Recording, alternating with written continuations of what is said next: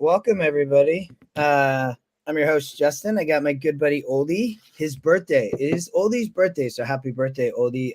Saratoga Race 2 coming up. We have Woodbine Kings Plate Day, Alabama at Saratoga. Great racing at Laurel, Gulfstream, Monmouth Park. We got it all, Oldy, and we're wheeling back. We were just live 13 hours ago, Remington Park, late night Friday racing. How are you doing? Happy birthday. Thank you. Hoping for some booms for my birthday and I agree. some good racing action. I just read Mike Salata said that they're now off the turf on all races at Woodbine, which is unfortunate. That's a shame.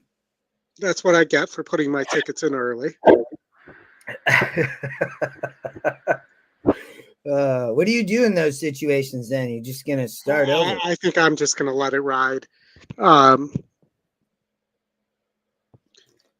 There's just a lot of horses that I think are fine on both surfaces there. And, the King's Plate wasn't going to be on the turf anyways.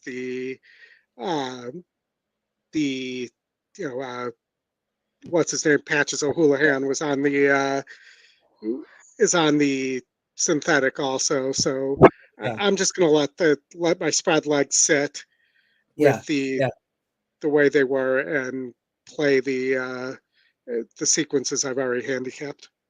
It was interesting though when I was looking at a lot of it, and Mike, I actually made new coffee. Mike, we try to give Chris the morning off. Split it up. David Harrison be here in a bit. Chris be here in a bit. It's a great day. That's a bummer they come off the turf, but you could see that in some of those races, right? That potentially horses were entered, thinking they might come off the turf. So, yeah, Saratoga Race 2 just went off. We can't show it. We'll go to Monmouth Park Race 2 here in a minute, but that was a tough Saratoga race, Oldie, I thought, with the maiden race here. We didn't get a chance to talk about it, but the 10 Sam's Rockets on the lead. I'll turn the sound on and we'll come back and talk Monmouth Park.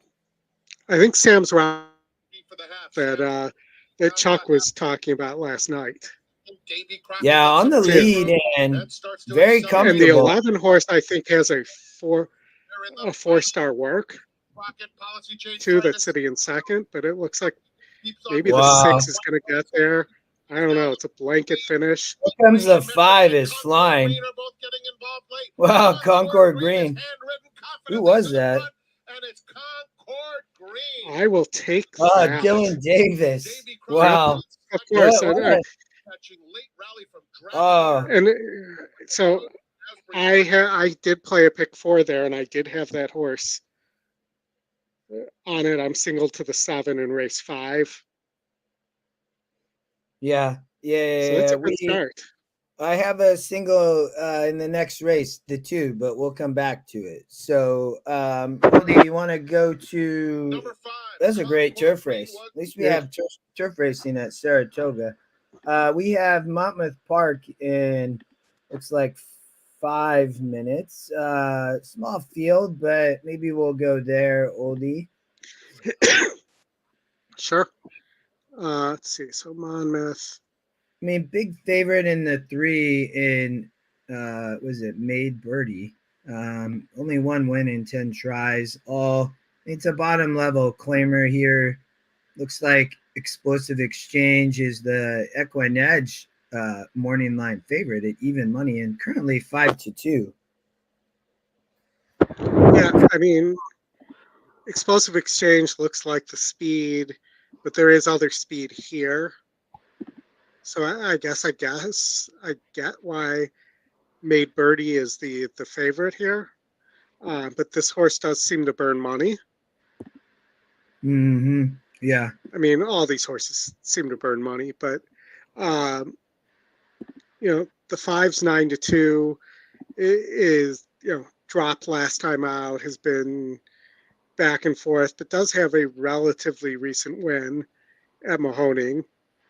And, that might be, there's nothing I really love here, but I like 4-1 better than I like 7-5.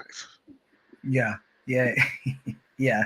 Well, I mean, Yeah, the three is, you can see, is probably going to hit the board in such a small race, obviously. Yeah. But I, I mean, 52% top pick is going to come off the pace, I think. So, like you talked about, the 2 and 5 is maybe the other speed, maybe the one on the rail. I mean, explosive exchange.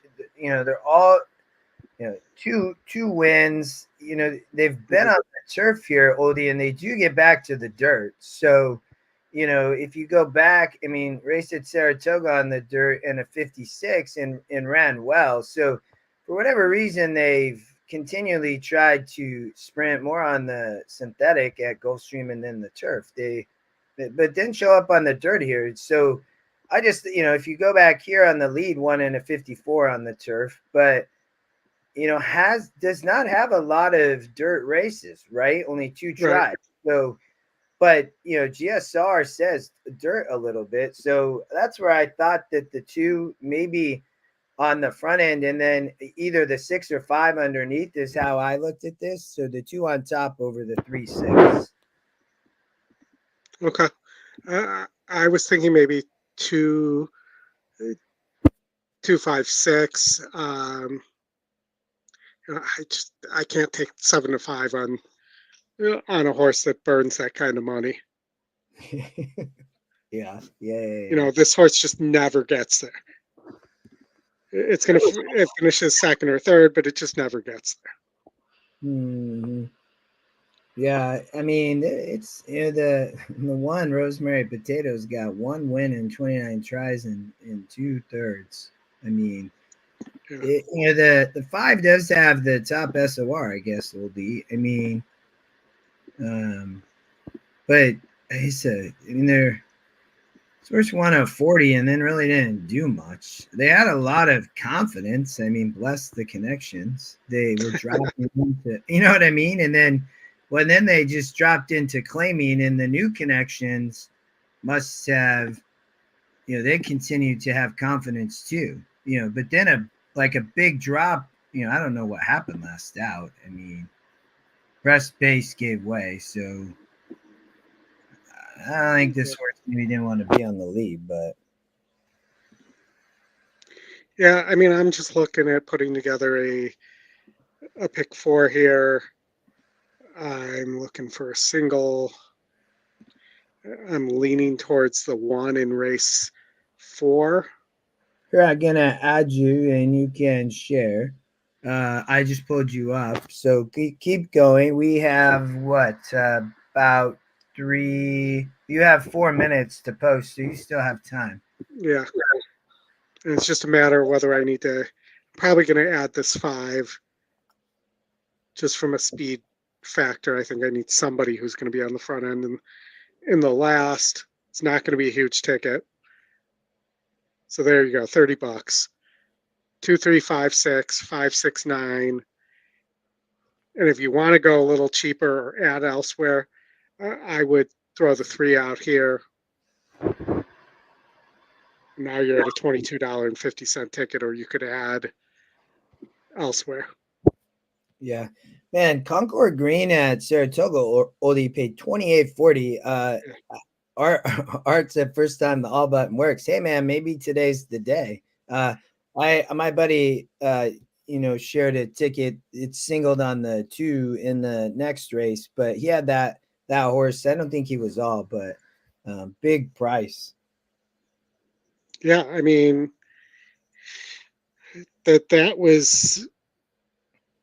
horse was not that hard to get to. I'm Yeah. surprised. It's another case too. Race 2 has produced, with the exception, I think, of yesterday, one of the days that there was this very small field. The race 2 has been the race that's been producing bombs in the early section of the early pick 4 or pick 5 at Saratoga. I think 3 of the last 4 days, you've had a winner over 10 to 1 there in that race. Yeah. There's all these Monmouth Park pick 4. We have, it looks like 2 minutes to post. There's the one. I like the 2 here. It's still 5-2. I thought moves back to the dirt, has speed. I think in this race is not. It's tough from the perspective. I thought it's just they're all been running. You have some droppers. You have but I like the move there. I think going to the dirt. They haven't raced a lot there, and has speed. So small field, but maybe the three at even money, right? Only now 1-1. Yeah, I 1-1, but I toss that horse. Again, I just see it. If it beats me, it's a $22.50 play. So, um, but rather than spending more money and including a 1-1 shot in there that's 1 for 10 at the distance, I Mm-hmm. thought that this is the horse to throw out here.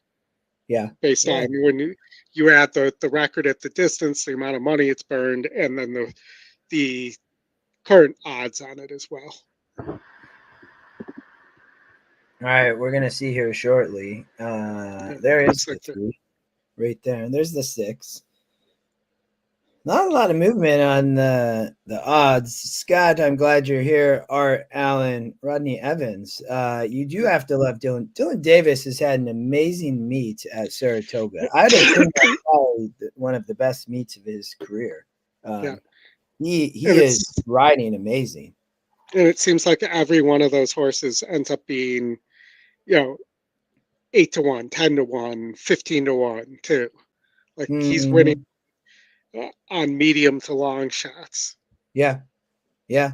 Yeah. And Scott, I see you said that. I didn't even see your message, but yeah, he is having just a great meet. Gary, glad you're here. Ron, 1 minute to post time. 1 minute. Mr. Matt Dinnerman as well. Love to see and hear him at Monmouth Park. When does their meet must end pretty soon? Does anybody know? It's got to be soon. Yeah, I wish I had Derek for that because he's Mr. Monmouth Park. Yeah. In terms of that stuff, outside of the Haskell and our shows, I don't pay that much attention to Monmouth. Mm-hmm. Mike, glad you're here. We are approaching the gate, and then I guess is Woodbine? What's happening over there? Because if we have a time yet for return to racing, still listed as a weather delay. So I think we'll go to Gulfstream or Laurel after that.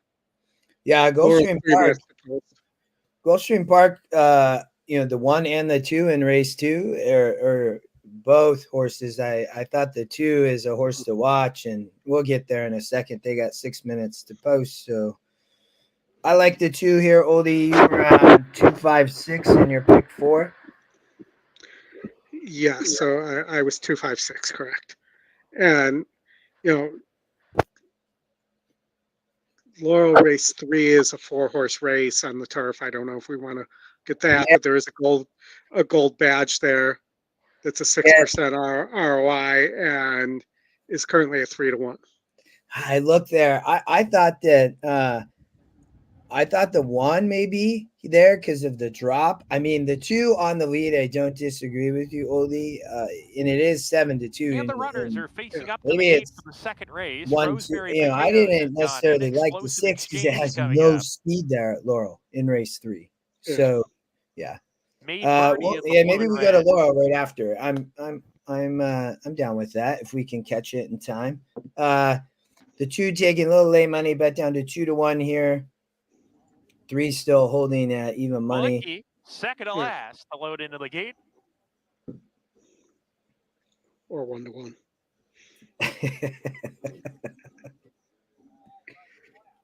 To the outside, Ammirati. Yeah, Scotty, that storm is brutal that hit Woodbine. We're ready to go. Wow. September 15th, Mike. Thank you. Soon. I guess a month. And Laruff.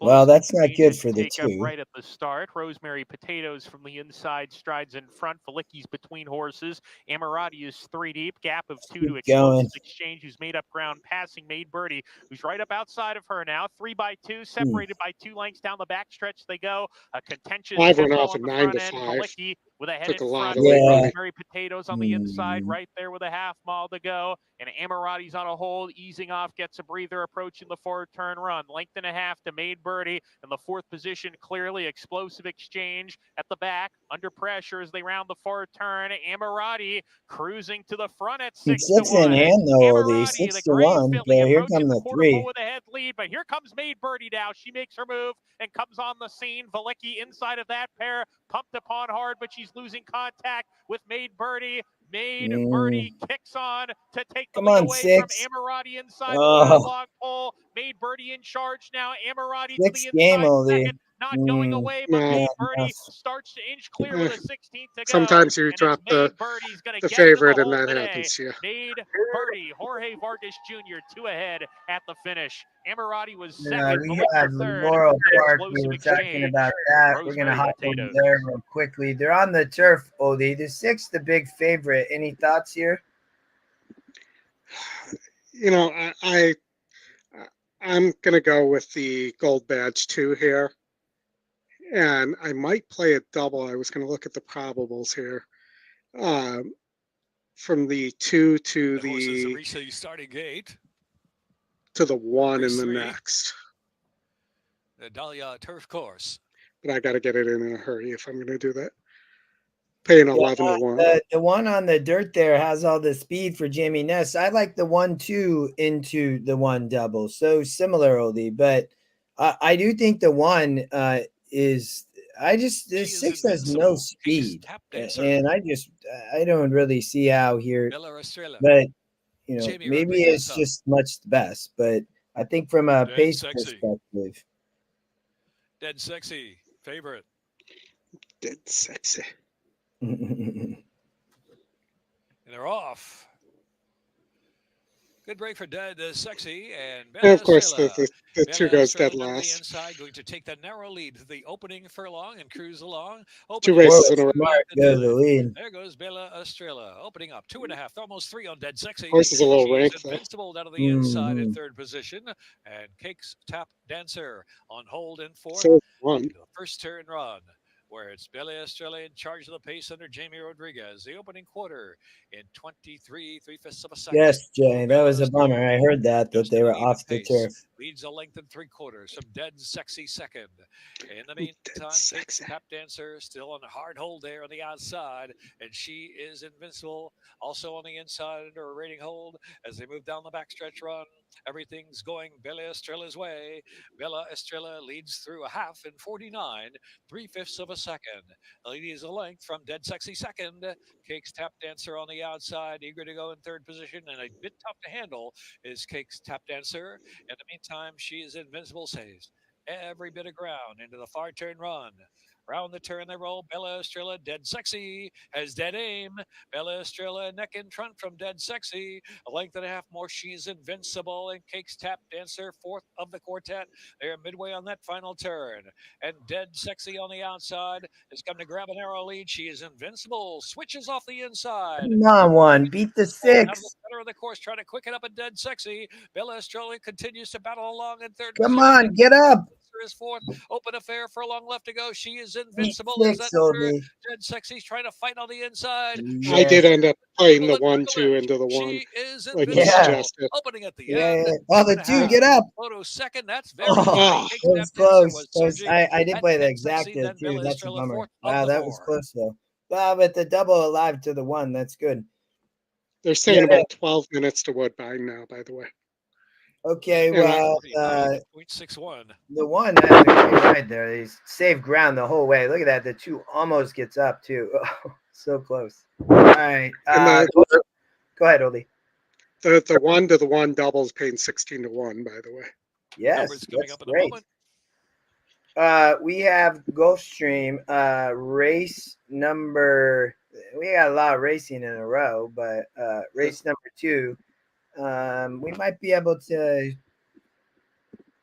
look at this or I pulled it up on the screen. I thought that I don't have my notes on here because I'm on the virtual machine. Hold on. The one has been running at this level, but did improve kind of last out. Has Jaramillo. It has some speed here. They're sprinting 5. I thought that the horse to watch in the Sky Long Shot was so dangerous. I would 100% use here. Has a nice work just recently on the dirt, and has race 2 on the dirt. This horse is not bred well, but was in the 10 post, now in the 2 post, and has the opportunity, I think, to maybe show speed and going to be, if can get to the lead, like the race sim says. And this is a really bad group of horses, Oldie. Yes. And it's like, well, you have a lightly raced horse in the 2. The 6 you don't really know, although 6 taking money is 2-1, so 8-5 now. But I like the 2 over the 6 for the speed. And then I thought the 4 could close, or the 3. Like, I mean, those horses can win. They're 0 for 21 and 0 for 18. But I saw them more underneath and thought that the 1 or 2. I thought the 5 fits, right? I mean, it definitely fits here. But from a price perspective, in a horizontal, I probably have to use a few. But the 1 and 2, and specifically the 2, were definitely worth win place bets for me, Oldie. But go ahead. No, I agree, and I'm just looking to see if I can put a ticket together here for a quick pick 4. I thought 1-2-6 was the play here, and I thought 4-6 in the last. Maybe the 7 needs to be added in the last, but big drop on the 7, by the way, there. So, but doesn't seem to really want synthetic. But probably 30 seconds. All right, so I have a $22.50 play, 1-2-6 over 2, 4, 5, 6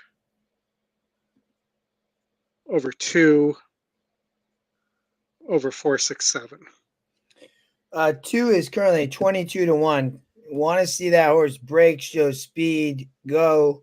I like the, there's money is just like pouring in on this 6 horse. I mean, so it currently, I'm going to hop back over Oldie real quick. It's not, well, thought they were going to have difficulty loading, but maybe they got it figured out. But yeah, we are about ready to go here. Go ahead. 24-1, I think, is worth a win place show there. Yeah, I played win place on the 2, and then I also just boxed with Jaramillo on the 1. I the 6 must be, it's either owner money and connection money, or it's the real deal on the front end. I guess it's just ready to go. But I'm on the 2 instead, the Scotty Long Shot.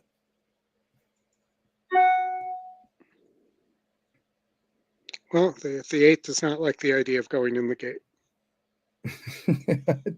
I mean, this main claimer pretty. I mean, it's not. You got a 0 for 18 and 0 for 21. Not good. No, definitely not. And the fact that the I believe it was the 0 for 18 horse.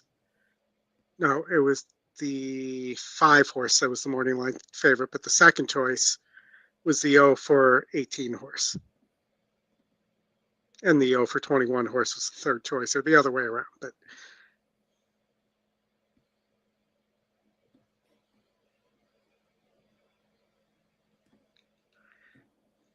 maybe he's just not saying anything yet. I think he's not. I mean, I'm just making sure there. I don't know what's going on. Those horses on the outside, I guess, don't want to load. It looks like what's happening. Yeah. The 9 and the 8, I think they're having problems with.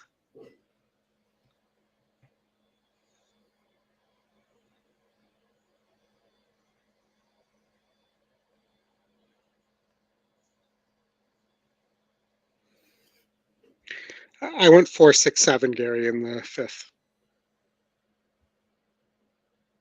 No sound. I don't know why.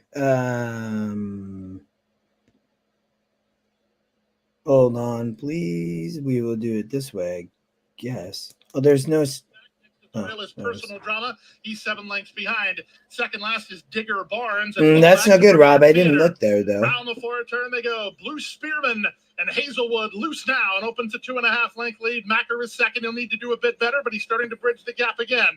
Bernardo's Legacy is next. Praiseworthy hooks to the far outside. Vinicio is next. I don't think anybody gonna catch the 5. Off the turn in the stretch drive. Blue Spearman with a clean pair of heels. He's an eighth of a mile from home and 4 on top. Charging between horse is gone, man. Yeah. That was a Staffy horse, really low GSR. Yeah, it's just whoever gonna get to the lead though. You know, that horse fit. I looked. I mean, in a horizontal, you'd have to use there. Man, I was hoping the 2 was going to do that way, not the 5. Yeah. All right, let's maybe we have a break for a second. I don't know. Laurel have 20 minutes. Monmouth Park 15. Saratoga probably, right, Oldy? I'm sure it's fitting. Saratoga and Woodbine, it looks like. Woodbine's finally out of the. They're out on the track. Yeah, so 5 minutes to Saratoga. We also have 2 minutes to Delaware, it looks like. If we want to look at Delaware. I think we should either go to Woodbine or Saratoga, and we come to Delaware maybe in a little bit. I mean, so you tell me. I like the 2 in the next at Saratoga. It's the favorite at 8-5, but it's Irad Fletcher. But Oldy, if you want to go to Woodbine, I'm fine too. They got about the same amount of time to post. It looks like. Look at everybody with their umbrellas there at Woodbine. Ben. Well, let's see what happened to my ticket after. So it looks like there were a couple scratches.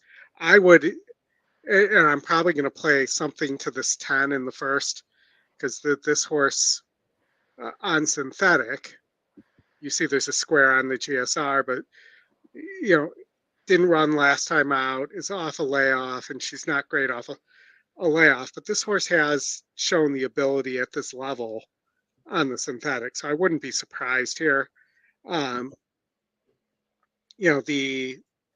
The 8 horse in the next was the horse I liked as a single. I thought there's other pace here that's going to make it tough on the 9, and the 8 is taking a big drop back to a reasonable level, so may show a little more speed like it did first time out as well. There to be a little closer to the pace. And it looks like we had a couple scratches in these other races. This maiden race is it was pretty deep on the turf. Maybe upgrade the 9 here with the GSR on the dirt. Second time starter for Mark Cassie. And, then Spansive right now 8 in. And, I think they may actually prefer synthetic to turf here. And this was an interesting field to begin with. The 1 is 4-7 at the distance, and you're getting 6-1 there. So and then you have the 6.5 furlong stakes race that was originally carded for the dirt. I'm sorry, not the dirt, the turf. But should give you an interesting synthetic race as well. There's still some pretty good GSRs here. And Mensa is proven as a sprinter on the synthetic at 5.5, so 6.5. It's a matter of getting the distance, I think. I mean, he won last out. I mean, in a 70 Oldie. I mean, so yes, drops in the stretch out. So I guess is the interesting the part that I guess you worry about is the only thing. I mean but the GSRs there are I mean, they really drop off, but man, those are so high. I don't know if I've ever seen them high like that on the synthetic like that. Yeah, I probably, if I had to re-enter this ticket, I probably would single Mensa now that it's on the synthetic. Here. Yeah, the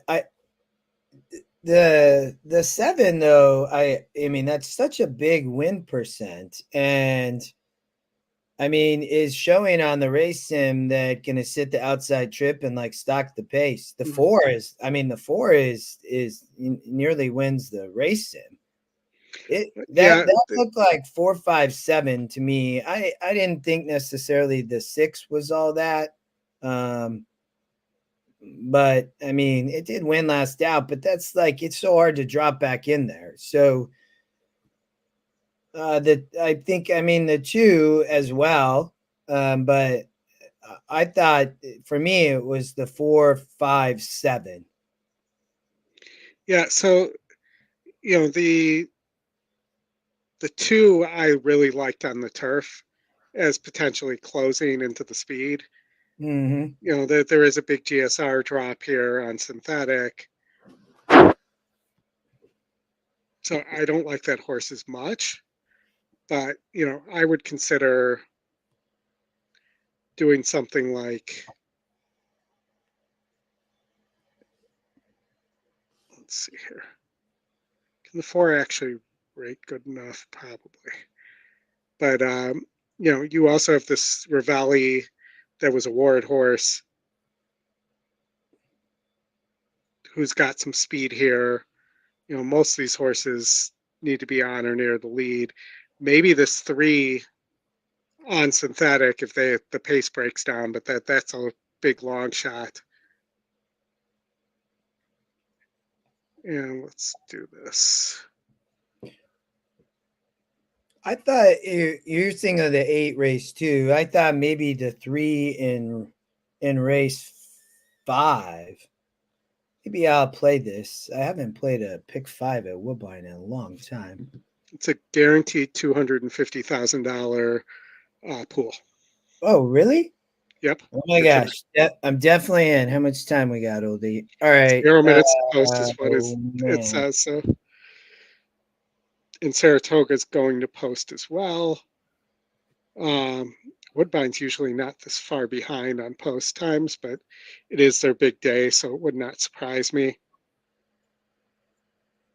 Well, with the weather, did you see? Yeah. I mean, that was crazy.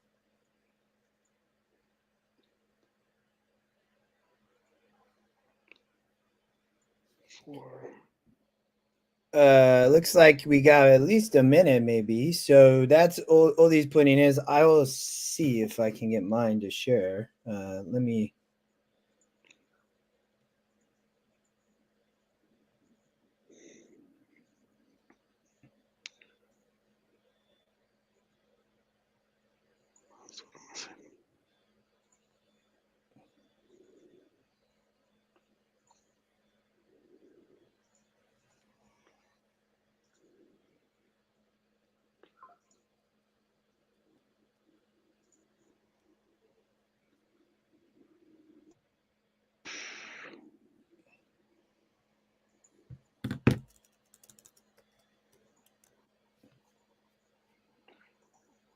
Yeah, I think Saratoga is going to go first. They're in the gate. You said you're single to The 3 in race 5. No, at Saratoga. Oh, the 2. Yes. Yeah. Oh, I have sound. Okay, hold on. Good luck if you're live. The single to the 2. Yes. Nick Style, on the other hand, broke like a rocket and takes command at once. Girls Weekend comes away in second. Benedetto on the rail in third. Stop Sigling is fourth, 4 lengths off the lead. Bandita will face a tough task from the back of the field. She has 5 lengths to make up, hemmed in along the fence. Bell of the ball right next to her. Kelly started 3 wide and last. The opening quarter clicked off in 22 and 3/5 seconds. So it's Nick Style, the controlling speed, has it 3/4 of a length. Girls Weekend pressing the issue in second. Stop Giggling 3 deep in third. They're followed by Kelly Start, who's made it up to 4, just 3 lengths off the lead. Benedetta is next, racing 3 clear of Bandita and a long way to Belle of the Ball. They're at the top of the stretch. Nick Style clinging to the lead, tested by Girls Weekend, who's a length back second. But Nick Style lets it out a notch and opens up 3 inside the final 8th Much of a the mile. best. And she is seriously. the stretch. An impressive comeback performance. Yes, with smugged him. Nick Style streaking home to win it by 5 lengths. Heads bobbing up and down. All right, second, we either got Benedetta or Girls Woodbine Weekend. coming up. Formerly trained by Ralph Nick Style. First time mock barn. I'm going to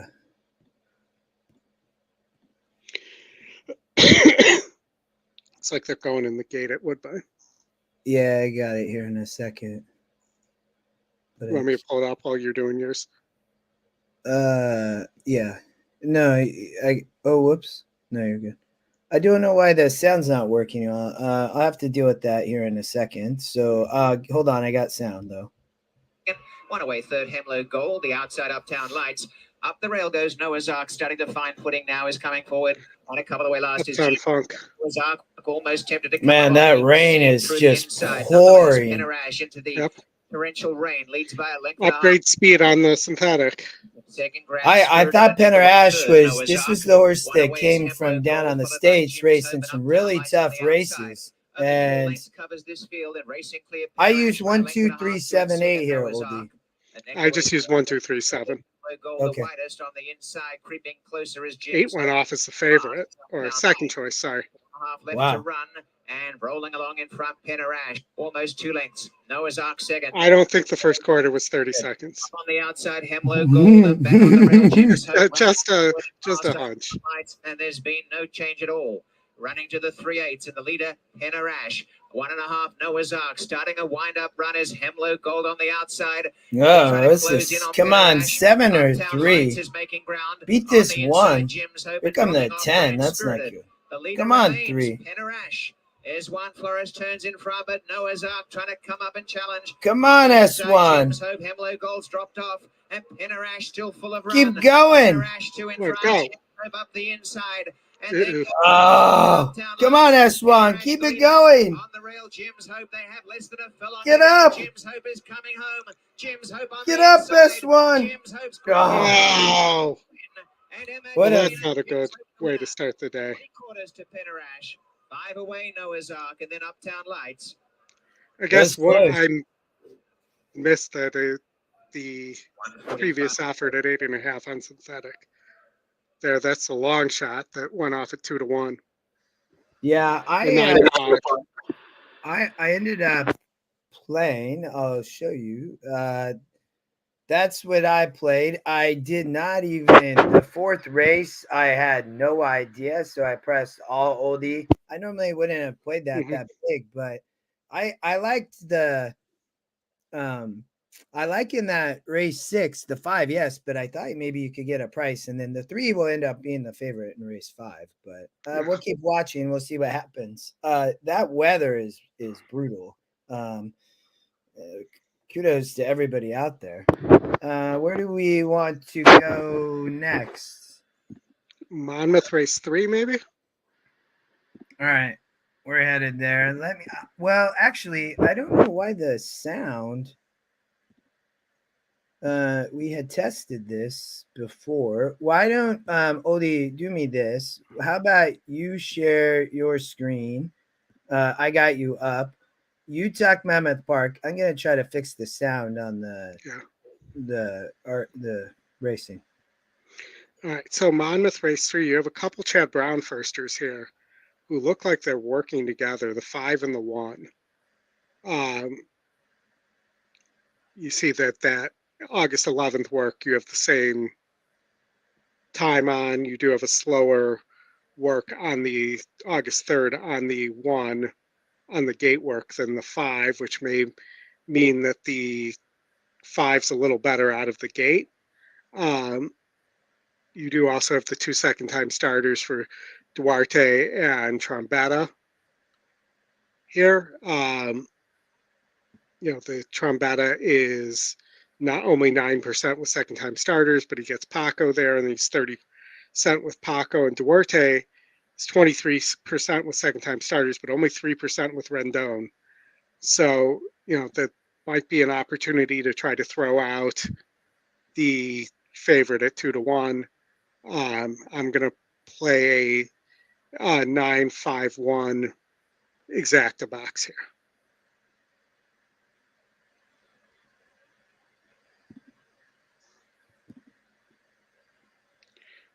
And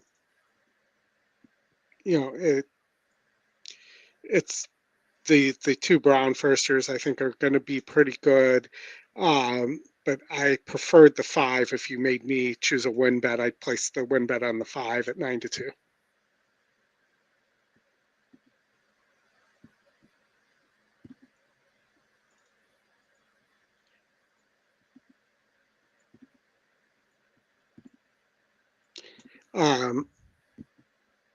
You do also have the Delgado firster, not a great GSR. 8-5, All right. $5.10. Sorry, Oli. No problem. We got our Working. sound. That's what's important. All right. We got 1 minute to post at Monmouth Park. Keep going, Oli. No, I just, the 2-1 price on the Serene Spirit, that this horse could easily go gate to wire, has some nice works, but, I keep looking at that 3% with the combo for the trainer and think, maybe that horse isn't live, or is live, but won't get the 8 furlongs in the 2 turns. And who were you looking at here? I mean, the 5 looks to be working well for Chad. So the 5 was my top choice. Okay. Yeah. The 1, Chad as well. And then the 9 for Trombetta. Oh, I see the 6 is Rendon is 1 for 38. My gosh. Yes. For Duarte. Whoa. Yeah, that's no good. Looks to be lone speed, but there's a big field here. So, maybe somebody else shows speed like the 9, right? Paco is going to be aggressive probably, right? Right. And, you look at that horse, the 6, and, even though the GSR goes up 1 point, maybe this horse doesn't want 2 turns. Well, so the 2 and 9 were both coming out of sprints. So, they're going to show speed against the 6. I mean, the 6 is working well, ran great last out sprinting, but they're all stretching out now. So, right. Yeah, I mean.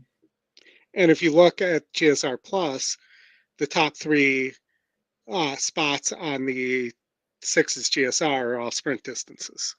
Yeah, I'm with you on the 5-1 for sure. Yeah, okay. And the reason I preferred the 5, if you look to the 1, is the gate work on August 3rd, where they were apparently working together. And they also were working together August 11th and got the same time, but on August 1st, there's significantly faster gate work on the 5 than the 1. So maybe the 1 isn't a great breaker out of the gate. Because there's another gate work on July 21st on the 1 that's not great either. I'm with you on the 5 though. And I'm just gonna play a 1-5. That's a Chad exacta, right? Yep. All right, that's where I'm headed. I don't like these turf sprinters. They're gonna all stretch out, and you have a lot of 1% horses. But I'm with you. It looks like the 5 may be over the 1. And there's a race that was carded for next week, a stakes race at Saratoga. That I believe there's 6 horses in the race, and 5 of them are Chad Browns. You to post position 3 next forward. Oh my God! I don't think I've seen where you have like 3, right? But I don't think I've ever seen where it's 5 of 6. That's crazy. Rob, that's a bummer on the weather there. I look like hail. That's funny you say that when we were watching. Still thinking of you. I thought that might be hail too. Now she's it. Boss Lady Bingo 9-2 on this 5 horse building. Rosie on the River, post 4. Maybe the 7 can hang on underneath. That play a 5 over Paradise a Winds 1-7 has gone in. exactly. Rosie on the River Yeah. also steps into the gate. 2 back. Subsidy.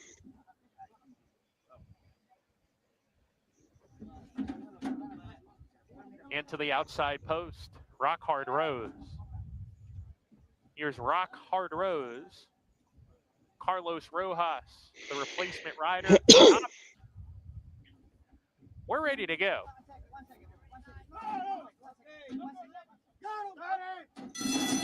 And oh no, Subsidy was a little bit slow to go.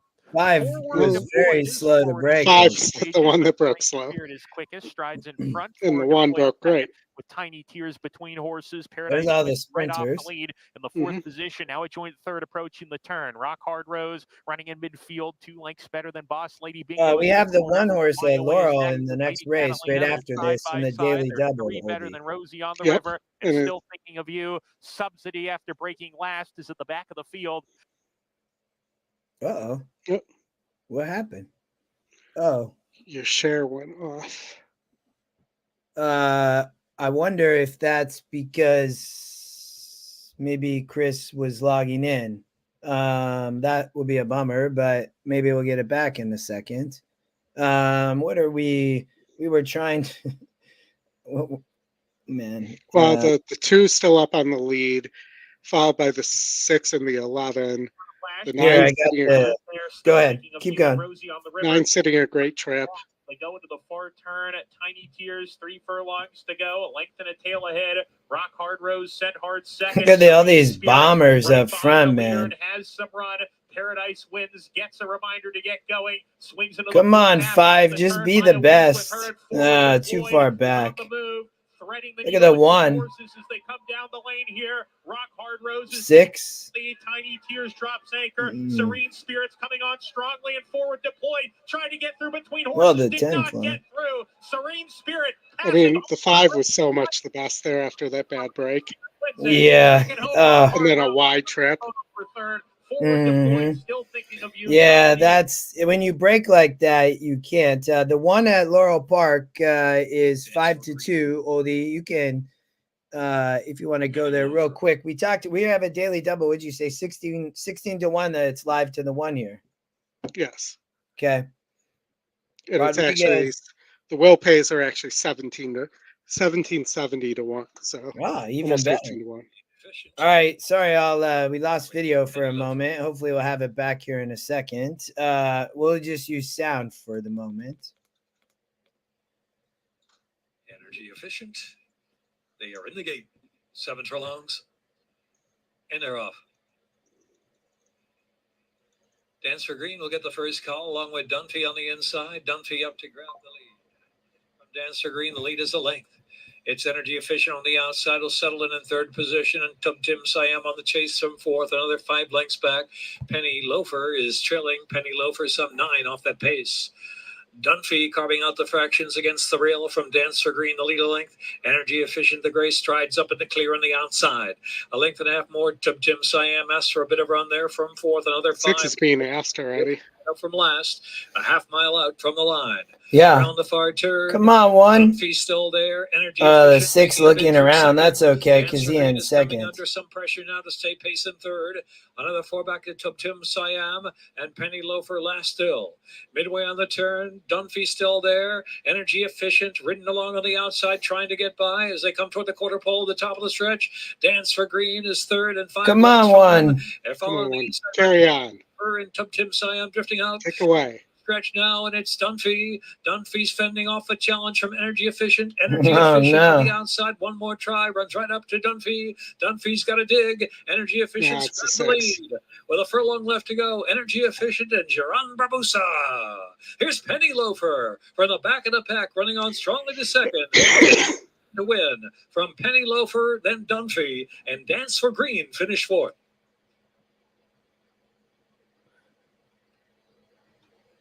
All right, that was Chris logged in, so he's gonna add our stream back here in a moment. Sorry, I think we just conflicted on the login. So where we the one gave it up there to the 6 was close. That was a good run, but what Gregory Oldy is asking about the mandatory payouts at Woodbine, and then there's also a mandatory at Gulfstream, Gregory. But Oldy, what were the mandatories at Woodbine? The Woodbine mandatories, the Woodbine mandatory starts race 8. It's a mandatory payout, pick 6, with a 20-cent base. And then you also have the super high 5, which I believe is race 13, which is a mandatory payout. And all pick 5s at Woodbine are guaranteed 250K minimum pools. All right. It's big day up there. Hopefully the weather gets better. Gulfstream Park race 3, Oldie, if you want to jump over there real quick. Looks like about 2 minutes to post. I'm going to as well. Actually, go ahead. It's that this 5 horse does seem to have a distinct pace advantage, going 5.5 for Safi with Zaya's aboard, but it is a pretty big step up in class as well. That the 9's got some speed as well here. Has been facing better. The 2 is dropping a little bit. I kind of like the 4 some as well, even though, again, moving up in class. But the 4 is sitting at 9 to 5. That the prices, you have 3 big prices on horses with higher than a 10% win percentage on the 2, 9, and 3. There. Yeah. Just a tough race. Probably the 5 wins this race on the front end, but the 9 might be worth a little bit of a look there. I thought when I looked at this sequence, I thought this was one of the tougher races, Oldie, because yes, 5-9 on the front end. Maybe the 9 is the Scotty Longshot, 11%. I mean, maybe so. But I thought the 5, I didn't love it, 8 to 5. The 2 and 4 and 3, I mean, they're gonna kind of have to come off the pace, but I don't think they'll be too far back. So I just thought even one of those horses, and some of the horse like the 2 is the second Scotty pick. I mean, you're getting 12 to 1. That's where I would probably go in this race down in the Bayou. I mean, it's a great price. I thought maybe to of the pace. So yeah, I mean, any one of those horses, I think this race is pretty wide open. So why not take a shot for a price here? Yeah, no, for sure. I mean, if you can get around, she's so sexy. I mean, taking and in the 4, Hub City. I mean, it looks like the 4 is going to go off maybe as the favorite now. But yeah, and for me, my issue with the and maybe we're missing it on the 3. No, I think the 3 can run, Oldie. I really do. Yes, keep going. Yeah, because the 3, if you look at those past races, its best efforts have all come at 5.5 furlongs on the synthetic. And they've been running it on the dirt, and it hasn't been showing the same. Yeah, even though the GSR is the other way around. Yeah, I like the 2, 3, 4 to try to beat the 5 here. It played an exacta box, but I don't disagree at all on the 3. I just thought maybe the 2 over the 3 even. So we'll see. We are going to roll with probably just sound again this race, Oldie. So give me a sec. Yeah, hopefully Chris will be in a minute. But I'm also going to put. I also like the 9. I think it's going to sit a nice outside trip. There at 12 to 1. Girls to take the outside. Locked in. All set. Fire. Off and running. Steps slow to break, Katie Kate. In between horses, Hub City away the quickest. Here's the other favorite, She's So Sexy, on to take over. She's So Sexy to the top. At the rail down in the bayou is now a joint second with Hub City in between horses. Out wide on the course goes Three That's Girls. awesome, Rob. Then back at the inside is Bel Rosso together with Katie Kate, and Jayana is last. They pass the half mile and move to the fore turn. Up front, She's So Sexy, clear here by 2.5. Second is Hub City on the inside of Three Girls, third and fourth. 2.5 more to Bel Rosso. She's together with Down in the Bayou. Trying to rally from the back, Jayana. She's drawn within 8 lengths of the lead, and Katie Kate is at a rough run and has last a long way as they run to the top of the stretch. Quarter of a mile out, the leader, She's So Sexy, and Edgar Zayas off the turn by 2. At the rail, here's Hub City with her run from between horses and Jayana. Outside, come on, 2-4, get up. They come past the 8th pole, and Hub City rouse for Beat the 5, Oldy. Yes. Got it. Yeah, there we go. Get up 3 for third. Oh, that's still pretty good. I mean, the 4 definitely looked tough there, but you get the 2 underneath. Where I didn't even look at the will pays, but you had 11-1 on that 2 horse. So, what's that? 4-2 is paying 18-1. Wow, that's great. Yeah. Awesome. All right. We have I'm trying to see where we have next, Oldie. Looks like Woodbine race 4 or race 3, maybe. I'm not sure. I can't 4 minutes to post, it looks like. So yes. This you like the 8 a lot here in race 3, right? When I forgot I played a Woodbine pick 5 though. That's right. Yeah, and you're still alive. Yes. I used a bunch here. I did like your 8 though. You know, Emma Jane rides. I need to find my ticket again because I was on the remote machine, but all right, we got Chris, so we should have the video back here. Yes, you will have video back. Dude, you took my race sim away. You took my EquinEdge away. You took all of our live racing away. I was like, what happened? I had no idea you were on the virtual machine. I do need you to log out of it though, because there are. I'm not logged in anymore. It's gone. It logged me out when you logged in. So okay, then I need to reboot it because it's still showing you logged in. Well, let's bring it back because we have no racing. Okay, yeah. Well, I got to reboot it because we're going to get choppy races because it's already got your stuff running in the background. So give it a second. Yeah, Alan, we'll be showing the races. Just give us a minute. Give us a minute. Well, I see the weather did us a solid at Woodbine. Yeah, no. For my Woodbine decided to do that for my birthday, obviously. Yes, happy birthday, Oldie. So you're a year oldie. Somebody did say that. Not me, but somebody did. I have a story for you guys too. I think you're going to like when we get a minute.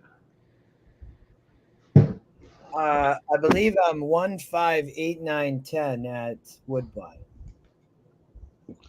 Yeah, I mean the 5 shows up interestingly on the race sim. Yeah, I mean that I think is the horse that was flying late, right? Yes. Yeah. I mean he's only 1 for 20, but I mean in a I thought fairly competitive race. Really, I didn't use the 2, 3, 4, 7. Yeah. The system doesn't like it, but I would look at maybe the 7 underneath with Sophia aboard. Nice GSR. Hasn't really run the last 3 times out. So that, but possibly underneath, you could catch that horse.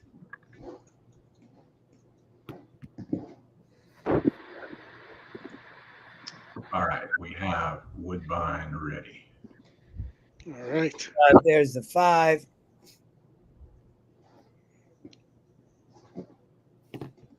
I didn't know, Oli, if the 1 could really rate stock here, but I had to use the win percent was like 20% or something. Yeah, 23%. And, we do know that typically when the synthetic's this wet, it favors speed a little more.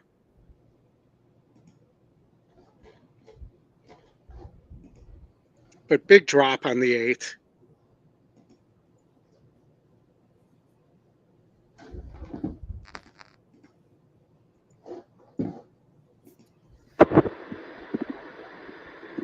Yeah, the 8 off big layoff, but looked to be working well, right? And then, Yeah. I mean, had showed the ability to last out, stock off the pace. So, I mean, or to rate take first note time number out. 2. So Dream was on Dream is the headed back synthetic into the then too. paddock for a So shoe repair, Yep. so we're under a little bit of a I delay mean, with that it's made a happening. lot Number of 2, Dream sense. I Dream mean, not needs great to head back to the price. paddock for Like the 9 a horse shoe is the repair with pace the guy. farrier. So, nearly wired in a 48 SOR. So, comes back here again and, maybe gets a little bit loose, one on the lead, lightly raced off a layoff as well, though, right? So 8-9 coming off layoffs.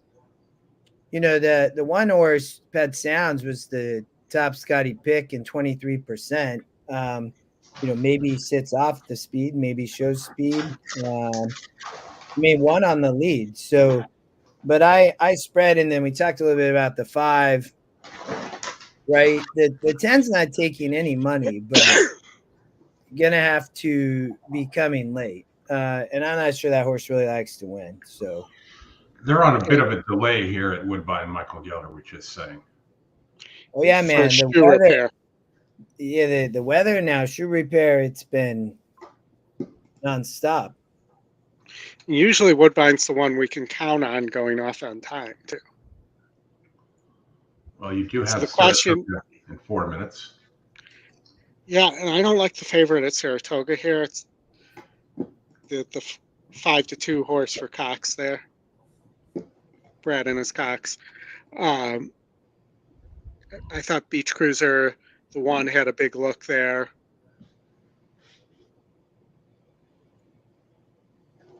Peak Earnings, the 10, has a look for Chad Brown. And the system really likes the 12 horse for Linda and Rice. Linda's gift.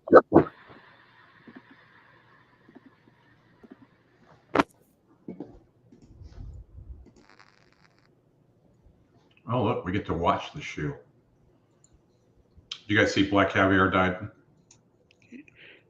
Yeah. That sucks. Just had the pole and she lost all blood flow to the front 2 feet. Well, that's no good. No. 25 wins out of 25 starts. You don't get too much better than that. All 4 major news network TV networks on their local news. That was the lead story. So it looks like Chuck just posted something to play the 11 horse. It's a Contessa horse. I'm currently sitting at 20-1.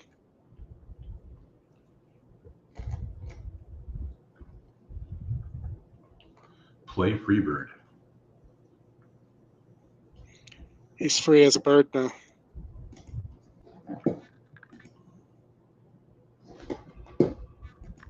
Now 21-1.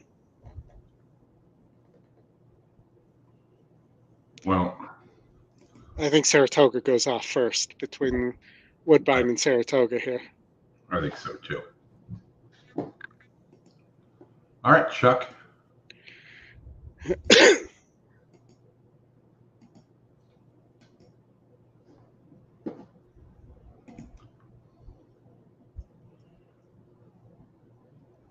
Horse is a long shot as well.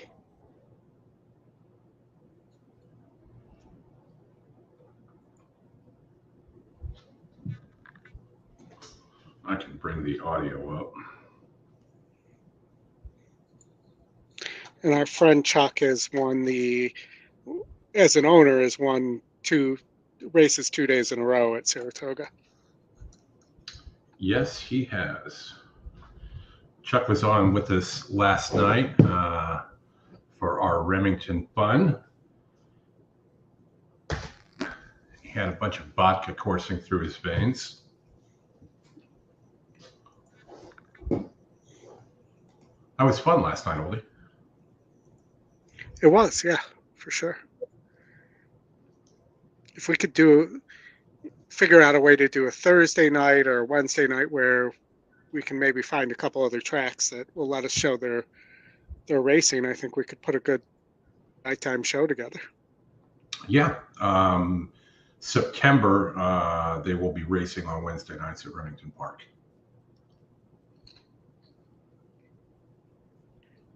Very nice.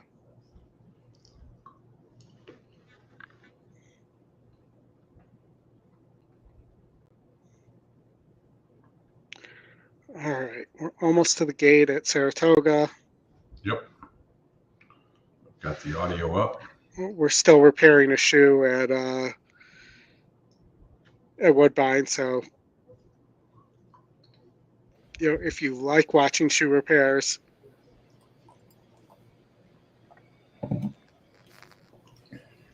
File.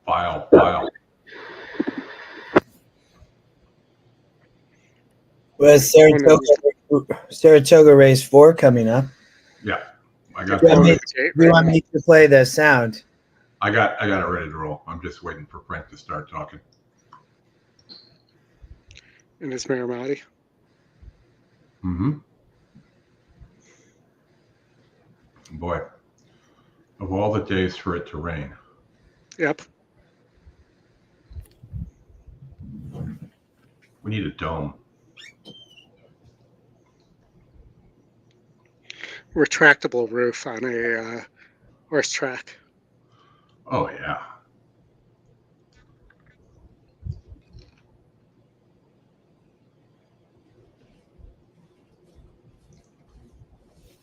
Less than a minute. There he is.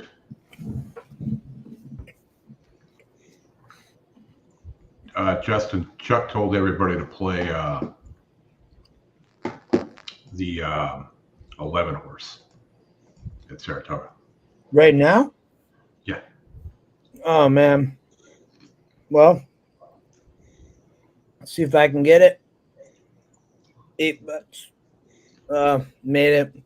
Got a little win place. Thank you. Mm-hmm. No, what happened to the sound? Yeah, he's not saying anything. Oh. Because they're off. Yeah. And Peak I got you. Is up to take the lead. So it's Peak Earnings and Hugh headed ahead. So behind. Cruiser. Boss of All is racing on the extreme Peak outside. Earnings going in. Between those two. Oh, you're really behind. Senorita. Yeah. Third is next. Steadying behind horses was River Tay toward the back of the field. The two trailers, Miss Bourbon and Empire's Princess, 22-4 for the opening quarter mile. Play and they're Freebird. coming toward the top of the stretch. Come on, Freebird. Earnings and Boss of All doing battle on the front end. Those two stride for stride with a 12 looking like good though. Hugh is along the inside trying to slip through a narrow opening. In the center of the course comes Play And Freebird. didn't get there. Furlong. And Wow, that Boss 12, of much the All best. Opening up. Carmouche Rice. Over Hugh, a wall of horses chasing in behind, All including right, so I'm alive to the 7 as my single in the early pick 4. Score. Yeah. Boss of All wins it by 4. Hugh At Saratoga. I was just 1, 10, 12 there. No 5. All right, we'll get back over to Woodbine. And that was best case scenario for me there. All right. That's awesome. Well done. While we wait for Woodbine to get in the gate here, I'll give you my story. Sitting by the window of her covenant, Sister Barbara opened a letter from home one evening. Gate. They're going around inside the letter was a $100 bill her parents had sent. Reshot arrives. Make Geller go down. Sister Barbara smiled at the gesture. As she read the letter, she noticed a shabbily dressed stranger leaning against a lamppost below outside, reading a newspaper. Quickly, she wrote, "Don't despair." Sister Barbara, on a piece of paper, wrapped the $100 bill in it, got the man's attention, and tossed it out the window. Stranger picked it up, and with a puzzled expression and a tip of his hat, he went down the street. The next day, Sister Barbara was told the man was waiting for her at the door, insisting on seeing her. She went down and found the stranger waiting. Without a word, he handed her a wad of $100 bills. "What's this?" she asked. "That's $8,000 you have coming, sister," he replied. "Don't despair. Paid 80 to 1. And goes up. That's it. Is off today for Fast and Ready. Has gate 4. You're lucky you even got a chuckle out of that one. Stepping forward is Uncaptured Moment to gate 5.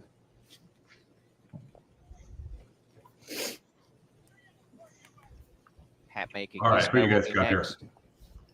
1, 5, 8, 9, 10. Hatmaker Gizmo. Hey, Cindy.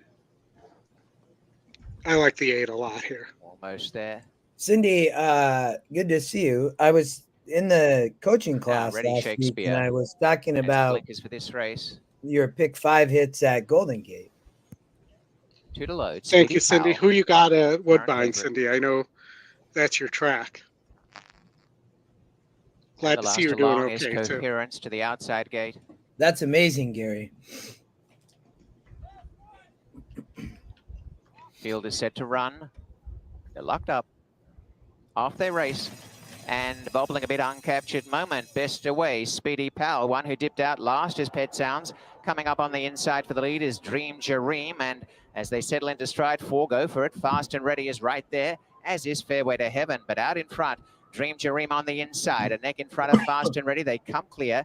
Lying in third, Fairway to Heaven, followed on the outside in fourth by Speedy Powell. Then Uncaptured Moment, Coherence. On the rail, Pet Sounds about 5 off the leader. And back to second last position, trying to get involved is Ready Shakespeare. And the early trailer is still about 7 behind the leader, Hatmaker Gizmo. Racing clear, Dream Jareem snuck away by almost 3 lengths to Fast and Ready. Lying in third is Fairway to Heaven. A length and a half away came over on the inside. Pushed a bit now, Speedy Powell. Coherence going on by a little bit. And finishing well is Ready Shakespeare coming home hard. And as they come down inside the final quarter, turning in front, Dream Jareem by a length. Peel to the outside, Fairway to Heaven. And now closing ground is Ready Shakespeare taking aim down the outside. Ready Shakespeare trying to gather this leader in and is coming on with Fairway to Heaven. Dream Jareem in front. He ages a Ready Shakespeare in the center, Fairway to Heaven. Ready Shakespeare, the threat on the outside. Ready Shakespeare coming with every lunge. Dream Jareem and Ready Shakespeare. Ready Shakespeare got up to win it. Yes, got there. Dream Jareem back in third of photo. Fairway It's to a really Heaven a shame on the I inside, didn't have Speedy the 8 Powell. in the first time, line because I did have the single right there, but I did bet that play with it a win back. bet. Did you? Yeah. Oh, okay. There was no playback. There's no pick 4 there, but But you I could have did. played pick 3 or something, right? Yeah, I just played win bet. Boy, Take my money that there. shoe repair works pretty good for the 2. Yeah. Hey, what exactly? Right? What's happening there? The 2 ends up almost wiring the field after the shoe repair. Got a little breather. Broke the other horse's rhythm. Didn't have to sit out in the rain. I know. Chris, is very true that, I think people were commenting even before and like, but that horse got to go. Well, I don't think, Chris, you'd have to. The shoe repair, a horse don't really care too much about a shoe repair, right? I mean. Wife doesn't ride when the horse gets the feet done that day. Yeah. But, when you got a race, it's a different story. And the runners have now reached the starting gate. It's post time for race number 4. Fatih has gone into the gate. Here's Crown Count Cristo loading in. Fight Fiercely The coming Crown up. Count of Monte Cristo. Just in spite of it. Count of Monte Cristo. Fly away, the gray horse. Yeah.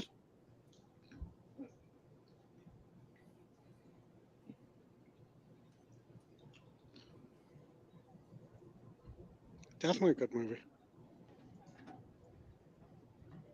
Looks like we got some glitches in the matrix. 2 back.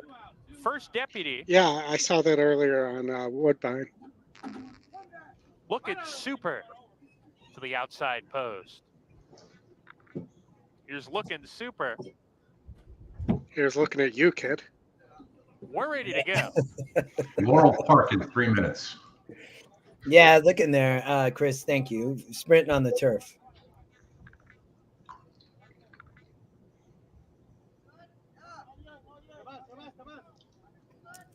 Come on. And Larough, good beginning. Looking super, popped out of there nicely from the far outside. Fly away a little bit quicker, but Looking Super matches him from the outside. Fly away in the yellow blinkers with a head lead on Looking Super, who's pressing hard from the outside. Fatigue down on the rail, running in third. First Deputy outside of him, 3 parts of a length back. Then comes Crown Count Christo, who's down on the inside, just in spite of it between horses, a little bit eager as they charge into that turn and fight fiercely as at the rear. Around the far turn, fly away in charge, but as company right now from Looking Super and First Deputy, who's 3 deep, comes calling for the lead, and Looking Super moves with him. Fly away is dropping anchor. Fatih slips inside of the weakening Fly away, cuts the corner, saves ground, and attempts to reel in the top pair just in spite of it. Grandstand side at 14-1's in with a chance. Furlong to go, 4 in contention for the win. Make it 3 is just in spite of it, can't keep up. Make it 2. Looking Super, Fatih, they're going to battle it out. And Looking Super, game just keeps going. Looking Super, a super effort today, wins it over Fatih, then First Deputy, and just in spite of it. All right, out to Laurel, Oldy. All right, Laurel.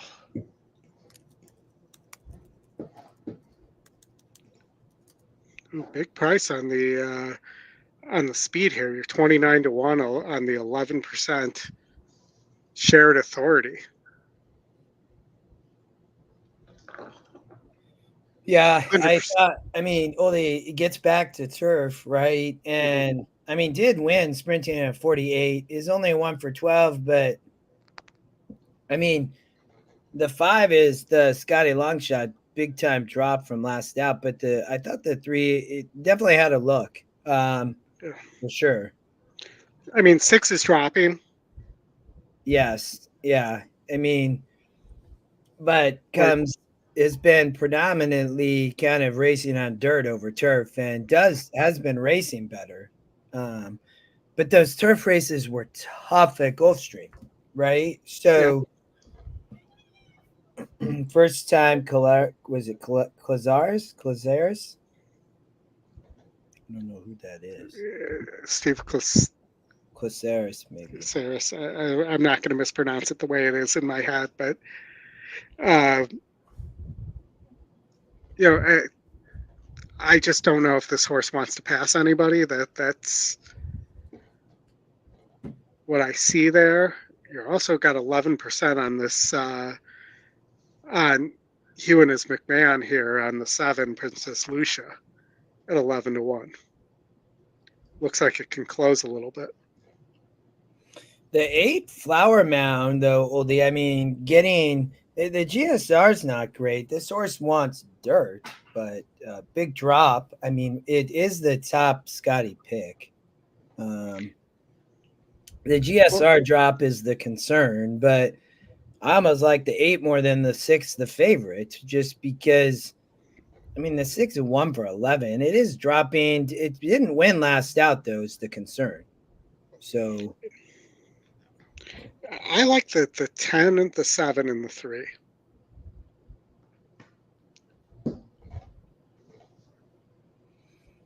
I mean, the 10 could improve for sure. Gets, outside post again. Second off the maiden win. Brittany Lynch.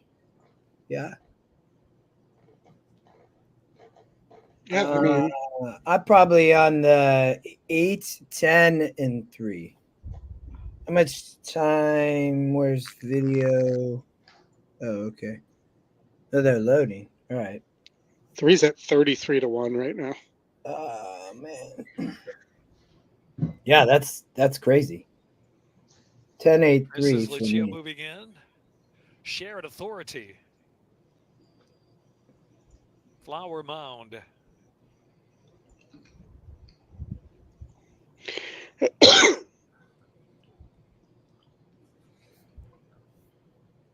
Divina Dulce. Midsummer's Eve. Molly Tapper. Yes, Nice Scott, smile. that was a great call on Oldie single there at Woodbine. Second wire finish. Second wire. 5.5 on the all along course in the gate. See if anybody forgets. Which wire was And it? they're off. Shared Authority very fast away. Flower Mountain speeding up. On the outside is Divina Dulce, also early speed too. And Euphema is right there. Euphema down to the inside. 25 to 1 on that three from three. the front. A gap of 3. Princess Lucia followed by Russ Smile. Molly Tapper is next as they head on for the far turn run. Another 3 back. Midsummer's Eve, another 4 back. And Policewoman last of them all into the far turn run. 18 lengths from front to back. Shared Authority speeding along, leads at a comfortable length and a half from Divina Dulce second. Flower Mound up on the outside. Inside is Euphema. Euphema In hand right now. trying to motor on for the final quarter of a mile. Euphema's got run. Just Come needs on, to get 3, on keep traffic. going. Shifting off Come on, the 8. inside just a tad. In the meantime, Flower Here Mound. come the Flower 5 Mound is clears the way. flying. Here comes Molly Tapper on the Come outside. on. Euphema's trying to carry on, but just stuck at an even pace now with a furlong left to go. Molly Tapper's in front from Flower Mound, and Rice Smile on the outside, late of the scene. Rice Smile far outside, second wire, frantic finish. Ken almost got there too. Maybe Molly Tapper between horses and a second wire thriller. That 5 had to mess it all up. Yeah. Oh, that was a bummer, man. Yeah, the 8 ran a great race, but 5 just, and they went 45. Wow, they were flying. The 3 was. Yeah.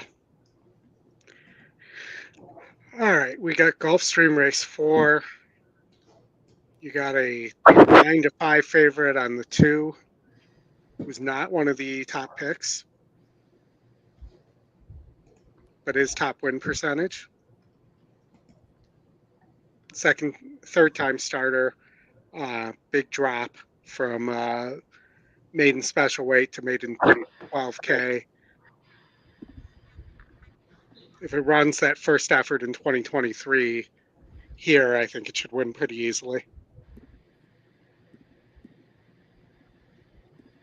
Back to 6 furlongs. Who were you talking about? The 2 Cadron settlement. Oh, at Gulfstream. Okay. Yeah. Okay. I mean, the other one that I see there is the long shot with the E morning line angle. Well, what about the 6, though? I mean, why is the 6 not just going to Cajun's Choice win? This horse been facing tougher.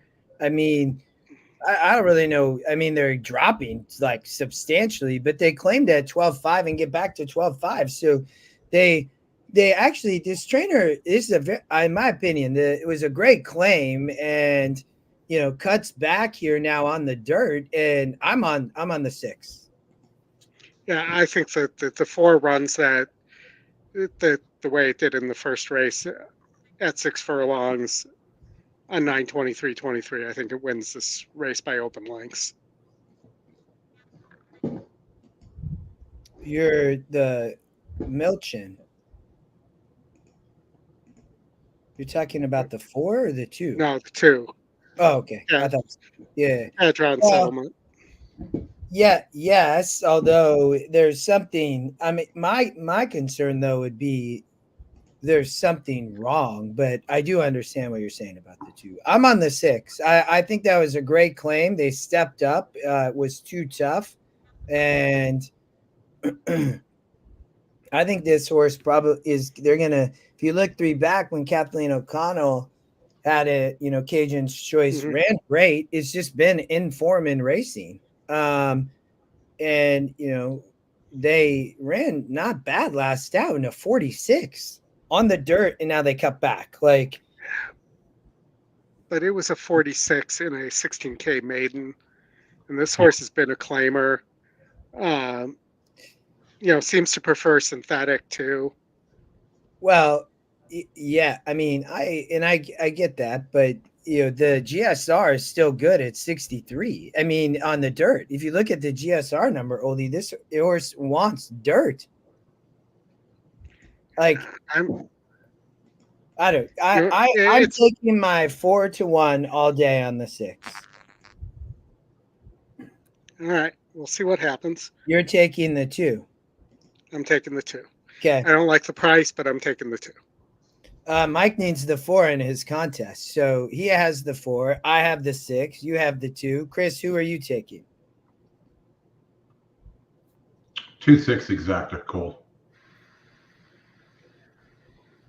2's taking a bigger drop. I'm going to 16K. I'm going to play a 2-6 double.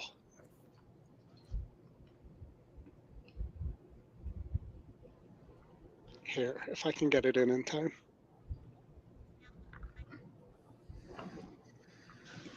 You should have time. They're doing the dance.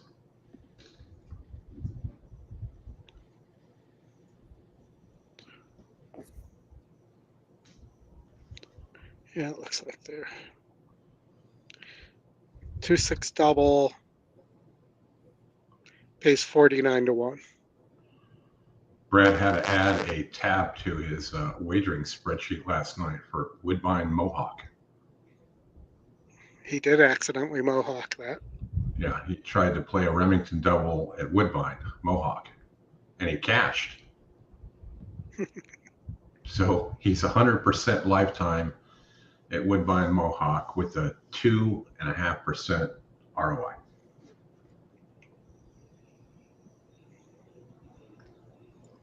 No, Scott, he was trying to play a double at Remington, but they don't have doubles except for the first race and the second to last race.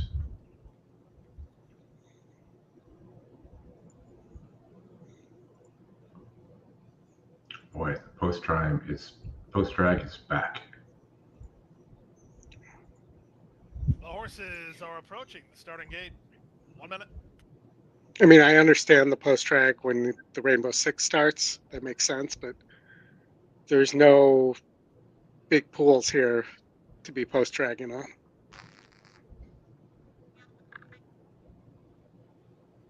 There are no more jackpot bets coming in California, or jackpot bets, pick sixes.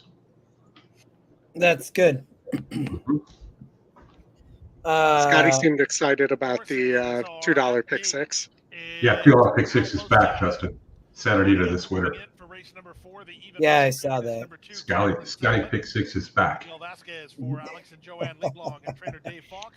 He practically screamed out on the show on Thursday night, "I'm back, baby." Yeah. 4-1 second choice is He was pretty Cajun's excited. choice. Edwin Gonzalez up there. Edwin and his Gonzalez. Come on, Edwin. Now go woke, go broke. Milchin. Amazing Woo. Woo. That's amazing.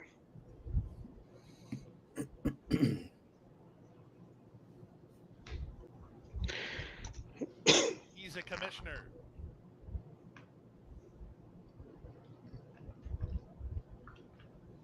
The current estimate for synthetic racing in Santa Anita is a max of 6 horse fields. How many? Locked in. Field of 9. All 6. set. It's a big field for Golden Gate, though. Slow start. First flash. Well, the track is like Quick start. Real rocket about boy the size from of a outside row, sidewalk. heading So off for the early lead. Go woke, go broke, and Milchin making a 3-way scrum for the early advantage. Amazing Woo comes away a joint 4th. Cadron Settlement is ridden into the race. He's now racing in 5th. Back to 6th, it's Growth Mindset. Then comes Cajun's Choice. Up on the outside, he's a commissioner. The trailer is First Flash of Moon. Half a mile from the wire. In the middle, Milchin takes a neck advantage. Go woke, go broke is there second. A gap of a half a length to Amazing Woo. Go woke, go broke. What a name. Mike is looking pretty good right now. So is Growth Mindset. The favorites trying to get a rally together. Big pace, man. 22. The 6 didn't run. I think they pulled up. Has the lead for Jaramillo off the turn on top by 2. Amazing No, just in dead last. I don't. Jaramillo gonna be gone on the 4. Top of the stretch. Milchin has this and a length and a half advantage with an 1/8 of a mile left. Oh, here come the 7. Runs at him from second. Q. Cadron Settlement way out of the center of the racetrack. They Too come far past the back, 6 maybe, people. though. It's Milchin in front. No, Cadron not so far Settlement back anymore. hard. He's going to get up. Cadron Oh, Settlement. that was nice. Oh, Oh, the 4 ran 30. Boom on a 4 to 5 horse. Nicely done, Oldy.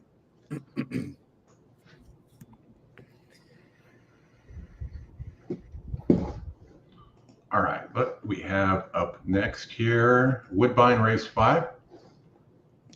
No, we're on Woodbine Race 4, man, in 7 minutes.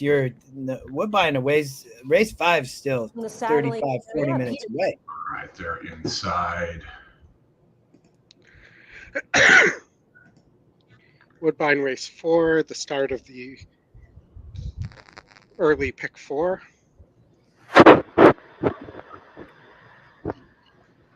There's my $20 ticket. Single to my old friend, Patches O'Houlihan. Patches O'Houlihan. Dodgeball legend.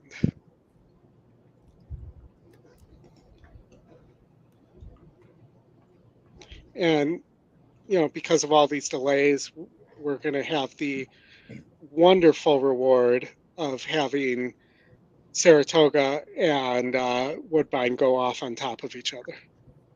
That's about right.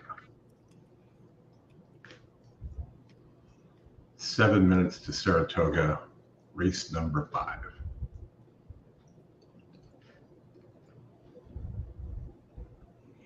And actually, I believe on the synthetic, I did not like the 7 and the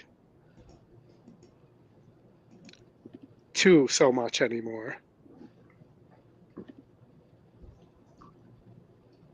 Let's see. So I might shorten this up a little bit. Maybe keep the 7 there and make it $15 and play it for 40 cents.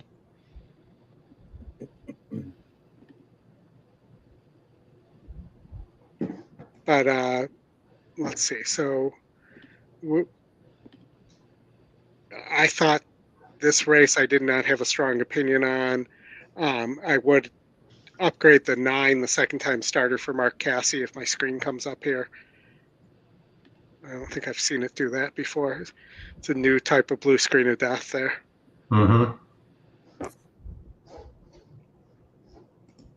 Let's try it again.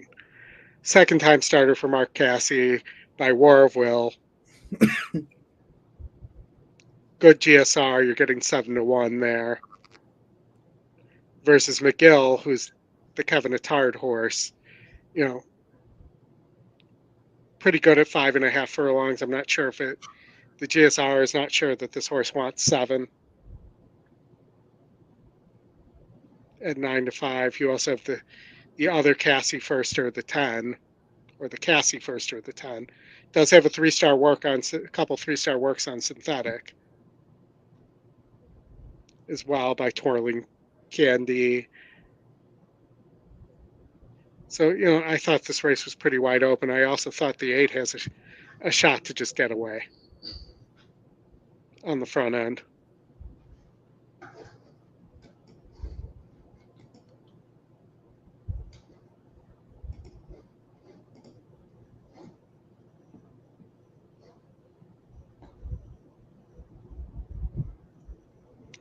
Any thoughts, Justin? What did you end up playing? Did you play in all here?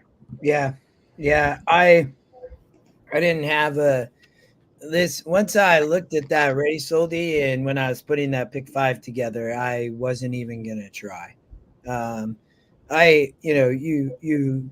could have probably cut a few horses, but it didn't make sense to me because I was just gonna spend another probably $20 or $30, and I was like, just going to add these prices because it is what will make the ticket pay because I singled in the next to the 3. So yeah, nope, I didn't have preference in race 4. Chris, what about you? Oh, I'm not doing any betting at Woodbine until the stakes start. Well, that's race 6. Yeah, you got it coming up. They're card underway. I thought that the 3 in the next race, so had a good shot. Then in race 6, I went 4, 5, 7. I did not use the 2. We talked about Mensa Oldy, right, being maybe a single as it moved back onto synthetic. Yeah. No, Stewart Mensa. just arrived at Woodbine to watch Mensa run. Who did? John Stewart. That's a Resolute Racing horse. When I heard Stewart, I was thinking, remember Stewart? Oh, yeah. The guy who pretended that he had all the tickets. Yeah, all the winners.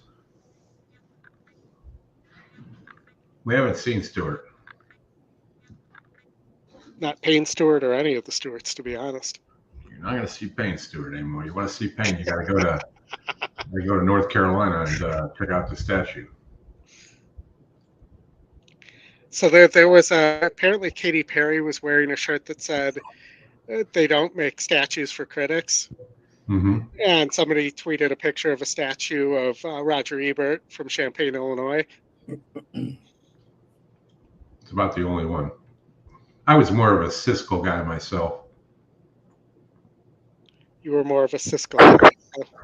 Yeah. Pretty sad, though. They both died of cancer. Yep.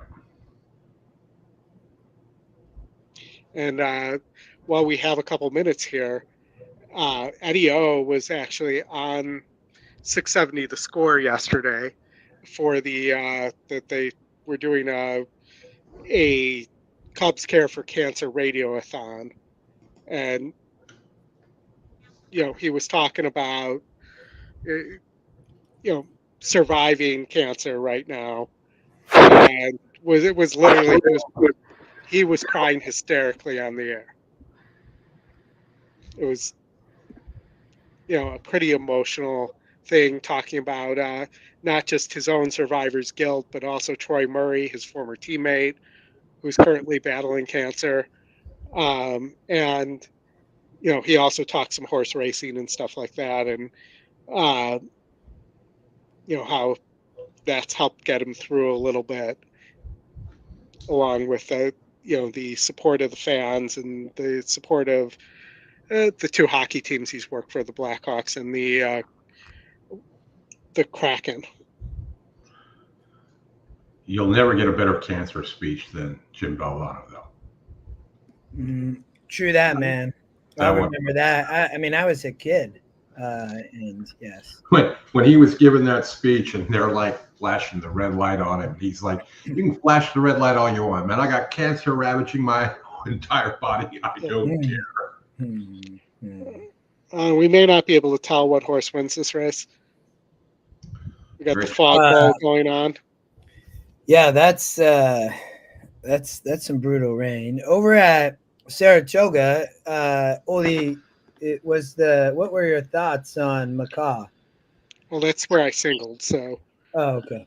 We'll see. Are you still alive? Yes. Oh, nice. Cool. Okay. So it's about a $300-something payout on the early pick 4. It's Linda. It's this is my ticket. But it's Linda. It's Chad. Not Chad. It's Irad. I think that horse, with the scratches being moved in 2 posts to the 5 post there, should be fine in the chute. Has some tactical speed. Linda and Chad, they make a cute couple. Just got to be careful of the stairs. Yeah.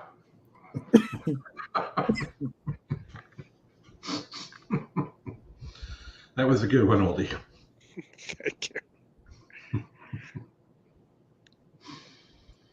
See him in matching Pink Floyd t-shirts. So, what are the odds that they cancel the King's Flight today? Go ahead. Cancel. What are the odds that they cancel the rest of this card here? Maybe. It's just rain, but if it's, I don't know. And isn't that why they have a synthetic track? Well, they used to have an all weather track in at Santa Anita too, and they would cancel. So maybe Toronto. Scott said the weather going to stop, so that's good. I would love a price here. That would be even better. You are Saratoga about going to go off at the same time, though. Of course. Of course. That's why I have two screens.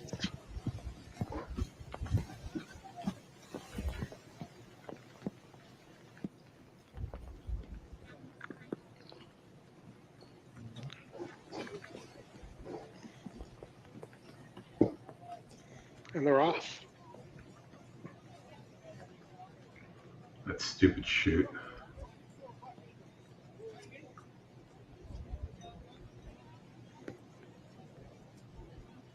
Yeah, it's not looking good. 7 way too far back in the shoot. And eating ground. What's wrong? That horse just going to dead last. They're trying a new tactic. I mean, maybe the horse just did. Maybe Irad knows the horse isn't sound or something. I don't know. Irad's not going to get on a horse that he doesn't believe. Well, I mean, though, like once he broke from the gate, because that horse is dead last. If the horse wasn't sound, he'd have known it during the warm up. All right. Well, it's going to lose by. It's been essentially pulled up.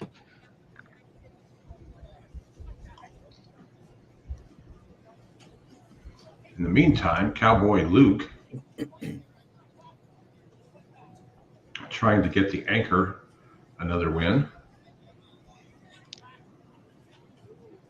The 8 gonna try to get up on the outside, man. 18-1, but the 1 looks to be gone. Look at everybody coming though. It'll be a blanket finish. 10 up the rail. Here come the 8 and 1. All right, we're about ready to go at Woodbine. I don't hear Michael Dillon.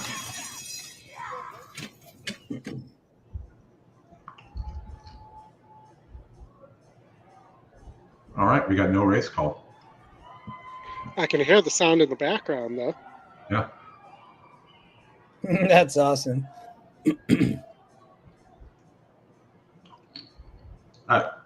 There's a lot of standing water out there. Yeah, I see that. That could be a reason to cancel for sure. Yeah, that's what I was thinking. Remember that big puddle in Parks like earlier in the year? Yeah. Right on the rail? Parks does love its puddles. Mm-hmm.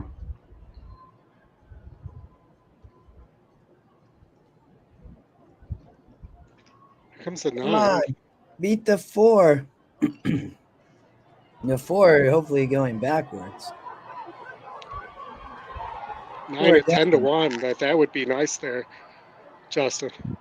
This is like watching old Keeneland. Look at the 8, 9-1. So we're looking good here at the moment. Who's on the outside there? The 10, 7-2. Come on, 9. The 11. No stopping. No stopping. Oh, keep going. Big money, no whammies, no whammies. Oh, get up. 100 yards. Oh, get up. 70. 70 yards. No. Yes. Yes. Oh, got there. Yeah. Boom. That was good. Nice. Single up next. Yeah, 10-1. Awesome. But yeah, look at all the water on the outside, and then wow. It looks like it at least stopped raining again. And water Battlefield Park broke alertly today. Maxi Match is keen getting to the front, and Sir Palace Prince right there sent along and is up to snatch the lead from Bolt. So Sir Palace Prince, Maxi Match on a hold, a hard one at that, wants to get after Sir Palace Prince, who now takes a hold of the bit as well. Those two together as they try to slow the pace down here. Battlefield Park right behind the leaders, running in third with Entreon and Tony's Mo, who's deep on the course, hitting the clubhouse turn. I see you looking off the contentious pace, just 2.5 lengths behind, another 2 to right there right now, and 6 back to Change Your Name, who's detached from the rest of the group. They approach the back stretch, Maxi Match inside, Sir Palace Prince outside. Stride for stride, Maxi Match with a narrow lead as they approach the back stretch run. They've slowed that tempo down in the second quarter mile. Battlefield Park in a pocket third. Tony's Mo pinning him in outside, a length and a half clear of ICU looking Atreon. And right there, right now, finds room on the inside, moves level with that duo and passes them, takes the 5th position, 2.5 behind. Still a big gap back to Change Your Name as they sail into the far turn. Maxi Match, 3 furlongs to go, 3/4 of a length ahead. Sir Palace Prince under pressure. He's in trouble as Maxi Match opens up the lead to 2. Sir Palace Prince is done. Battlefield Park takes the 2nd position. Tony's Mo has dropped out of it. Right there, right now, inside with ICU looking. They're moving as a pair. Right there, right now, stays on the rail. ICU looking, took the 3 path, needs to quicken. Right there, right now, though, he's coming. He's looking good. Right there, right now, just swarmed to the front, and he looks every bit a winner as he draws clear. Right there, right now, and Joe Bravo running up the score late. 3.5 ahead at the finish. Maxi Match holds 2nd. Atreon was 3rd, and ICU looking was 4th. All right. Looks like Laurel Park in 5 minutes, Oldy. I'll get you over there. Got 2 horses to watch there. I thought you were going to say it's a 2-horse race, so I was going to be like, oh, great. Well, it is Laurel, so that is possible, but let's watch the race sim since we have some time here. We haven't run a race sim in a while. The 7's 2-1. The 4 is 2-1 on the morning line, but sitting at 3-1, moving up in class. 5's going to be coming from the clouds.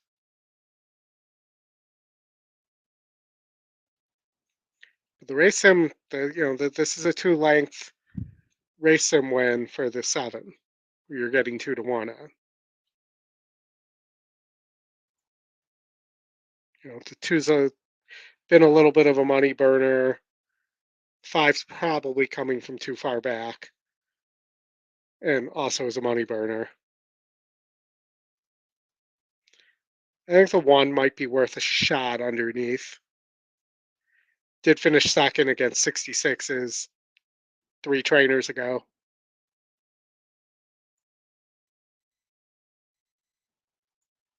So I might try a 7-1 exacta box here.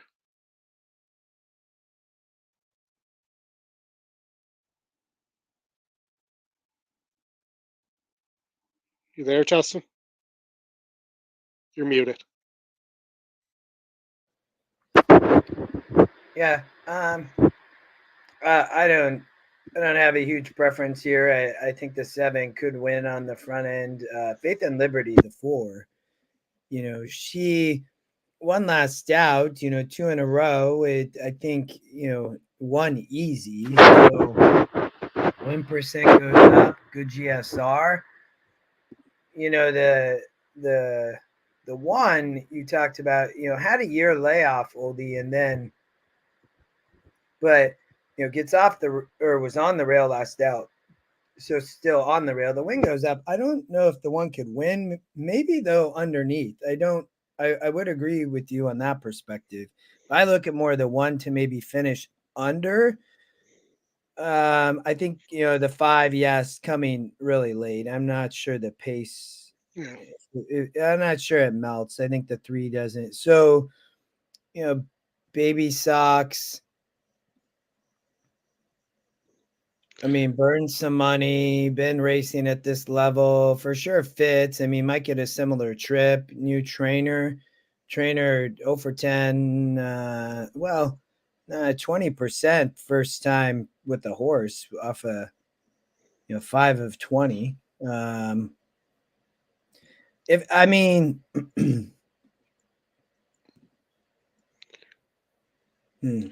for me, the question is the outside post on the 7 going to allow the 4 to get the lead instead?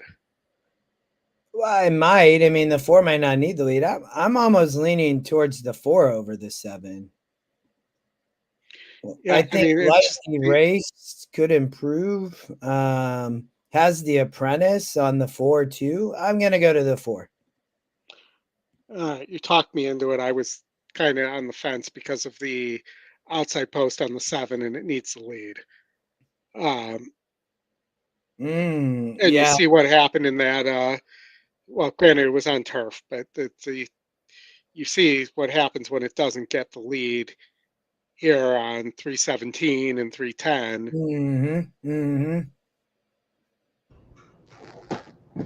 I mean, Perez's rode 2 back and tried to get the lead, and or maybe even though, I mean, that's where, I mean, it was 40% that day, but I mean, this horse, the 7s burned money too, though. I mean, the last 2 can't get there and been right up there. So, I mean, definitely a deserving favorite, I would say here, but I'm going to go to the 4 at just a bit of a better price at 3-1. And then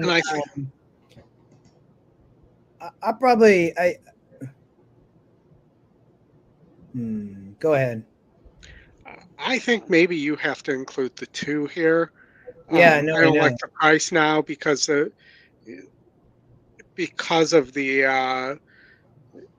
fact that you have a 13% trainer with an 8% jockey, and they're 27% together.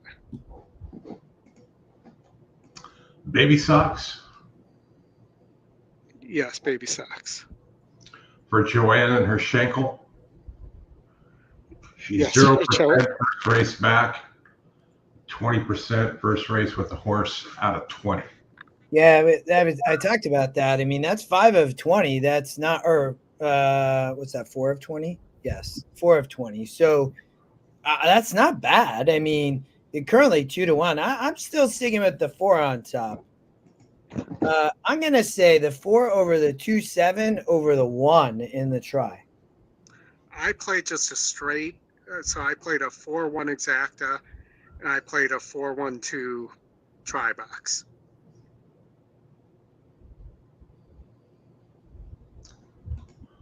4-1-2 try box. The 1's been facing better for a while. Yeah. Now dropping to the bottom for Kevin and his dub. He's is the Dove a junior or is Kevin the junior? Yeah, he's 0% second race with the horse. Been restless. Remember me. Horse hasn't hit the board since February of 23.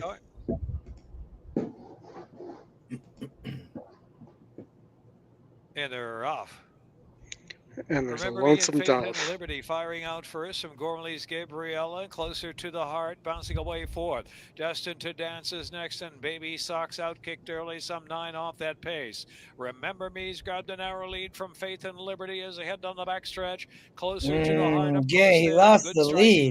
Gormley's Gabriella is next. Oh, there we go. More looking back. My Lord, how many did we have last night doing that? Turn run. Remember Me shakes free from Faith and Liberty by some 4 lengths and closer to the They should just put rear view mirrors on the horses. We'll put a camera on their ass or something. I don't know, with a little monitor between the ears. Remember Me's open to 5-length advantage now on Faith and Liberty. Closer to the heart. Gormley's Gabriella is next. The outside is Baby Socks. Is that a rush home closer to the heart? Yeah, it is.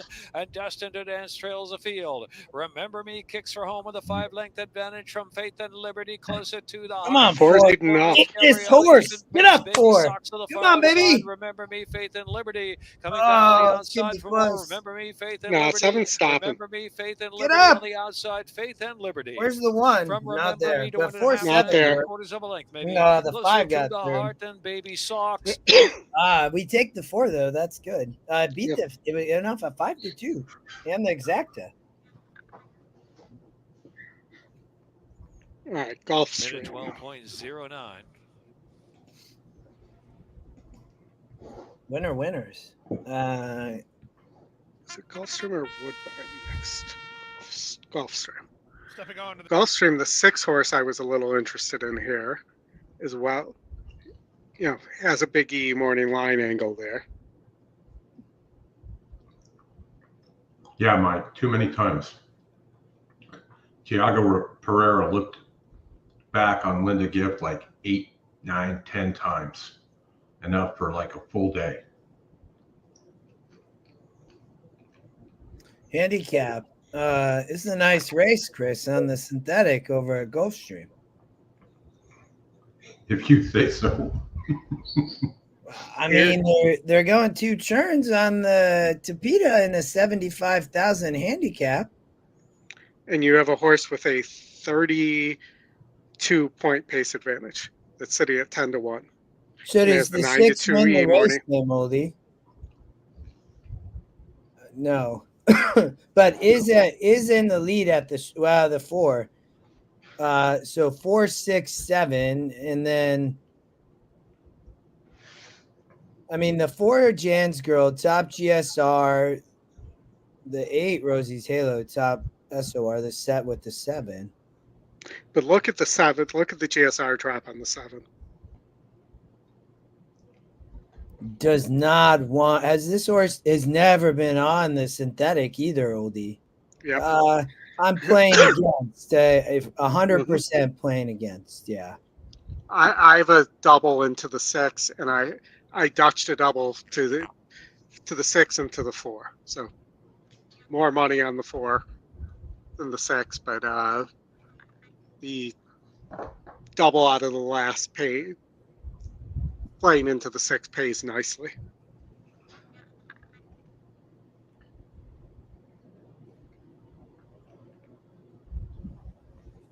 I mean, 32-1 on the set. On the who won the last race? Oh, the 2. The 2 who was went off at 4-5 into the 6, who's 12-1 is going to pay 32-1 if the 6 wins this race. I mean, in the 6 won on the lead last out in that 52. It's a big step up, but a big pace advantage too. All of its wins have come. Well, it did win on the turf, I guess, as well. It's won recently all these 2-turn races on the lead on the synthetic. Verse easier, but is winning nicely. So, and did win a 58 way back, I guess a year ago. So, and I mean, this horse is just nonstop racing. My gosh, they haven't had a break in nearly 2 years. I mean, she must just like to run. Well, there's almost no works though recorded, so they're I know. Working, they're just racing. No, yeah. It's just fit, and who else? Anybody else going to? I mean, the 8 maybe. It does not. The 7 and the 8, neither one of them only want synthetic. Yeah. I just thought it was the 4 and the 6. Yeah, no, I'm with you. And then, yeah, okay, I like it.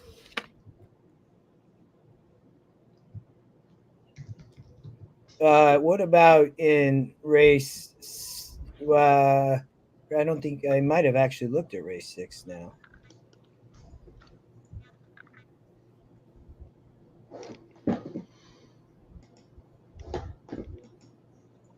You have another pace advantage with the 1. I'm going to play a little 4-6 exacta here as well. Yep. On the probables, that is playing pain. 27-1 if it goes 4-6, and 47-1 if it goes 6-4. Yep.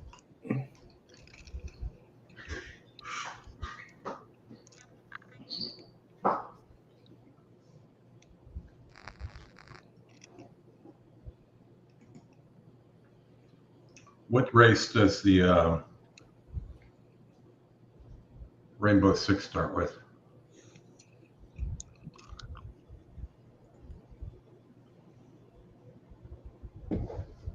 They're going to the gate. It is race 6. So coming up after this race. Is our at the gate. It's now post time. Lining up and moving in for race number 5, starting leg of a pick 3. Frolics Revenge overnight handicap. Even And we got Misael Jaramillo riding for Dante Zanelli Jr. Jan's Girl is a 2-1 second choice here. we have Justin Single coming up at Woodbine next as well. 10-1. Abundancia. And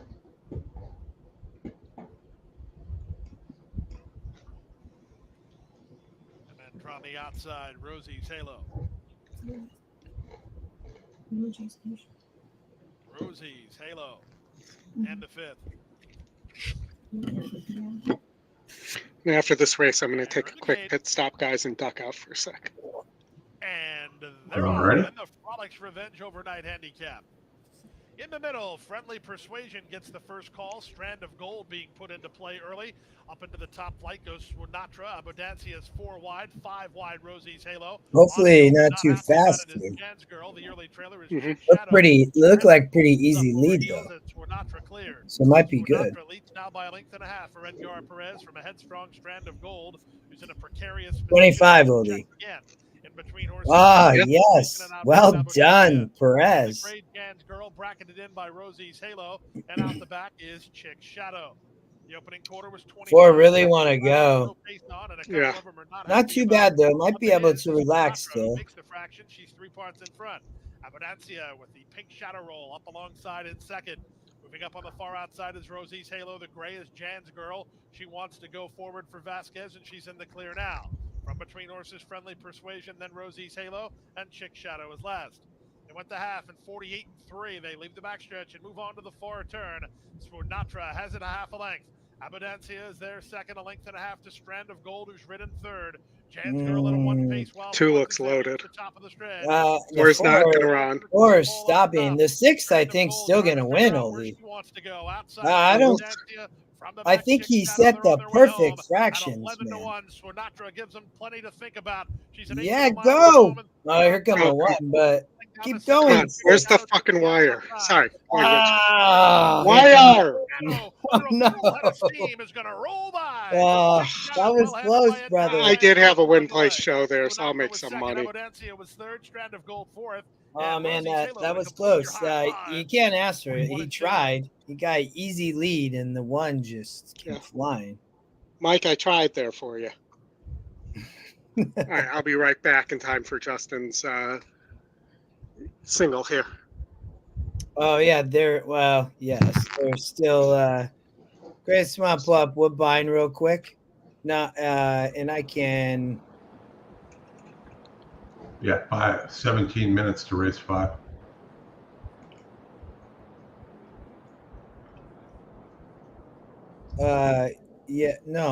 It's in. Oh, it is in 17 minutes. Okay, let's go elsewhere then. I was like, just looked. I had it on my other screen. I'm like, oh, it is 17 minutes. Yeah, there you go. Okay, we'll come back then. And Monmouth Park, race 6. What about Fairgrounds has quarter horse racing? Did you see this? I didn't even know they did quarter horse at Fairgrounds. Bombs all week. All week, that's all I saw. It was crazy. I couldn't believe it. But we're going to Monmouth Park because we can show it. But there has been prices like all week at Fairgrounds quarter horse. I have not played it once, but I did see. Monmouth Park. Let me. I gotta share my screen. Give me a second. We have how much time, Chris? 3 minutes.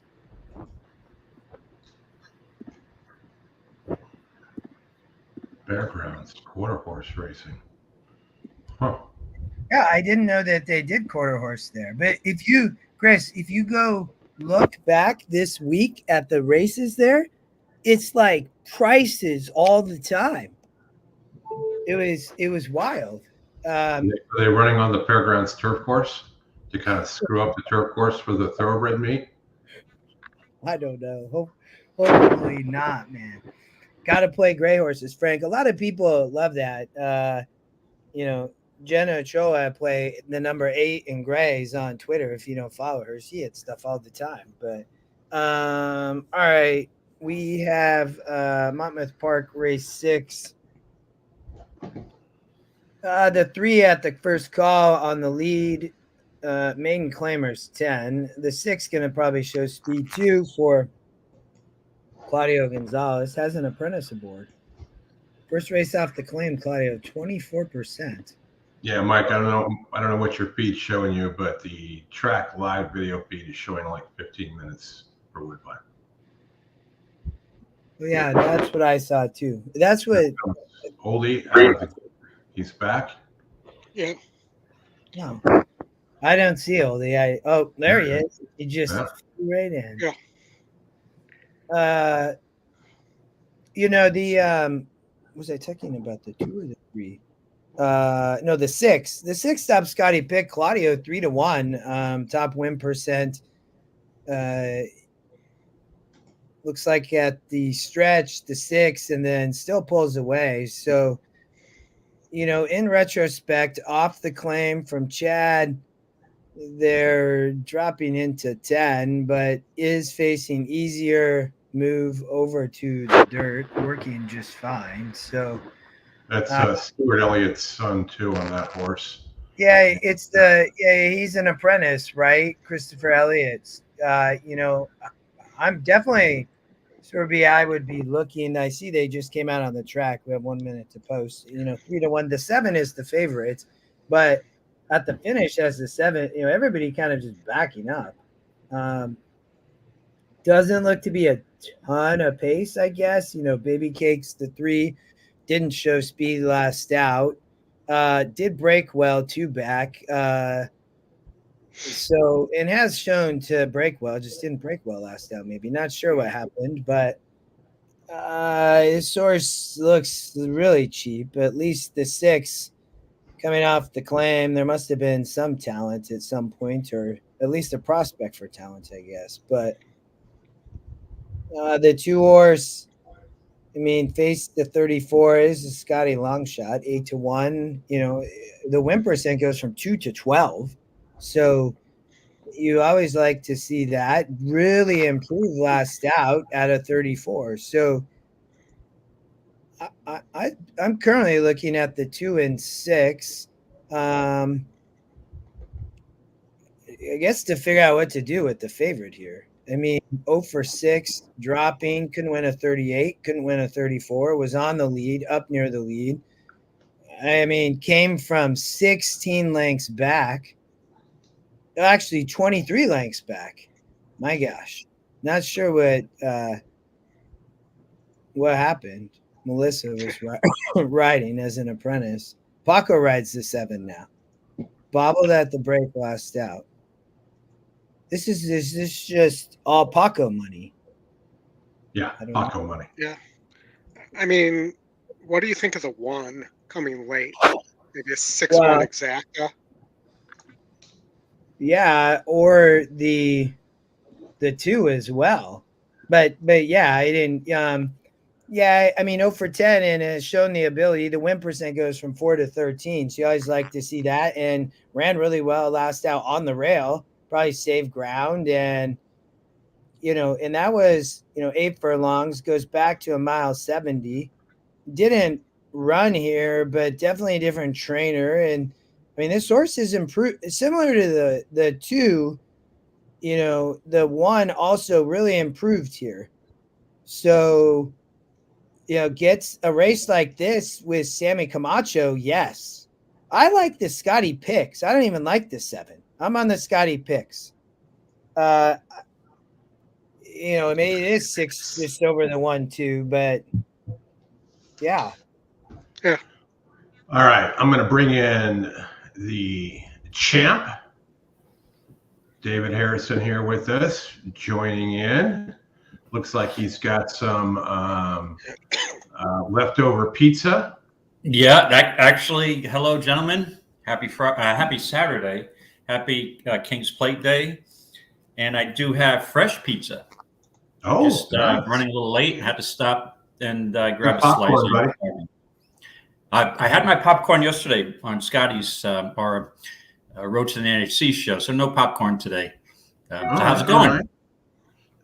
Okay, you got that New York Football Giants hat on, I see. I know. Yep. I have to have a little faith going into the season, looking down probably the barrel of a 5-13, 5-12 season or something like that. But hopefully we can be in a few games and win some games. So we'll see. Oh, here, let me join you. Let me join you with a 5-13 or a 6-12 season. And so, I'm assuming you're a Tampa Bay Buccaneer fan. No, I'm a Raiders fan. Okay. Yeah, no, I feel your pain. I lament that Tampa Bay Super Bowl game a lot. So, but it is what it is. I'll trade you Gardner Minshew for Daniel Jones. We'll take Gardner. Gardner was one of my favorite QBs coming out of college, out of Washington State. Well, he's not even going to be the starter. No. So. All right. I hear good things about Brock Bowers, your new tight end, though, for the Raiders. Oldy wants him in fantasy football. I don't know if I'm going to end up with him, but, if it's the right round. You really want him. Most people, if they talk about him, really love him. And that doesn't surprise me because he could be very, very good. I think he has a lot of potential. He will be – it'll be interesting, though. I think, who is the NFL? These guys got to stay healthy. Chachita, post 2. The 6 taking all the late or the 7 taking late money, but David, we're trying to beat the 7 at Monmouth Park. Okay, I'm juggling a couple of things. Let me go over to Monmouth, but I am alive to 2 horses to a double. I had the one at this is at Saratoga. So let me pull up Monmouth real quick, and I did have an opinion. Our Girl Flint. If I could find my notes. Race 6 in at retrospect. the Jersey Shore. I see Paco's the favorite on the 7. The outside post, Highland Holiday. The Scotty picks 6-1-2. Here's Highland Holiday, Paco Lopez. Yeah, I would. I'd be leaning here towards the 1. Ready to go. And Lara. Baby Cakes checked at the start and drops to the back of the pack after that. Chachita strides in front here, leads the way in retrospect. Yeah, push the 6 side out. by side, joining Chachita, who still has the lead approaching the turn, but she's got company in retrospect between horses. Highland Holiday 3 deep on the course. There's a gap of 2 lengths to Paris Garter's right off of them in a good position, running in 4th, 2 lengths ahead of La de Peluche, and then comes Our Girl Flint. Baby Cakes is last. 9 or 10 behind as they approach the backstretch run. The 2 is okay. Get the 7. Do battle on the lead. Highland Holiday is eased off to get a breather. 3/4 of a length behind that top pair. 1.5 lengths to La de Peluche joining Paris Garter's. They're a length clear of Our Girl Flynn and 3 back to Baby Cakes. A little bit closer, but still will have to pass them all in about a half mile. She's now got 7 to make up as they start to pack up here a little bit with a half mile left. Probably time to start looking around. Retrospect, showing a little more range. Forward, just forward. On her as they go into the far turn. 1.5 lengths. Come on, 7 back up. This is the 4th. She's between horses. La de Peluche made an early bit of joint third. Now she's backing away again. Highland Holiday sent hard as they round the far turn with Come on, 6. Stay with the 2. There too. Baby Cakes is out of last. In fact, claims the 5th position. Is well out in the center of the track. Losing ground top of the stretch.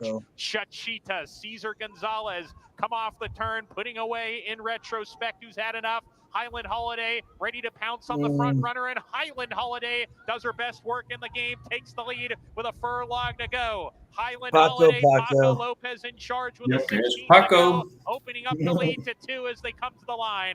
And Highland Holiday, it was her day today. They're loading, David, at Saratoga if you want to talk about your pick at race 6, but they're about Yes. I'm alive.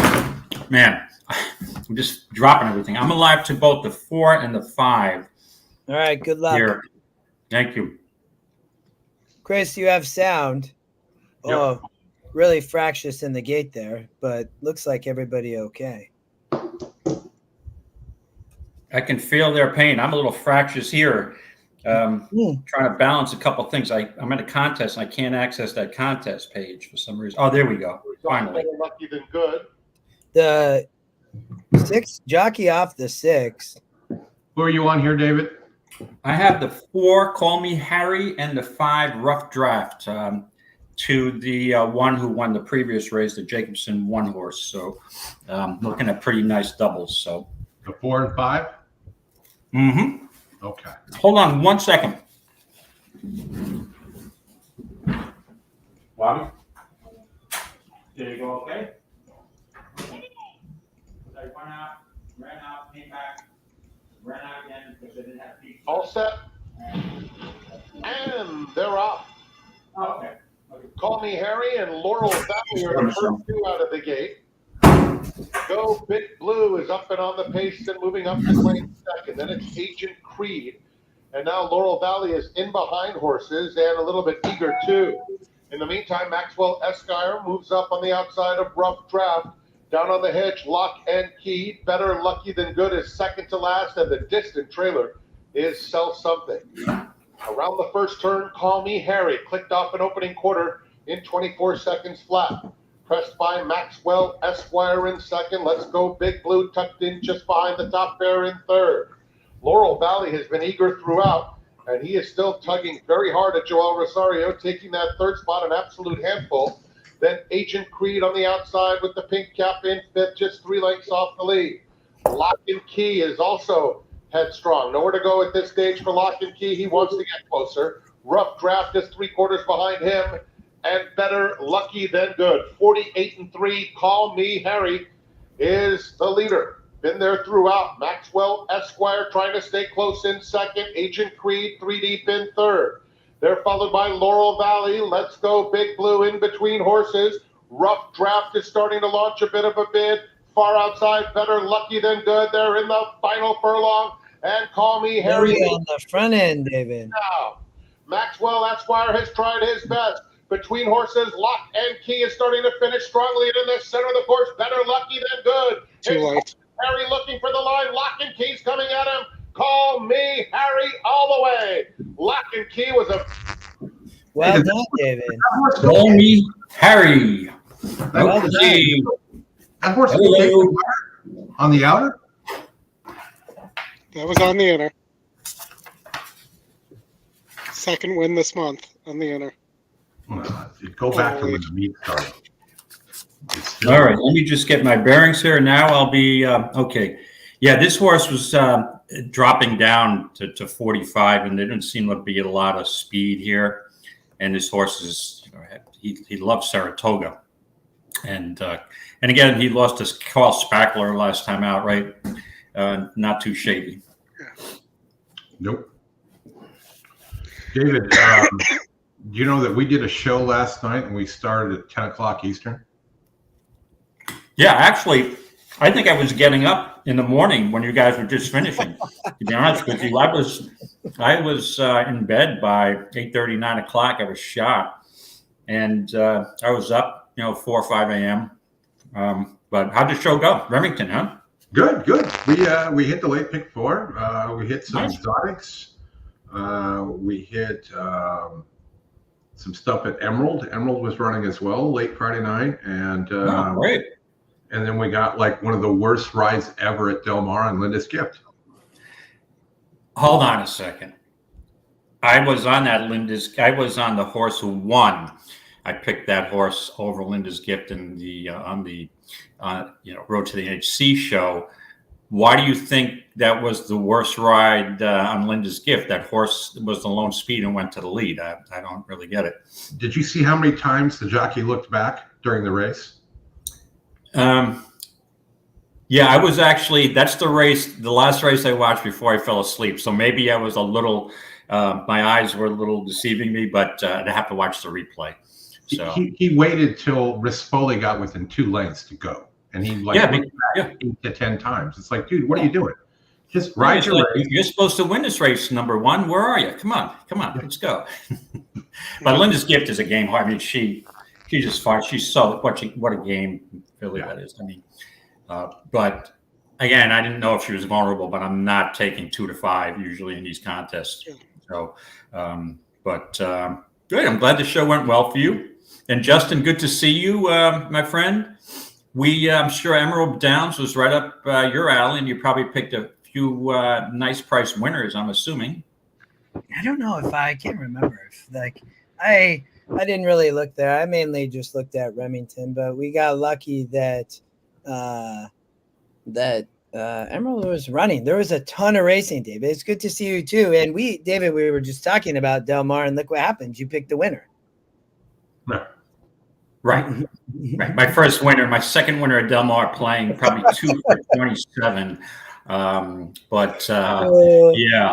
I love it though. Like, remember David and I talked on Monday. I was like, "Hey, just stick with it." And look at that. You're a great handicapper. I love seeing you. I'm gonna hang out for a bit, but then I'm gonna let you take over with Oldie. It's Oldie's birthday. I apologize, Oldie. Happy birthday. I don't have any cake here, or else I'd put a candle on a little piece of cake and celebrate with you. But so finally turning the big 4-0, I think, right? Yeah, close. Next year is the big 5-0. Oh, okay. Okay. Here you go. I'm just glad when you show up that I'm not the oldest guy in the screen. That's all. Oh, well, thanks. That's a real consolation to me, man.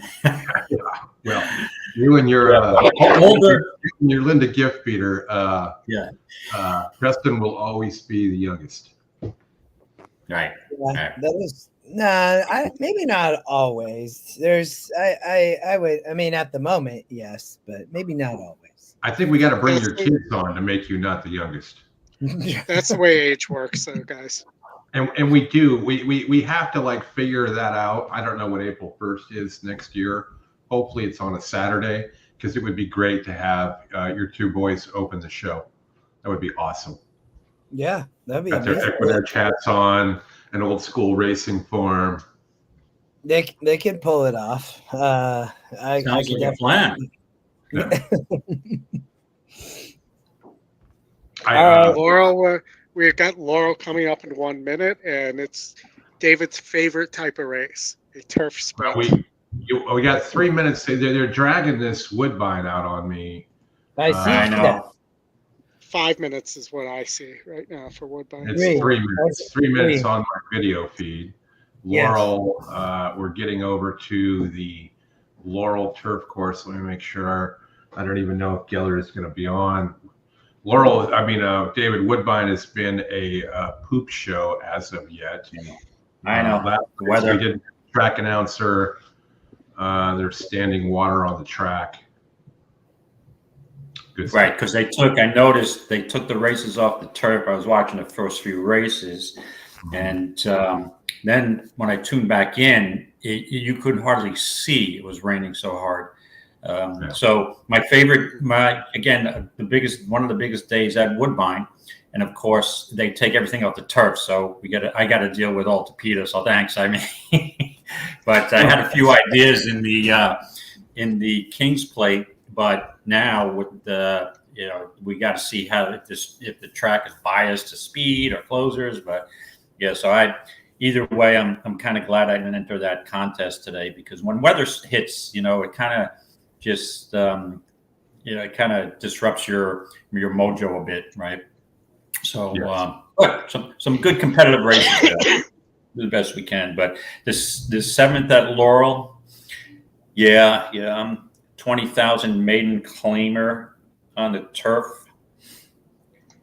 Yeah, it's kind of a head scratcher. Hold on a second. It is a head scratcher. I agree, David. Did you see the 2 on the race sim? And it first time starter. I mean, it's only 2%, but maybe this is a brutal kind of race too. I thought the 9, the second Scotty pick, was kind of where I was landing, to be honest. But the 2 to 5, the Scotty long shot, but I'd probably land on the 9 would be mine. Are there any 5-year-old maidens in here? Probably. But there's the 9's a 4-year-old. But the 9 only 0 for 5. I mean, you got to 0 for 10 in the 6. That is the price play. Wow. They're going in the gate. I'm going to take a flyer on the top GSR 14 first time turf. Yeah, that horse been racing, but I like the 9 maybe over like the 2, the 13, the 14 and 5. Just do a 2, 7, 8, 10, 12 exacta box. What? You don't like the 3? How you get to the 7? I don't like the longest shots on the board, right? You want to dump $20 in this race? Yeah. Box the 5 longest shots. I will. I would use just a win bet on the 3. I know at 5-2, I'm not giving you anything, but what I can see here, this horse. This is the second time in blinkers.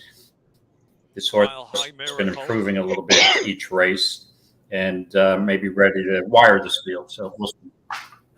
I want that horse to get some pressure.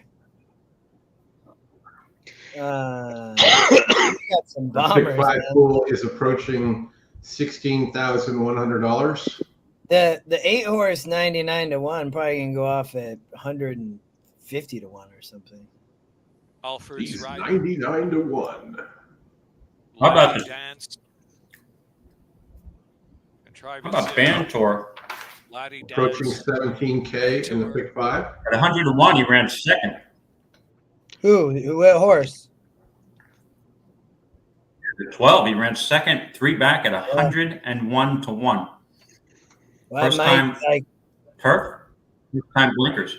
Skyler's brother was. Yeah, Bill. We will look at that King's Plate race because the action on the 7 in the race simulator is crazy in the King's Plate. Well, I got it in the 12 with my 9. I'll use the 3. All right, I put the 12 for third. How about that? I put the 9. That's real conviction, right? Blue Regalia a bit slow to begin there. Laddie Dance entertainment wager. Speed, all fruits ripe up at the outside. Yes. Contrivance has early speed too. Tight as Mile High. As Matt Miller would call it in his book, he calls it an action wager. Now move to third. All fruits ripe is in that second flight. Mix in fourth far outside. Brad does that too. Action bets.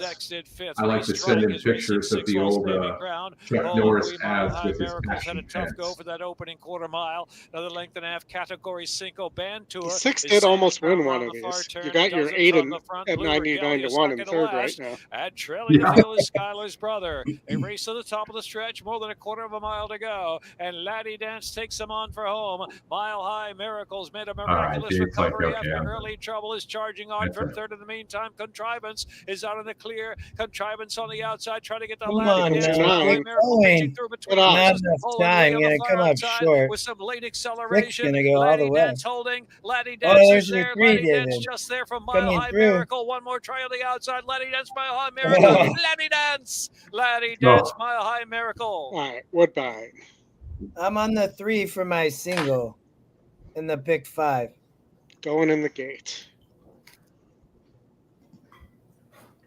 At Woodbine, you're on the 3.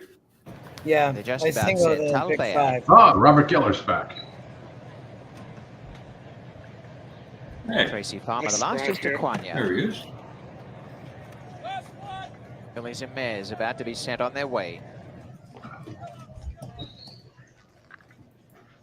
Have any of you gentlemen ever been to Woodbine? Stand by for a start. No. That'd be a fun trip. And they're off. I was there in 2017 for NHG conference. What happened to my horse? He didn't even leave the gate. And racing in front as they go past the wire. Where'd he go?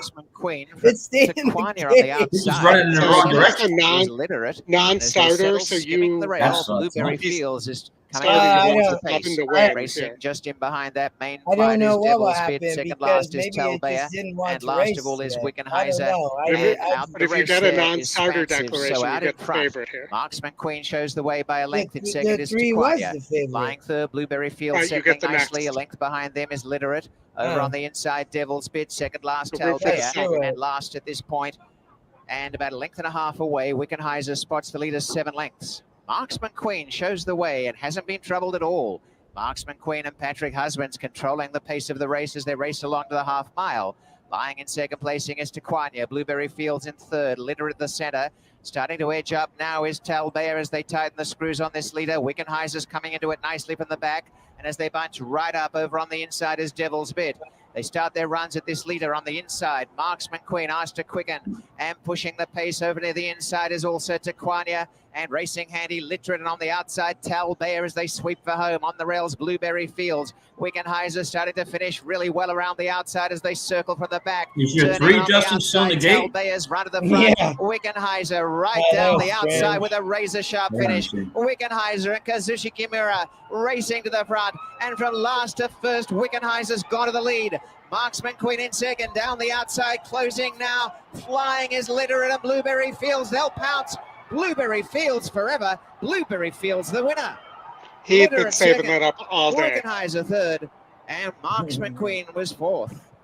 Blueberry Fields forever. I thought it was supposed to be Strawberry Fields. What is this Blueberry Fields? All right. I guess you can close here at Woodbine. At least when you have fast fractions. Yeah. Well, apologize, Justin. I did move on. It didn't help that the speed. There. One that got left in 24-2, a half 49 and 3, 3/4, 114 and 3 in the mile. 1. I don't know. Literally. Maybe it'll be 145.52 is the final The horse time. just didn't leave the gate. I don't even think you'll get a non-starter. I think the horse just didn't want to run. You're going to see the comment, the trouble comment, just refused. That'll be what you'll see probably. He gets the gate open. He's like, I'm not running today. Involving number 3, Spansive. Please hold all tickets as we await more from the stewards in terms of the start. And the winner, unofficial winner, number 1, Blueberry Fields. And a photo for place 1 and a photo. Let's see. So, and we have, let's see. So this was, I didn't Lanny do that once, the Japanese horse where it just wouldn't run. Yeah. We can move on. Oldy, you want to share? I don't. It doesn't matter at this point. Yeah. All right. So we have Gulfstream, the pick 6 coming up, and it's 0 minutes. So if we can get Chris 3 minutes. to switch 3 minutes. They're just coming out on the track, so they're not even out yet. They're just coming out. So what do you think? 5, 6, 8 minutes? 8? We have an inquiry at Woodbine. No. There's no inquiry. Well, my horse decided it didn't want to race today, and it just sat in the gate. But so we just moved. That's awesome. Yeah. Gulfstream's going to post drag forever. They got 2 minutes to go here. I just saw on Twitter that Stuart from Resolute Racing is out there at Woodbine. He's on his laptop and he's bidding on horses. So he also tweeted the other day that if you know an ownership group and introduce him to the ownership group and a sale is made, he'll pay you $30,000. So apparently somebody got 30 grand already. I don't know if Jake is on, but maybe look them up. David, where's the pizza from today, David? And what kind of pizza is it? Well, I've got a story, just a quick story. So I really had a craving for a Gio's pizza. And they're a little thicker than normal, but really good sauce, flavorful sauce, and usually right out of the oven, it's great. I went there, and there were no cheese slices, and she says, 15 minutes. I said, okay, I'll stop back. So I ran back here, did a couple of things, and then I ran back up. She's like, I'm so sorry. They didn't put the pizza on. She said, the sliced pizzas will be here in another 15 minutes. I'm like, nope, you got to do a show. See you. I'll get you next time. I have to swing by Wegmans, and I'm slumming it today. And not bad. I would give it out of 10. The Wegmans pizza is a little thick, Could use a little more sauce, but not bad. I'm going to give it a 6 out of 10. All right. So 6 out of 10 is not bad for a pizza. Yeah. Especially a grocery store pizza. So Right. this Better is what than gas station. This is what we played for the group ticket. I'm just trying to mention it quickly. But if you wanted to play a smaller ticket, my 2 top choices in the sequence were the 2 in race 11 and the 10 in race 4. So you could double single at the end for $90 there and play a more reasonable cost ticket. Yes, I did play. Now, let me just go through. I put my play in before, and just for shit, I mean, my ticket cost, because I'm not a big fan of these jackpot wagers, but yeah, usually when it's a payout mandatory or something, bless you. I put a $14.40 ticket on in, so well, that was half of what I thought it was going to be. I was going to figure $28 would be your limit. Yeah. But today, when you play the Rainbow Six at Gulfstream, you are playing against the computers. They can play at 20 cents today. Exactly. Not play. Yeah. When it's not mandatory. All right. So in the 11th, who do you like, Oldie? The 2 horse is my top choice there. No deliberation. All right. Well, we're not going to hit it together because I used 3. I used 2 in that race. I used the 3 and the 6. Grimes and King Cab. Yeah, so we talked about this horse a little bit last night, but this horse is a horse for the course. 5 for 6 lifetime at Gulfstream at 5.5 furlongs, and has recently beaten a bunch of the horses in this race, including the 1, the 5, I believe not the 6, but the 1, the 5. And, I just think this horse is better than this group. All right. Yeah. This horse, I mean, you gotta, it's probably a horse I shouldn't have left out when I just look now and I see on the Gulfstream Tapeta, besides the 5 for 6 record, he's 8 for 10 on the Tapeta. I mean, when you get a horse with 80%, now this is not 80% in the money. This is 80% win. I mean, if as horse players, if we could win 80% of the time, we'd all be retired and living on some kind of island, right? So, yeah, if I figure I can make a profit by win 25 to 35% of the time, so 80%, this horse just loves it. Yep. He doesn't need to pace. He's so fast early, right?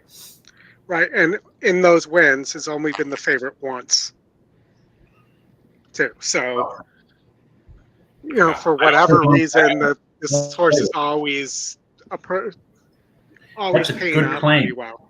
He's 8,000. Yep. I don't live on an island, but I do live on a peninsula. Does that count?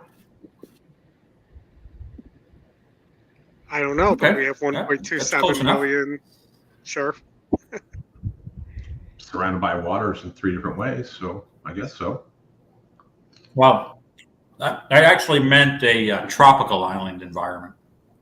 Oh, okay. We're winning 80% of our wagers. I lived on an island too, Long Island, but that doesn't count.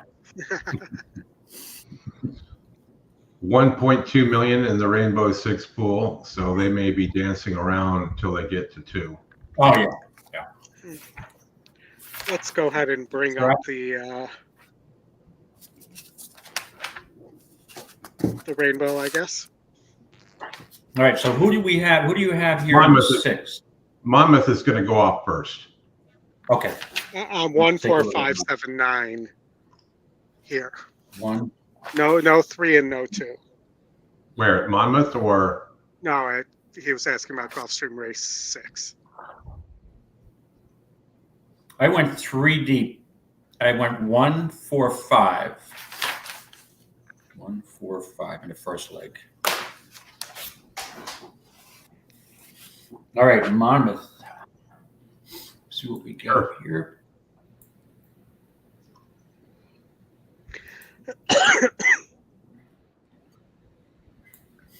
Oldie, when are you not going to be sick? I'm getting tired of it too, you know. I'm getting tired of it, and I'm not sick. By the way, when are you coming? You'll be here Monday or Tuesday? Corey and I will make it there about sometime Monday afternoon. We got to pick them up at the airport and get the other car, and then I'll probably see you on Tuesday to pick the stuff up. Okay. You may as well get off at the off the 75 at the 52 if you're going to the airport, and then it's just 12 miles over. You can catch the Suncoast Parkway. Easier to get to the airport than off the 75. Okay. Are we pulling up Monmouth here then, or is Gulfstream going to go? I'm just waiting. Monmouth is walking back. We'll see what goes on here. But yeah, if you want to swing by Monday when you cruise through, I can load you up on cough syrup, cough drops, antihistamine, all that kind of fun stuff. Probably won't have time on Monday. It'll probably be Tuesday. Okay. Just based on what I know in terms of having to check in, unload the stuff we need to unload from Corey's car, and then get the car at the airport, get them from the airport, and then get the luggage from the airport. So. All right. And the 7th race, I'm looking at the prices here, and I do have a little bit of an interest in the 5, Midnight Heiress. I mean, get back to the turf day. Has won on this turf course. However, on a mile, my question would be, does this horse really want to go on the 16th? But at that price, I would take a small bob with the 5, Midnight Heiress.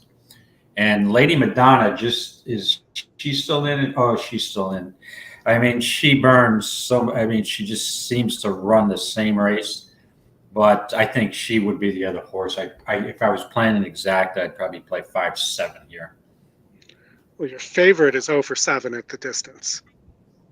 I like the 5-6, David. So I agree on Midnight Heiress. I mean, it's a nice allowance race, lightly raced. I mean, gets back to turf and ran well last out. I mean, yeah, we had a horse go. Yeah, not bad. 16-1. We had a horse go down at Monmouth. I think flipped near the gate. The 3 Great Vixen is out. Well, they're getting close to the gate at Gulfstream if we want to grab that. Then. I'm watching. And the single at Gulfstream, which I hadn't mentioned, but we talked about last night, and then I heard an interview with Barbosa talking about the position that he thinks the horse will sit in, and that he likes the distance for the horse. Is not letting me pull it up, but it's Betstream the 4, who was the first choice, but now is the long shot. And you are here again. What digits? Now, Big Commerce. What are your numbers? I have show you right now, but I have 145. So we're 3 away. 145. I have 145. And I was all but the 2 and the 3 and the 2. Only, what are they going to get? 2 million? That's what they thought they were going to get, but it looks got some late computer money. Here it all comes. There was 110 tick. You're going to come some more. Probably be like 1.9. No, 1.8. They're all in line. And they're off. From the inside, Happy Runner gets the first call and goes looking for the lead. In between horses, that's Big Commerce on to challenge. 3 wide Commandant, 4 wide Ninja Star. The pace is a quick one early. That's good news for Lights of Broadway, who's in the blue colors, saving ground into 4th. Back to 5th and beat for That used to be all pretty grass. With pace ahead of him. Around the first turn they go. The leader is Happy Runner. Now it's pretty synthetic. Second from Commandant, who backs off the race in third, while 3 wide. Ninja Star is at the rail a length in front of Lights of Speaking of grass, that's on the ballot here in Florida. Amendment 3. 3 wide next is Mo Vanishing, and 2.5. Should win by a wide margin. The opening quarter was quick and contested, 23-3. They have less than 5 furlongs to run in the race, and Happy Runner has the lead. Big Commerce is second from the outside. That's Commandant, yellow colors of the race favorite under a very loose rein. At the rail, it's Ninja Star. Then Oldy back to Lights looking of Broadway. concerned at the 3. Encouraged to keep up now is Mo Vanishing, and the trailer is still Mutawid. They went the half at 47-3, or rather 47-4, and they swing around the far turn. Happy Runner engaged by Big Commerce, who's a big price, and he's up to shove a neck in front. At a big Nice horse. Here he comes. 19-1. To angle to the outside. Commandant is grinding home. Flat. Nope. Broadway will ponder an Yep. inside He path. tried. Has not fired, and they're at the top of the stretch. 3/4, 111. Wow, big price. Big Commerce has the lead. Come on. Inside, it's Happy Get up Runner, who 4. breaks back second. Beat the 3. Fresh legs from Lights of Broadway is trying to close ground. Commandant Comes a next as they 7. come past the 16th pole. On the outside, Get up Big 4. Commerce, late run from Get up Not gonna happen. 4. We're out. Lights of Broadway surging at Big Commerce. Oh, short Oldy. Close. You get it? Held on. Big I don't Commerce think springs so. ahead. Didn't get it. No. Start the One. rainbow stick. That's That no is good. not a good rainbow for my 6. No. They missed the memo. It's your birthday. I know, right? Oh, D'Angelo. well. the jocks, the jocks are off the horses at Monmouth Park. They're all. This reminds me of when I watch Australia racing sometimes over on the other side of the world, and they're all just kind of hanging out. Chris, did the 3-horse get loose? What happened? 3-horse flipped. I saw it on the ground. Oh. Hmm. Yeah, there's the jocks are off the horses and everything, so I have to come not back good. to Monmouth Park. Not good. All right. Well, as Teddy Not Casey good. said, all your hopes and dreams down the toilet. How about Saratoga race 7? All right, I'm gonna hang with you guys at least for this. Well, probably a little bit longer. I got my kids coming home. We have to go school shopping. They go back to school. Our kids don't go back to school here until after Labor Day. But, They're looking to buy a school? nah, we need to go school shopping. I need to go buy. I got some of the things. School supplies are pretty good, but it's coming quick. Yeah, summer's dwindling away. Travers next week, Labor Day the weekend after. I like Cyber Ninja here. Cyber Ninja. Yeah. The 2. I'm on the 4 Freedom Trail, and I'm also using the 10 Daunt. Well, I saw Cyber. Oh man, I had a donk last night in the poker tournament, and this guy just would donk all of his chips, and the only one that couldn't beat him was me. It was super. I'm on the 8 here, Mondigo. 4-1. By the way, Mondego. they're talking about a sequel to Rounders too. By the way. Yeah, I heard about that. Really? Yeah. I'm all And I for kind that. of like the 6 maybe for second. Yeah, Julian- I was just going to Julian- mention second off a layoff at 6 could run pretty well here. So I'm on Julian solid likes on a running 4. second too, so Good luck, everybody. No one really wants to assert themselves yet, and there goes Mondego to do just that. So Mondego takes the lead. Reckoning Force and Daunt are second and third, and on the inside, Freedom Trail secures a good spot in fourth, followed by Red Run fifth. Then Mendelssohn's March in mid-pack, inside of Dripping Gold, the 2 trailers, Cyber Ninja and Lincoln Hawk is at the back of the field. Mondego sets the pace under Joel Rosario, in hand, in command by a length and a half. Reckoning Force is in second, followed at the rail by Daunt is in fourth. The opening quarter went in 23 and 3/5 seconds. It's another 3 lengths back to Red Run, who is followed by Mendelssohn's March, the 3 trailers, Dripping Gold, Cyber Ninja, and Lincoln Hawk still at the back of the field. Mondego and Reckoning Force 1-2 as they've straightened up for the run down the backstretch. The half mile went in 48 and 4/5 seconds. Freedom Trail is eager along the inside third. With Daunt just outside of him, they've been racing as a team the entire way. Then comes Dripping Gold, racing on the outside of Red Run.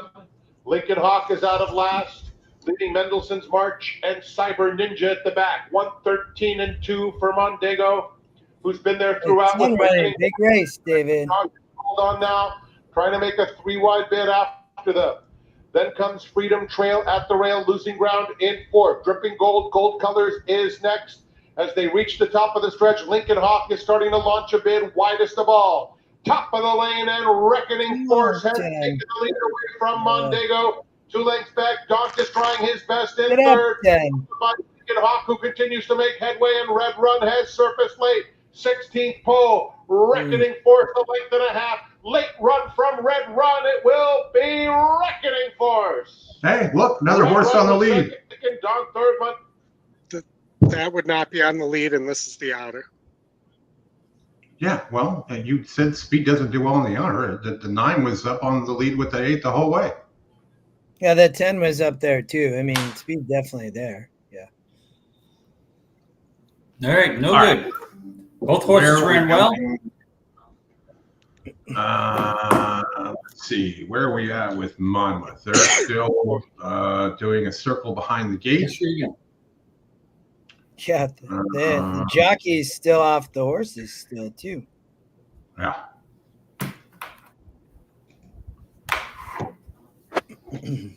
I don't know if that horse ever got up, by the way. Yeah. Laurel Park. I'm going to assume how long it's taking, no. Yeah. Laurel Park, race 8. 3 minutes. 4-horse race.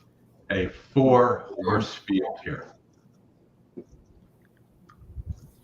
It's a Golden Gate style field, I mean.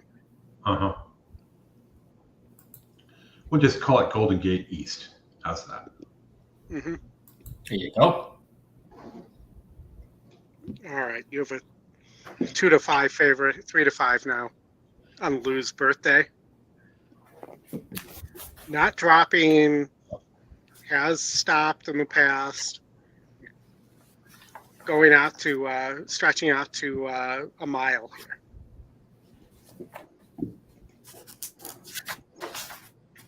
Might be worth taking if you were going to play here. Horse field, race 8. One of these firsters might be an option. Oh no, the 5 look like the goods to me, maybe.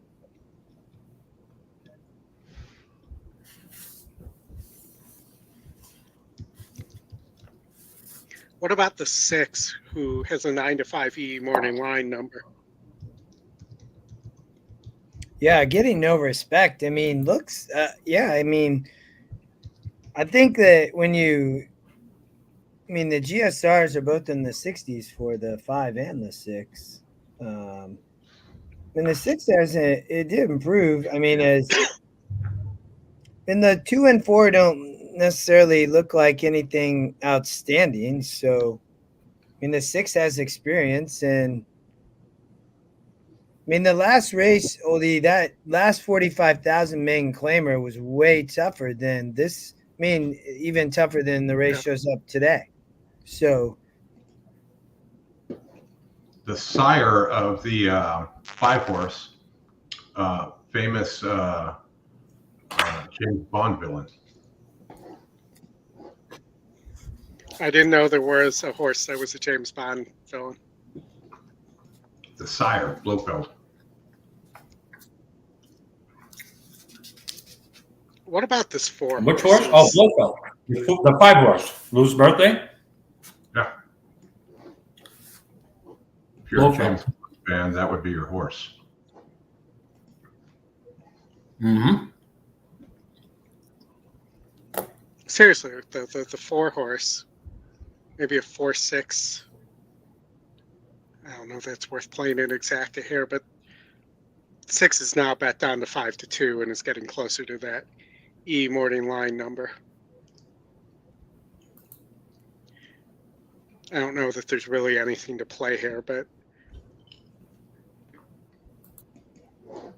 I think the 5 though is going to be tough, in my opinion. It has the experience, you know.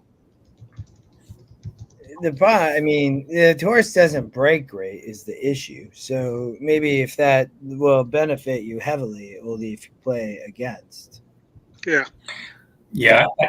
The way I look at these mile races is that the horses who have races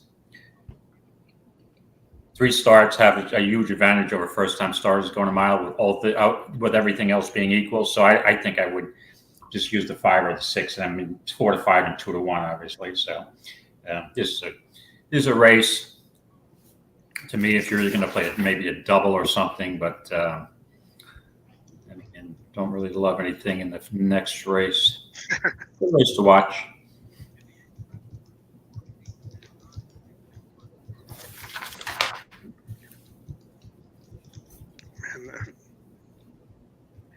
I mean, that Shug horse in the next didn't run at all last time. The 4 hole against 11 horses. Just backed up.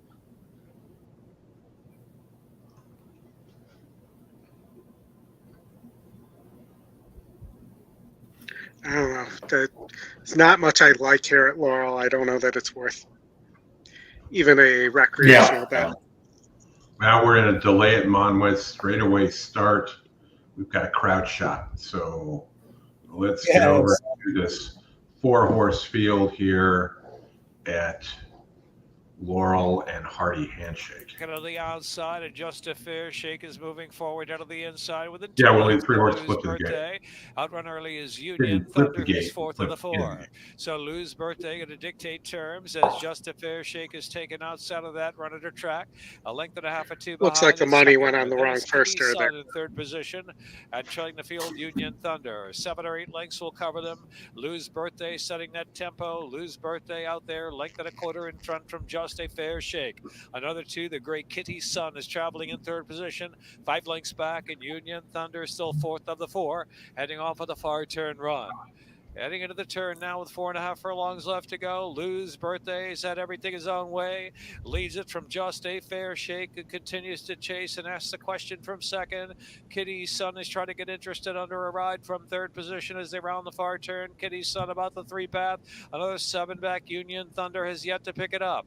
3/8 of a mile from home. Lou's Birthday, Just a Fair Shake, fires up on the outside to try to test the issue. Kitty's Son is 5 lengths back off the rail 3rd, and Union Thunder into the stretch a 1/4 mile from home. And it's Lou's Birthday down to the inside, ridden along Just a Fair Shake now. Just a Fair Shake has grabbed the lead from Lou's Birthday. No, I did not bet it, even though that was the horse I suggested. Almost a length and a half from Lou's Birthday with about 1/8 of a mile left to go. Just a Fair Shake and Geron Barbosa with a head down low and headed into the 2nd wire. Just a Fair Shake. Turn around, look around. There's another strategy. There's another strategy for 4-horse fields. I don't know if you've ever heard of this. A longest shot in a 4-horse field. And it's just amazing how many times it actually scores. So, I mean, if you want to have guts and use the longest shot in a 4-horse field at the NHC, you right now have $17 that most people would not have because no one's playing a 4-horse field there. So sometimes you got to go outside the box. That wouldn't have been the worst play. Minute 39. Well, it was the Scotty long shot too, right? Oh, it was the Scotty's 2nd pick. Oh, yeah. All right, I'm a target. I'm going to I think I saw that all the Woodbine, the rest of the races are going to be run inside this enclosure.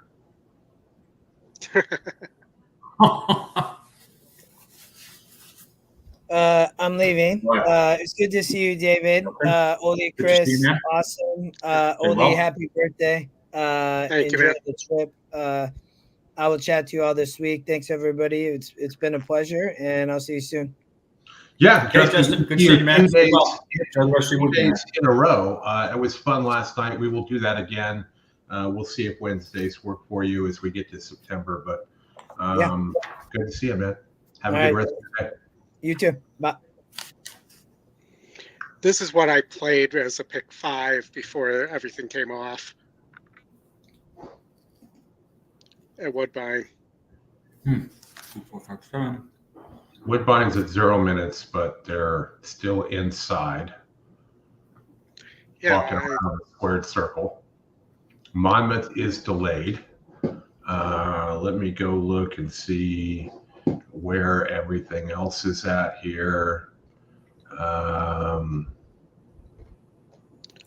delay straightaway start. So are they starting at a different spot Could be. at Monmouth? And I do not know what the delay is, why they're Charlestowning this at Woodbine. There's no weather delay listed right now. But I will check the Twitters and see if there's any update here.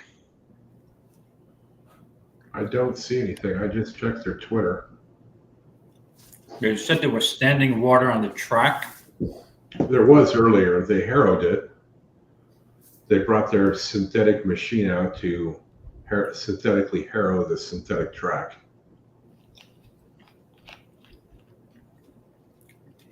Let's see. Yeah, like what the claim was, synthetic, you don't have a problem when you have weather problems, right? That was always the promise, David. That's what they Exactly. all weather. Apparently, it doesn't work in all weather. It works. Right. You call it some weather tracks. Right, exactly. Yes. I mean, when you get 2 inches of rain in an hour, it may not be as effective as It doesn't matter what the surface is. You get that amount of rain in an hour, it's not going to work out well. Yeah. Right. Rodney with the 5-all 8 pick 3 at Woodbine. Yeah, Men's is going to be tough here with this race move to synthetic.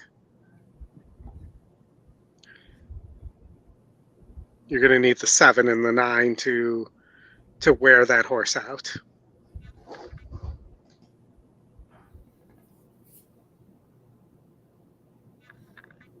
But yeah, I don't know what's going on at Woodbine unless the harrowing is a harrowing. When they're not showing the track, that's usually some level of a sign. Okay, Monmouth appears to be ready to get going. So, all right. I'm going to put that up on the screen, and then I will be back with you guys in a couple of minutes. There we go. Yeah. They're starting in a different place, for sure. Yeah. If this was Naira, they would have had to put out like 18 press notices and make the race at all. Or you'd get 5 horses running for purse money only. Mm-hmm. Right. Rub the chute, all the outside posts. It's been so long, I forgot who I even picked in this race. I gotta check my notes here.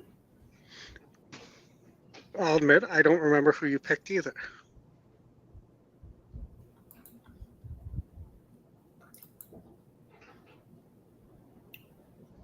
All right. I'm on Midnight Heiress to 5, and I played a $5 exacta box 5-7.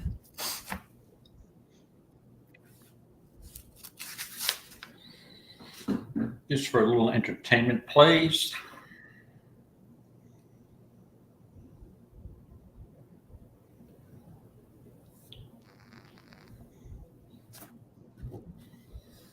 All right, let me just see the leaderboard here.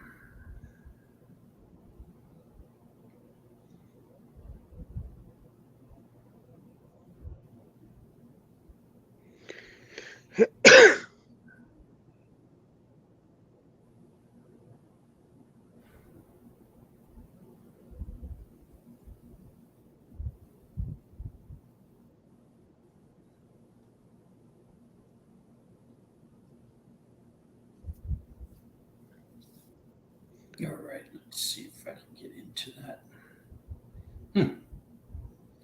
Where's that lot? And we're still circling around here. I did not have a strong opinion on this race either.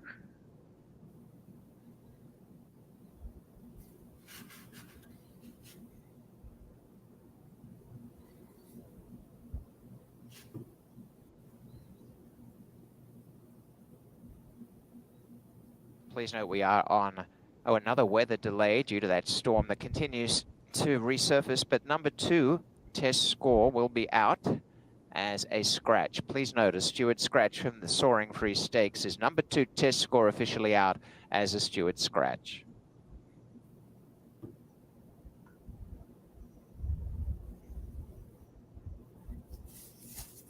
Is that Woodbine that they just announced a scratch of the 2? Mm-hmm. And they're on another weather delay. Perfect day. We've been having a lot of weather issues. Last Saturday, we changed the show to Sunday, and luckily no weather issues. Now, it's unfortunate. Woodbine's biggest day, they have a weather issue. Monmouth is delayed because of a horse issue, obviously.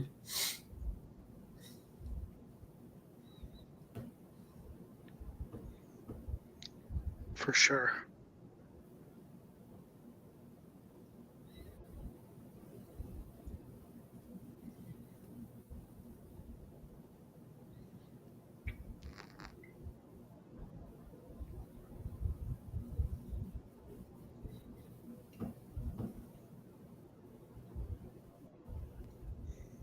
All right, we don't like that race. So apologize while I'm talking to myself. I'm trying to formulate some kind of play here.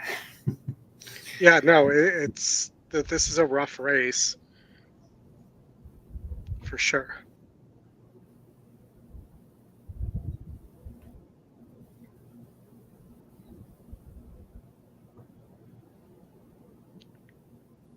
Yeah. All right. Yeah, not the easiest of races.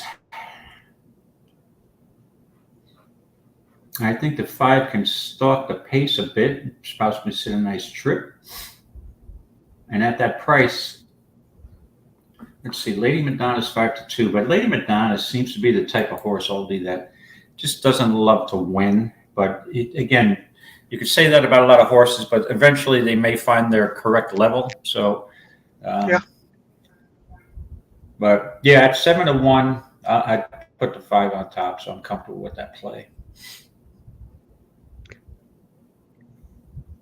And McGahee's horse off that last race, yeah, didn't impress me. I'm a little concerned about the amount of speed here in this race. Yeah. That was one of the things I was struggling with. I mean, obviously, I don't like 8-5 on a 1-for-11 horse. Right. I mean, maybe. I mean, it's a big step up in class, but it does have a win over 60s. The 11 horse at 36, horse long shot I've ever seen. Right. That's not a ringing endorsement, but they're finally going to the gate here, huh? Allegedly. They're going into the gate. It appears one of my dogs is off on his left front. Always fun stuff to deal with. Ooh. With animals.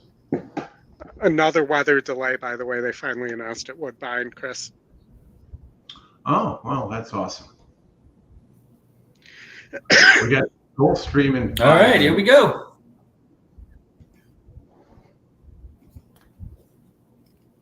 Midnight Heiress taking control with Fernando Hara, Artemis Sound, and Romero Mirage back in the second spot. Factor Bella, nice and relaxed in third early with Romero Mirage wins. I do not.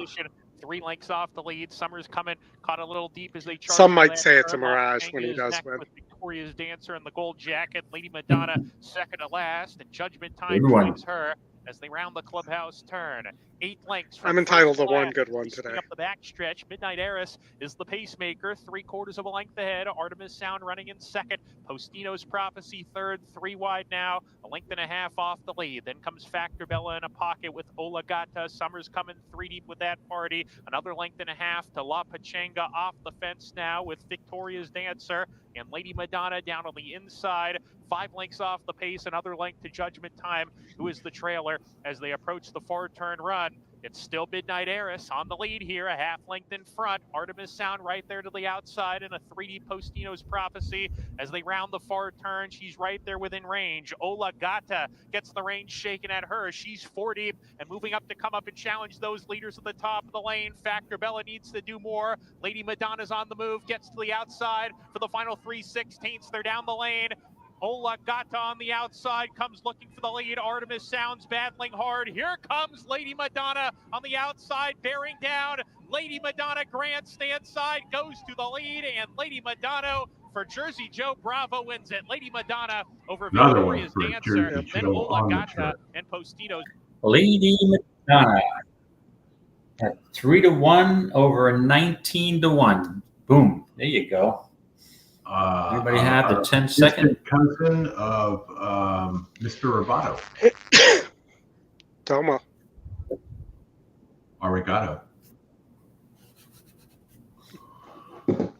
Okay, Oldie. You're out at Gulfstream. You got a pick 5? Come back with pick 5? I did. It's a little smaller. I'm trying to get it to click on the right button, which hope so.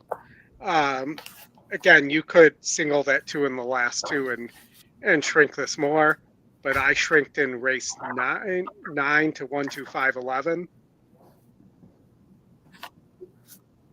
there, and I also think you could probably shave off in this race the 6 horse, who's the long shot. But it is D'Angelo. You might not want to.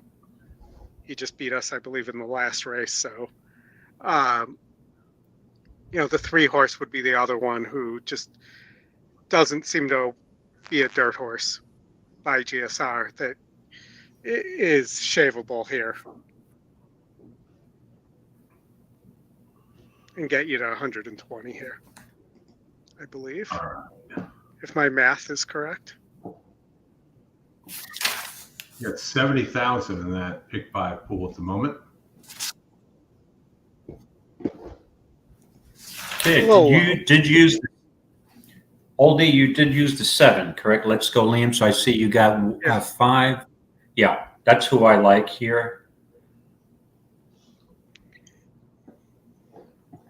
Yeah, and I also used a 6, 7, 8 in my pick 6, which is now eliminated.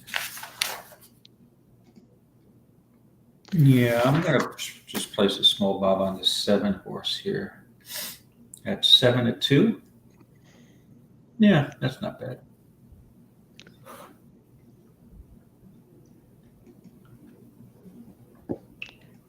The 8, your favorite, Lou, 54%. Lou. Tough post, though, for on the dirt.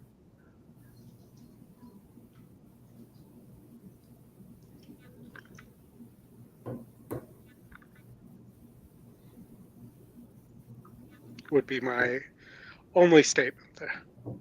There you go.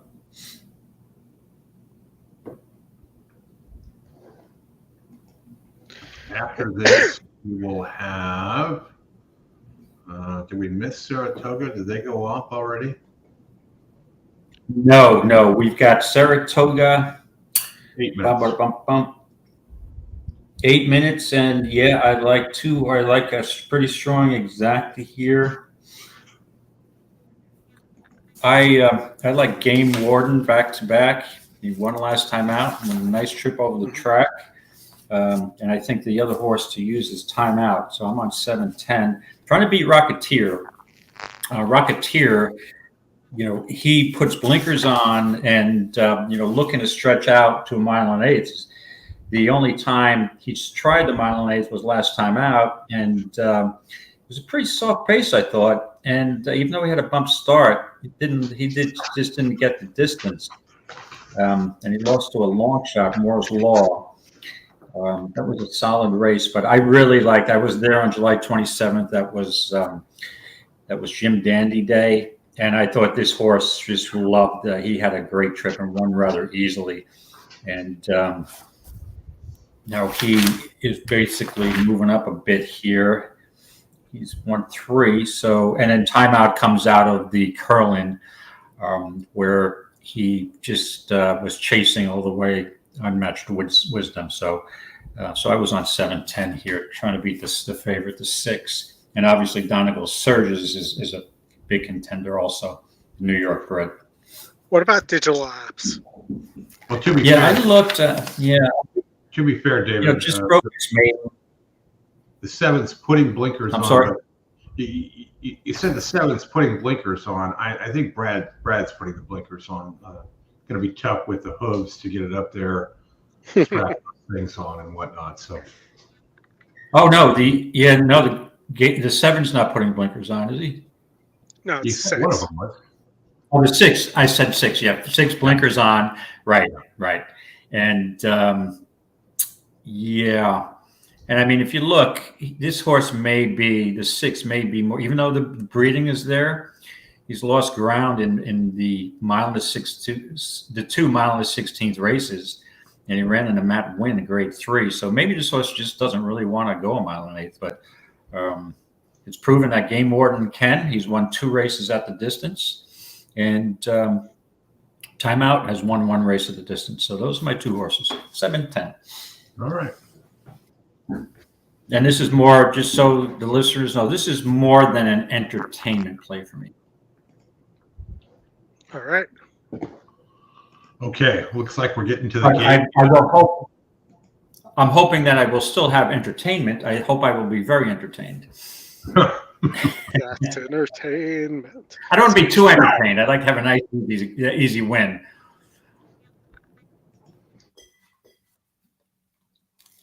Interesting that all right, so there must be something off there.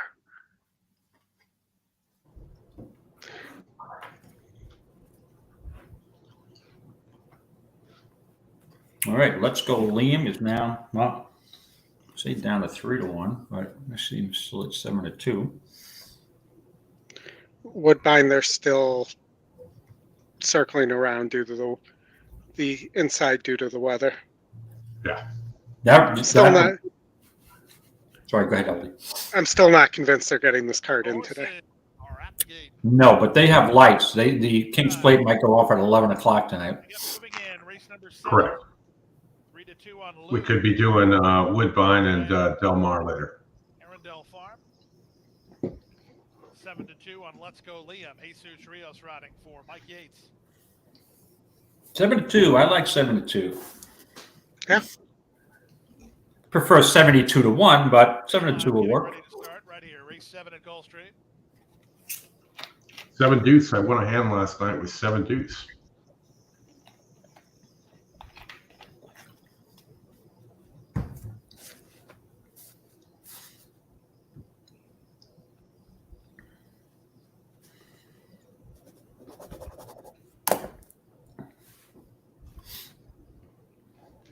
You got to back this horse in?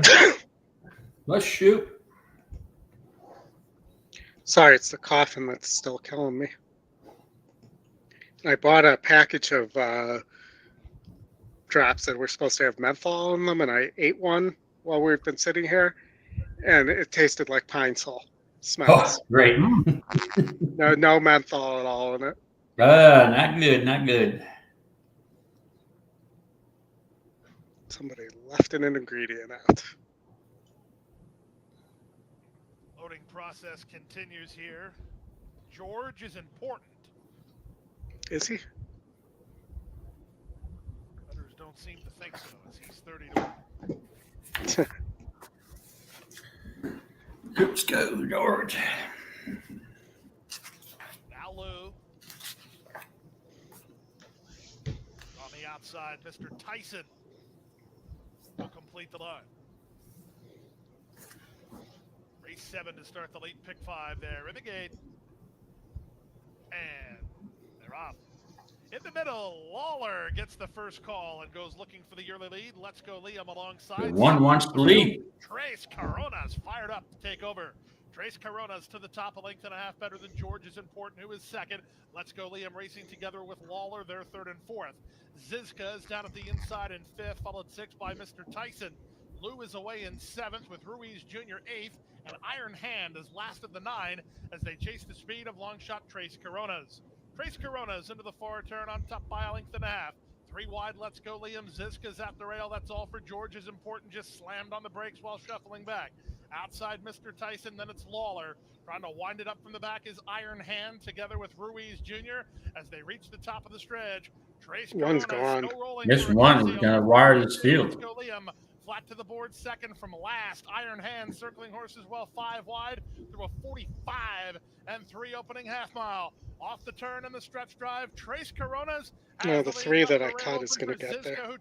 So that's the way it works. A mile to go. Trace Coronas trying to get 1 more furlong. Ziska trying to run him down. Here's Ziska at the rail. Trace Coronas still right alongside. Trace is coming back on him. Ziska, these two. It's exactly the way it works. I cut that horse. Shouldn't have. Ahead of 3rd Iron Hand, and 4th was Lou.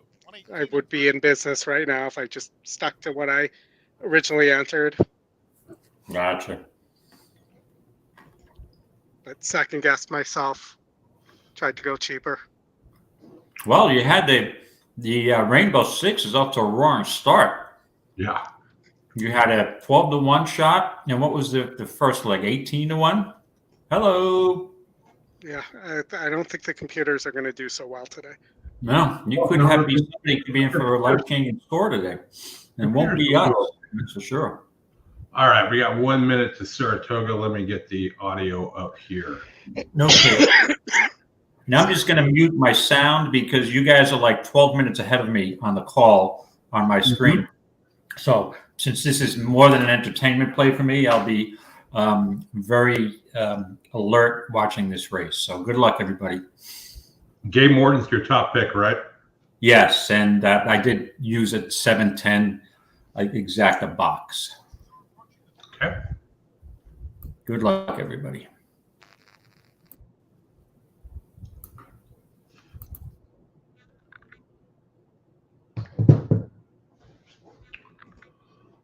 All right, 7-10 for David.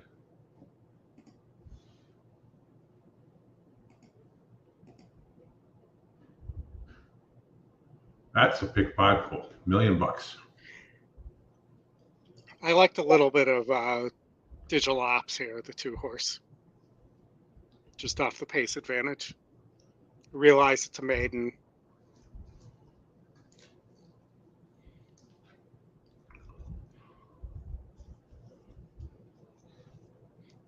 You know, it may be Rocketeer shows more speed. The gate.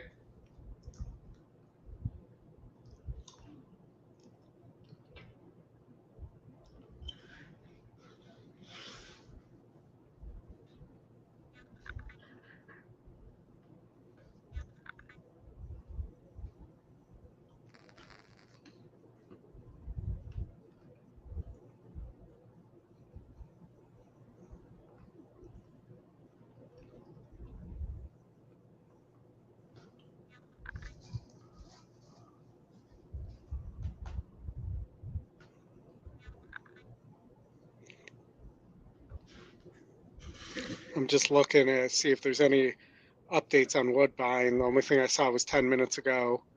Rain delay again. We're hiding.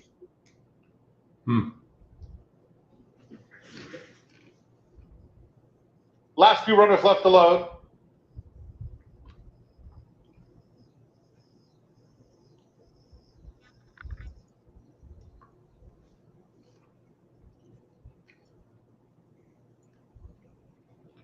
Thank you, Greg. Here's Game Warden coming up.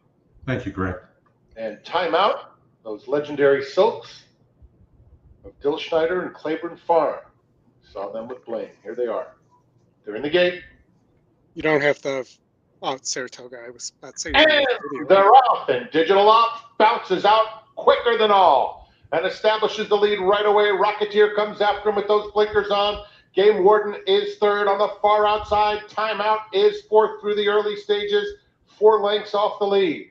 At the rail, D-Day Sky tries to move into a contending position, has 4 lengths to make up. The 2 trailers, Cartucho and Jackson Heights, is far back in the early going. There goes Rocketeer. And Rocketeer with the pedal to the metal goes through that quarter in 23 and 4 and quickly puts 4 lengths on Digital Ops, pulling Tyler Gaffleone out of the saddle.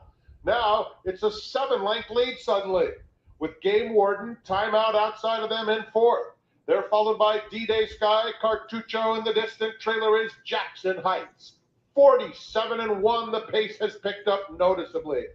And it's Rocketeer with a huge lead, still about 8. At the rails, Digital Ops has his head right next to Game Wardens. They're stride for stride. Timeout inches up outside of them. Takes 3rd now, coming to the 3/8 pole. Another 2 back to D-Day Sky. Cartucho is next. Jackson Heights has been far back the whole way. 1:11 and 3. The lead shrinking for Rocketeer as Timeout makes his move. But Rocketeer has something left and goes on after a breather with a 1/4 mile to go. Rocketeer is the leader. Timeout second. Game Warden in between them is now coming after Rocketeer as they come to the 8th pole. It's Rocketeer with a 2-length lead. Game Warden, Timeout trying to get to him. Game Warden has good momentum between horses. He has collared Rocketeer. Timeout is lengthening, but Game Warden is in front. Game Warden. 7-10. Here's the line. Game Warden. He is as sharp as a tack. Well done, David. Hello, gentlemen. Well done. Boom, boom, boom, boom, boom. Were you entertained? Okay. Oof, I was very, very entertained. I used this horse also in the BCBC horse players. I did have the exact. Also, I had this in the Belmont Saturday contest. So, but I'm saving the rest of my bankroll for a major play in the 11th. So, probably should have went all in, but we'll see where it goes. All right. Tell you, the thing with Saratoga, especially 2 terms that I found in the past, looking for repeat winners at the distance. This horse impressed the hell out of me that day. That was a very competitive race on Jim Dandy Day. And he just seemed to get a hold of the track, and he was kind of under wraps when he won. And he faced a good, I was worried about the 10, that the 10 might be a real deal here, but 7-10's a lot better than 10-7, that's for sure. Absolutely. Yeah. Agreed. So, Laurel, race 9, I guess. Yeah. Laurel, race 9. Nothing with Woodbine. Still no change at Woodbine in terms of going to the gate or anything like that. Nope. Yeah, I think, I don't know what they're going to do, but we were predicted here. Now we're about 3 hours away by car, but if I drew a line from Webster, New York, which is a suburb of Rochester, to Toronto, I mean, it's not that far. And we were supposed to have all that weather, but it moved north of us, and that's where it is now, in Toronto on the north side of Lake Ontario. Yeah, it moved to Buffalo because Mike Soletta lost power and had to go to the library to get Wi-Fi. Mm-hmm. Not good. No, not good at all. Thank you, Ricardo. Boom. Nice one, David. Thanks. So this is not a great turf race at Laurel, even though there's a bunch of horses. 9's your favorite. 1 wins the race sim at 3-1. The speed looks cheap. I guess if you made me choose between the 2 speeds here, I would take the 2 over the 7. But I guess the 7's been in against better, just isn't very good.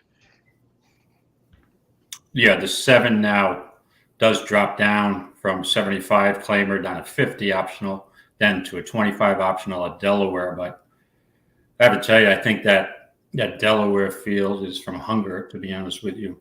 That, but I'm not sure that Laurel 45 was any better. Let's see, 143. Yeah, they're probably pretty similar. And the 9's a former Clement horse. Correct. Mm-hmm.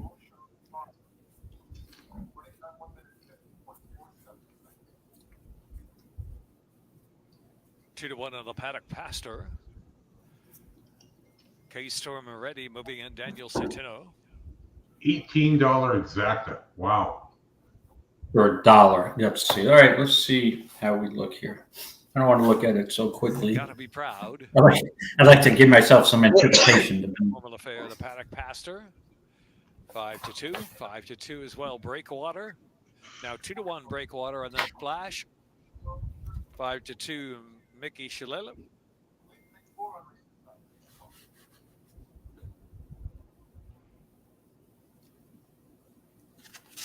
I'm just looking to see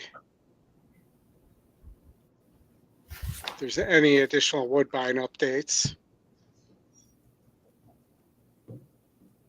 I'm not seeing anything right now.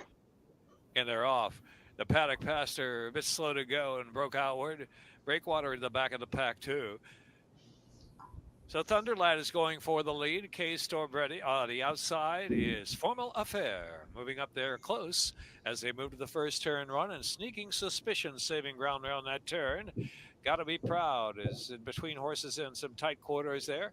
And followed by Hank's Divining Rod and Mickey Shalala third to last. The paddock pastor and Breakwater trailing the field. Paddock raced on the backstretch now. About 6 furlongs left to go. 9 lengths will cover the field. Thunderlad shows the way to control clip. Thunderlad slowing it down. K-Storm ready on the outside is Formal Affair in the clear from third. Sneaking Suspicion, Got to Be Proud is fifth. The between runners. Hank's Divining Rod, Mickey Shalala's lingering about 7 lengths from the front. Still in the back, the paddock pastor and Breakwater. They have plenty to do now as Thunderlad continues to show the way. Thunderlad in front from K-Storm ready. K-Storm ready, putting some pressure on Thunderlad into the far turn run and continues to lead. One's going to have to get lucky and get something to open up here. Pastor with a sudden move has moved to fourth on the outside. Here comes the paddock pastor. After that tardy and outward breaking beginning, and the paddock pastor sweeps up on the far outside. In the meantime, Sneaking Suspicion has cut the corner, and the paddock pastor continues with momentum is set down with the final furlong. Suddenly burst away from the paddock pastor. The paddock pastor by 2. Scrambles on for second. Can we get the 2 seconds? Second on the inside. It's got to be proud. The paddock pastor was tons the best. The paddock pastor wins. From Hank's Divining Rod, got to be proud, Mickey Shalala.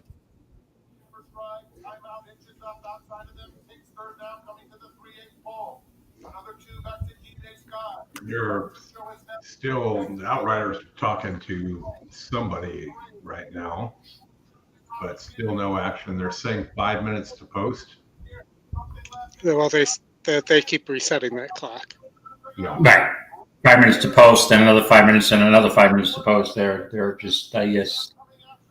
We have a grade 3 at Monmouth. We're 0 minutes to post. I'm gonna at 7-2. I'm gonna go back on Ever So Mischievous, even though I can't explain that last race. There.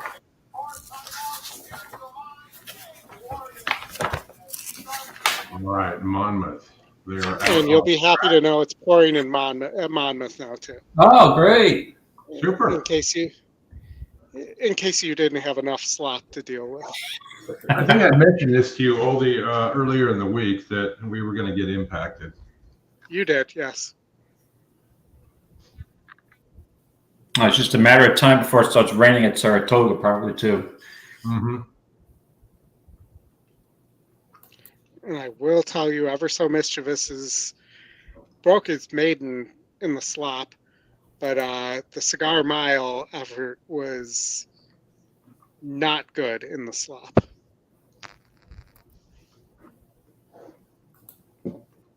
So let's see, does anybody have any wet track form there? And we'll look at maybe some wet GSR there.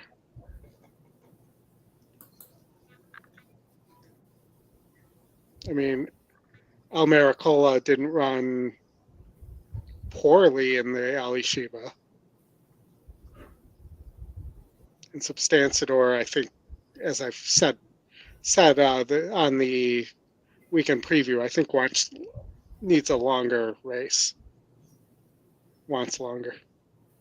But all right, let's look at, well, we have the time. Let's look at some wet GSRs here. 6-point drop for Ever So Mischievous. Coriness gains a point, but it's a low GSR. Let's look at the contenders here. Instant Coffee by Bolt loses almost 20 points. I'm going to skip Anti-Gravity. Let's go to Almericola. Hey, David? Yes. Or Lamer. I just saw a tweet. I don't know if this is true, but it was from 3 hours ago. Let me see if this lines up with. But the tweet is. I don't see it on ESPN. The tweet was that the Giants waived Daniel Jones, but I don't see anything on ESPN. No. That seems like it came from the fake Adam Schechter account or something. Yeah, that's got to be a hacked account of fake news, because I don't think you're going to waive a $30 million QB and clap that against the cap and let him just roll. That's not happening. If you're going to ditch Daniel, you got to do it after the end of the season. Woodbine is canceled. Good beginning. Woodbine is canceled. Right after the start, bumped just briefly. Ever So Mischievous on the lead today. El Miracolo takes That's the second unfortunate. spot. That's their big day. Outside third, approaching the turn. Kozaris, in the meantime, saving ground, quartering into that. But it was predictable. We started discussing that several hours ago.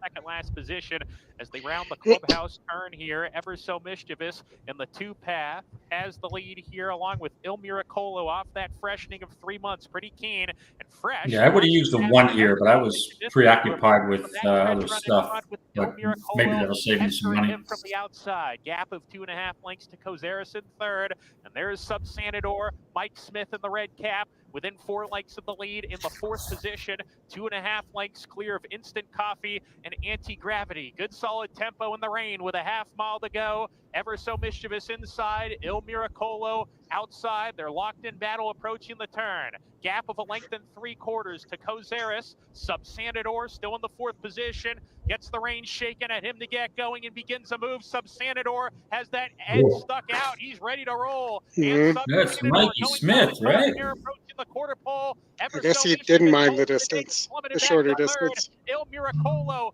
is shocked as Subsanador just ran right by him. And Subsanador coming off the turn leads by 2. Now Il Miracolo on the outside attempts a rebid, switches out and comes with a run. Subsanador in front. Il Miracolo second trying. Subsanador 16th to go. A length and a half lead, and Subsanador picks up his first United Is that the Mike Smith move that a lot of times he doesn't make anymore? Anti-Gravity rallies for third, and Kozaris. And there you go. Hey-o, canceled due to unsafe track conditions. Like us. All right. No King's Plate. All right. Well, we have Gulfstream Race 8 coming up. Now, are they going to take off the turf? That's the question.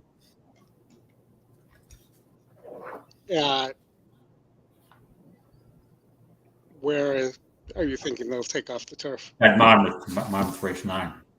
I would think so, but I don't know. Could leave it on. It is a stakes race. Mm-hmm. Mike, what happens with the contest now at Woodbine is Buffalo residents win. So you're good. Well, any Buffalo resident win, right?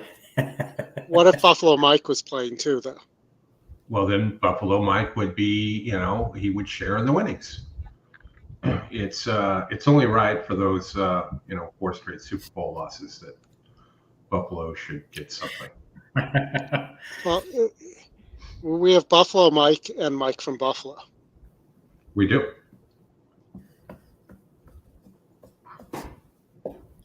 Yeah, I'm in enemy territory up here. Since we moved, like 95% of people up here are not just are football fans and Bills fans.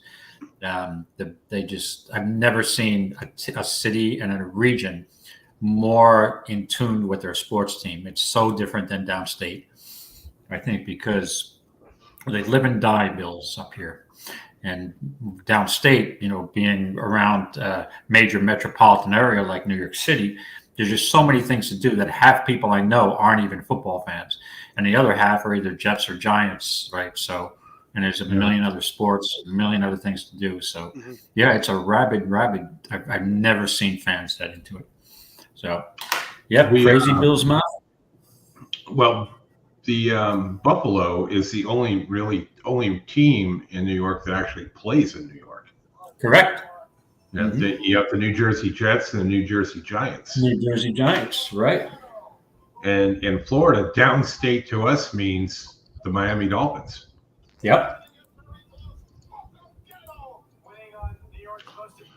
All right, Oldie. I've got your Gulfstream race up here. If you want to go through that, I'm going to go check on the dog.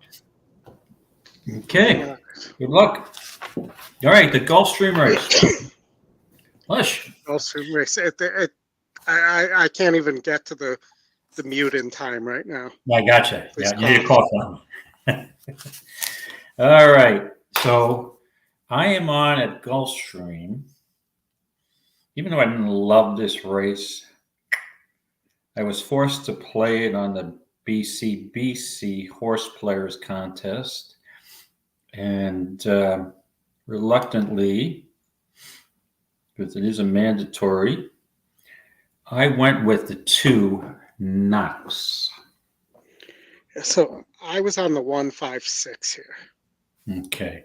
Now, the reason I looked at Knox, this horse to me was a Gulfstream horse. I was surprised that they shipped this horse down to Churchill Downs, where this horse did not lift a hoof, right? Mm-hmm. But 2 distance races, a mile and 16th and a mile and 1/8. Watching races over the winter there, I watched many races where Knox was involved, at least 3 or 4. And I always thought that this is like a mile type of horse, 7 furlongs to a mile, closer, 1-run closer. So I'm throwing those 2 distance races out, cutting back.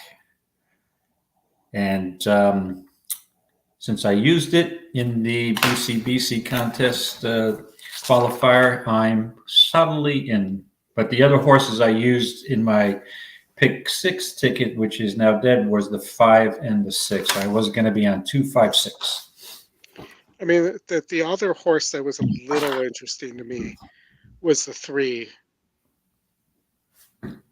for Kevin Rice with Jaramillo up. But the form's been bad on this horse, right? But now drops to probably proper level. Down all the way. Second race off a layoff, going from 75 down to 35. Yeah, but I'm not interested enough in it to have used it. So right. And the 4 is weirdly moving up in class for Bennett. Significant class increase when it was burning money at lower levels. Right. So let's just look. There's nothing in the works that makes you think this horse is sitting on a big one here either. But it's getting bad and is currently at 7-2, which I would call an oddity.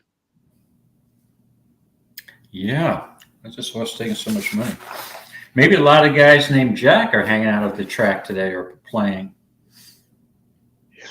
Or maybe they just don't know Jack, if you remember that game. Gotcha. They don't know jack shit. There you go. All right.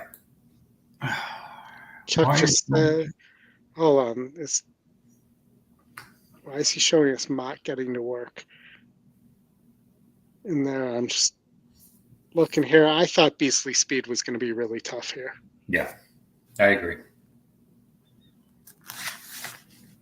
All right, we're getting close to the gate here.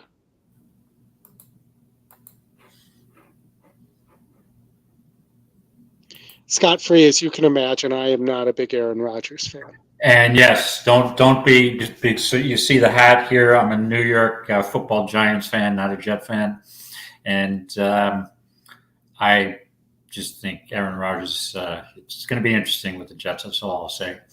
But I would probably make a wager that Aaron Rodgers. I would take a guess. In my opinion, he probably won't be able to play the entire season. That's just the Jets for you. Something will go wrong. Well, and I've heard some questions around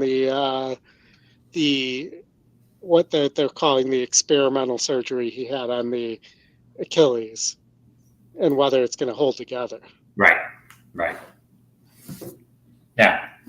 Personally, if you want to talk football, I'm not a big Danny Dimes fan either, and I was kind of on board with the Giants possibly taking Penix, but because of the injury issues when he was in the Big Ten, there's a lot of teams shied away from him. But I think he's ready to play, and just think he would bring some enthusiasm to the Giants offense.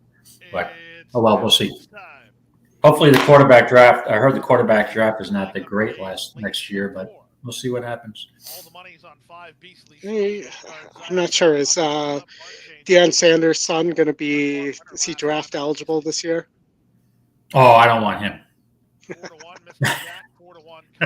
I didn't say you had to take Deion with him. Right, exactly. But hopefully, don't get me started on Deion Sanders. Great football player. That's all I'll say. Yeah. And a great baseball player too. And a great baseball. Well, yeah. Good baseball player. Yeah. Scot-free, everything Jack Tatum did in the NFL in his day would now be a penalty. Right, let's go Knox at 14-1. Doug Plank as well would be in that group. Who? Doug Plank, the guy that the 46 defense is named for. Dick Buckus too.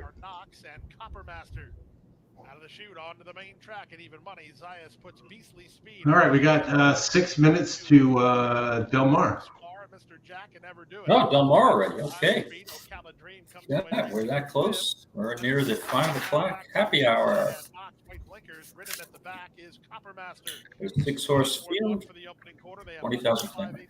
All right, can we get this 2 up for second? As long as the 5 wins at 1-1, then the contest, maybe I can get that 2 to fly and maybe get up for second. Come on, Knox. Will you start moving for me? Mr. Jack is running the one who was taking the money. And the 1 and the 6 are not running Knox, at all. Yeah, the 1's running, or the 2's not running at all. Closest pursuer, Scar. Mr. Jack is next. Then from the rail, it's O'Caladream, followed home by Coppermaster, and they're at the top of the stretch. The leader is Beastly Speed. He bids this field a pleasant Saturday good afternoon. Beastly Speed by 5. Mr. Jack battling Scar. Well, that was the single. O'Caladream and Coppermaster to the wire. Beastly Speed, a handy winner. At even money, he won by as much as he wants. Call it 7 in the end. Really close then. Yeah, the good thing when you're on these horse player contests is that the 1-to-1 shot won't really cost you in the long run this early in the contest. So not really worried about that. Pardon me, did you say even money? Yeah, I said even money, yes. Okay, thank you. All right, Oli, you want to get us out to Del Mar. Interesting first race here. The 2 is the favorite. And gets the West Coast anchor. 1 sec here. Oh, hold on a second. Is that Kent DeSormo on that 3 horse? Oh, no, you have the 2. Tyler Bays. Okay. I think Tyler won a race. Didn't he win yesterday? Day before, so he's not over. Oh, he's not doing an offer. Big pace advantage here. Yeah. 1-5 in a row, all at the lower level at Los Al, and gets Tyler here. Getting bazed and confused. Thoughts and prayers on this one? I don't know that you can take 5-2 on the 3 either, though. Mm-hmm. No, which means I got to go to the 4, Romans Express. This feels like an amateur jockey race. I mean, Kyle Frey maybe on the Studi horse. Yeah, I mean, if George and his Papa Jormo was still training this horse, but 7% off the claim, 8% on off the layoff. Yeah, interesting. You get a gold, silver, and bronze here on this particular race out of 5 horses. You got a whole Olympics here. Mm-hmm. I mean, for me, this typically wouldn't be a race I'd want to play. No. The 4 is the one coming late. But you need the 2, 3, and 5 to go fast. 2, 3, 5, 6 to go fast for that to happen. I mean, it's pretty much from the clouds. Yeah. Could happen, though. I don't think so. I mean, this horse did win last August, sat off the pace at 6.5. Yeah.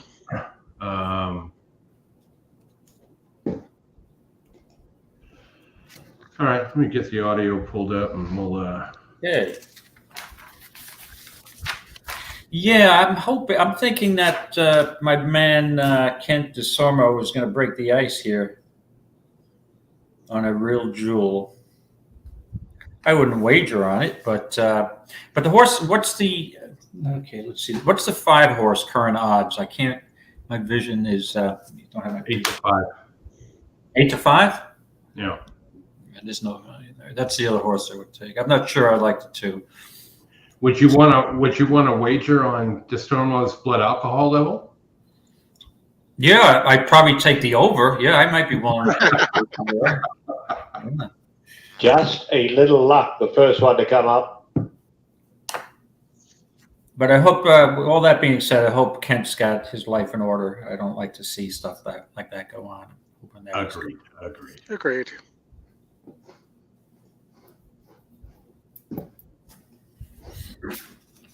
A real jewel moves forward. This looks like this sequence alone just.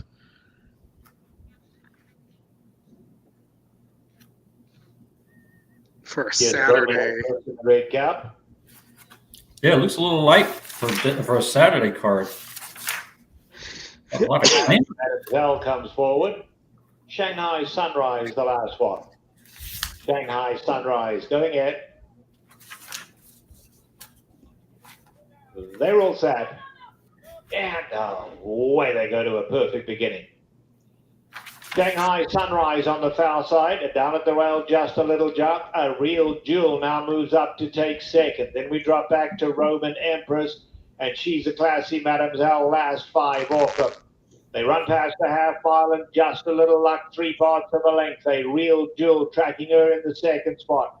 Then it's 2 lengths back to Roman Empress in the red cap. Shanghai Sunrise on the far side. Classy Mademoiselle in the gold colors. 6, only 3 off the leader. Mm-hmm. They passed the 3/8 pole, and just a little luck, but they're starting to take her on now. Here comes A Real Jewel, and A Real Jewel is now the new leader as they come to the quarter pole. Shanghai Sunrise going with them on the far side. These 3 have drawn clear. At the top of the lane, Shanghai Sunrise on the outside. A Real Jewel racing between them, and down at the rail, just a little luck. But now A Real Jewel strikes the front. Classy Mademoiselle coming with a late run in the centre. A Real Jewel clear by 3. Classy Mademoiselle coming fast on the outside. A Real Jewel to get there. A Real Jewel and Kent DeSormo have won it. Hey, he broke the ice. There you go, David. All right, Kent. You might have lost your over on the blood alcohol level. Yeah, I may have. Yep. You rode a good race, sir. Hey, Chris, my $1.20 pick 4 from last night at Hastings hit. What did it pay? It paid 20-cent pick 4, $39.69. All right. Not bad. Almost 40 to 1. Wow. I reminded myself this morning I should check this. I did not play this, but Chris was trying to make us come up with a straight trifecta. I said, how about a $1 pick 4? Yeah. There you go. And remember, I had to have it $1. I wouldn't let it be 80 cents. Mm-hmm. It reminds me of a day I was having probably the worst day of my life at Saratoga. I armed myself. I loved the card. I was armed myself with a grand in my bankroll. Came down to the last race. I was down to my last $18. And I'm like, all right, I'm just going to put an $18 double on these. I think these horses are live. And of course, the first half scored at $24 horse, but I didn't have any win money on it. But luckily, my double came in, and it cleared, $1,150. So after, it's like sometimes you just can't give up on these things. It's like, like wow, talk about a get out. Yeah, I've had a few of those in Vegas, the video poker machine. Last bet and push the button, royal plush. Yeah, with your last $5 wager or $10 wager, right? Yeah, no, in there. All right, David. Race 9 at Saratoga. Who do you like here? I'm not a big fan of this race, so I'm treading very lightly, but I did use the 10. I'm on dynamic pricing. And for the so I don't get DQ'd in the contest, I know this is really reaching out on a limb. Just shows you how comfortable I am with this race. I did use my minimum wager of $40 on a show wager on the 10. So just trying to get that minimum out of the way so I can concentrate on my last play. And I have the 10 in the BCBC online contest. But that horse, that has to be a winner or a second. So hoping the horse at least can get second. All right. Yeah, I think the 7 is going to be really tough, but again, let me see. Let me just pull up my notes. 8.5 on the inner. We're one race away, I believe, from the Alabama. I believe is next, right? Sweet Home Alabama. Yep, Alabama is next. And I do have an opinion in that race, and I think from listening to the weekend previews show, Oldy's got a big opinion here, but we'll wait till we get close to that race. But I think Candid is quite vulnerable and not a horse you want to be on today, or at least I don't want to be on. Yep, I think It's post time. due to the Woodbine cancellation, by Caesar Sportsbook. we might be wrapping up a bit earlier today. Yeah, I think that's. We'll probably end right after the Alabama. Sounds good to me. I figured out around 6 o'clock. That'll give me time for my major wager in the 11th. But I won't disclose that information for somebody who may be right on my tail in that contest. I apologize. Well, you could always send it to me via text message. Yeah. And, I'm not we can record it and lock it in. Yeah, exactly. I'm not going to check. Good luck, everybody. First one to load. She goes in. I'm still liking that 7-10 Back exactly. away. You gave us Get a hold of her. They'll open the front of the that was a gate. good one. Oh, I'm going to put the volume down here. Benny Franco. She goes in without issue. And they're I'm off. ahead of you now. Placid, presented by Caesar's Sportsbook. And it's a very quick start for Ori. Ori goes right to the rail and takes over. De Regresso has good speed, and She Feels Pretty is under a nice hold. but up and near the pace, just 3.5 off them. Grayosh is down on the hedge. They are followed by Beautiful Love on the outside of Dynamic Pricing. It's 2 more lengths back to Galabrand, who is behind Beautiful Love at this point, and inside is Soliday. 24-1 for the long shot leader, Ori. Ori has opened up 4 on De Regreso in second. Bobby and Proud has a good hold of Grayosh in third. And the same can be said for Johnny V on She Feels Pretty, 7 lengths off the lead. Dynamic Pricing has been guided to the outside. She's right next to Beautiful Love, heading toward the half-mile pole, Spaladay and Galabrand. 49-3 for the half-mile. And the lead still belongs to Ori, who's pursued by De Regreso into the far turn. Grayosh yet to be asked in third, followed by She Feels Pretty, the heavy favorite, now called on, makes her 3-wide bid, takes the third spot around the far turn. Behind them, Dynamic Pricing and Beautiful Love racing 2 lengths in front of Spaladay and Galabrand. They're at the top of the stretch, and Ori is still there. 2-length lead. Grayosh gets off the inside, but She Feels Pretty is closing stoutly. She Feels Pretty. Grayosh has her head right next to She Feels Pretty. And then behind them, they've got a pair chasing very gamely. Dynamic Pricing is also getting involved, but it comes down to Grayosh and She Feels Pretty. The other Chad Brown. The Lake Placid, presented by Caesars Sportsbook over She Feels Pretty. They put on a show through the final 1/8 of a mile. Grayosh, gentlemen, can you hear me? Yep. Yes. I'll be right back. We have a impending storm, and I left my awning down, and we're having a problem with it, so I'll be back as soon as I can. Yeah, deal with the awning. The only gray horse in the field wins the race. That's the second one today, I think, Oldie, we've seen. So let's see. Monmouth Park, race 9, Oldie. I can get that one up here quickly. So my 40-cent Woodbine pick 4 that only went through 2 legs. Yeah. Paid $76.26. Okay. For, yeah, I can't see how much it was originally, but it was a profit. So I'll take it. All right. Not as good of a profit as it would have been had we finished out the ticket, but yep. Today's one of those days where you don't get to throw a wrench. Nope, no wrenches being thrown today. Any thoughts here on this Monmouth race, Oldie? I don't think it's firm, was my first thought. I don't think XY speed should be 6 to 5 either. But those would be my 2 biggest thoughts. You know, the 7 for Clement, I think, it should be at a lower price than XY speed. But I think the 5 horse is probably a solid favorite here. Okay.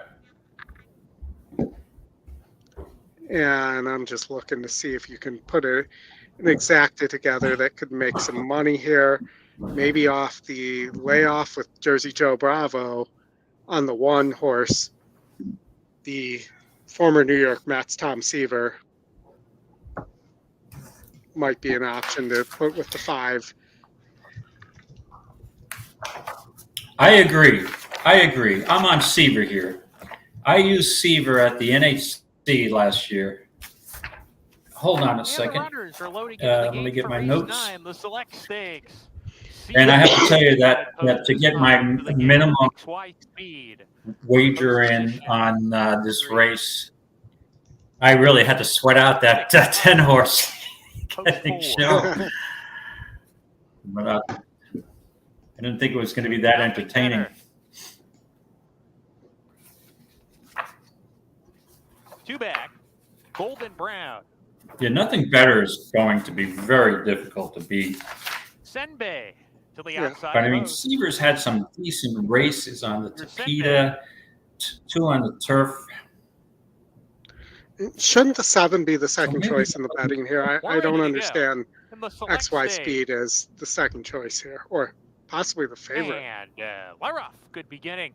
Nothing Better bounced into the bridle right away and takes the initiative. Nothing Better, the leader here from XY Speed and Senbei, who's closer than usual. Also there, XY Speed down on the inside. Smitic Spice, a contentious tempo as they come out of the chute here. Nothing Better, he's going to ease off the speed, and XY Speed, he's in front. Seems like a questionable decision there on the flag. From the word go, they open up 2 lengths on Nothing Better, who sets up shop in the 3rd position. Senbei outside of him, space of 2 back to the last 2. Golden Brown and Seaver as they round the 4 turns. Smitic Spice at 25-1 hits the quarter pole and goes for home. Hello, here comes Seaver on the outside. Speed tipping outside into 2nd. Senbei's on the move, grandstand side. Nothing Better down on the rail, needs to fight a little more. Tries to here move comes Seaver down the lane. Smitic Spice holding on tenaciously. Now here comes the classy Nothing Better down on the inside. Also Senbei. Smitic Spice trying to pull it off. Smitic Spice, Nothing Better.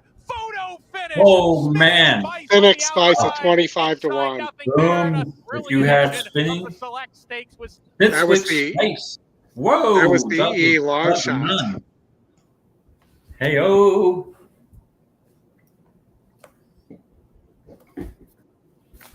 Seaver almost got there. Well, Seaver had the right pace, that's for sure, but a little late. Senbei. Yeah. Are you a Tom Seaver fan or a Mike Seaver fan? I'm sorry, can you repeat that, Chris? Are you a Tom Seaver fan or a Mike Seaver fan? Did you say Tom Seaver or Mike Seaver? Correct. Which one? Mike Seaver from Growing Pains, I believe, is the. Oh, okay. I gotcha. I had to think about that. Holy God. I'm a Yankees fan, so you probably know that. But Tom Seaver was one of the greatest pitchers that I've ever seen growing up. And I was jealous that the Yankees didn't have him. We didn't really have an ace back in the day until we got Catfish Hunter with George Steinbrenner's massive free agent signings. Yeah, you stole them from my Oakland A's. Your Oakland A's. Yep. Yeah, I'm sorry. You're a Yankees fan. That's so disappointing. You know who I really had a lot of. It's one of my favorite players. I just thought he was so awesome, and it's got to be. He was on that A's team, which was just a crazy good team. You know, they played the Mets in the World Series. Is Sal Bando? You remember Sal Bando? Yes. Yeah, we won 3 in a row before you won 3 in a row. Yes. But my favorite baseball player of all time, I wouldn't put him down as the greatest. My favorite guy to watch was Ricky Henderson. I mean, we went, and when I was a kid, we went to Oakland A's games all the time. Mm-hmm. And then we would go down and watch them play the Angels in Anaheim. And we would always make sure to get there before the first inning because you never knew when Ricky was going to hit the first pitch right out of the ballpark. But the Ricky stories are the best. Yes, and there were plenty of good ones. He was just an entertaining guy to watch. Yeah, and we had Ricky Henderson in the 80s. Yeah, on that Steinbrenner team, that another one that signed all his free agents after we won those championships. But him and Dave Winfield, I mean, we had the best offense. I was at many Yankee games at Yankee Stadium when Ricky was leading off. What an awesome baseball player. Yeah, but the we had with Ricky leading off, and then Connie Lansford batting second. Ricky was on second and third so often that it was just nuts. Yeah. The Ricky Henderson, Vince Coleman days of having 100+ stolen bases. Oh yeah, there are so many. That's one of the records that will be safe forever. They could make the bags 4 feet wide, and nobody is going to steal more bases than Ricky Henderson. Well, how many more bases do you think he would be credited with if there was instant replay on the umpire calls too? Oh, for sure. How many times did he get called out because the ball beat him to the base? Mm-hmm. Mm-hmm. Oh, and you look at like back when the shift was there. I mean, you shift with Ricky, he'd just bunt it over to the third base side and just coast to first. Right. Vince Coleman, of course, famously rolled his ankle trying to jump the tarp during the rain delay during the World Series, if I remember correctly. Yep, you are right. All right, Oldy, we got Gulfstream Park race 9, 3 minutes to post. Tell us your thoughts. My thoughts is All right, 5 on the 5 seems insane to me. I think the 5 has a shot here, but it would not be my first choice.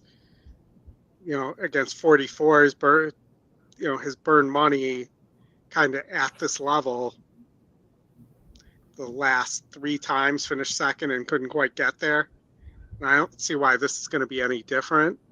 I'd be on the 1, the 11, and either the 6 or the 8 here instead as alternatives. Probably the 6 for me, but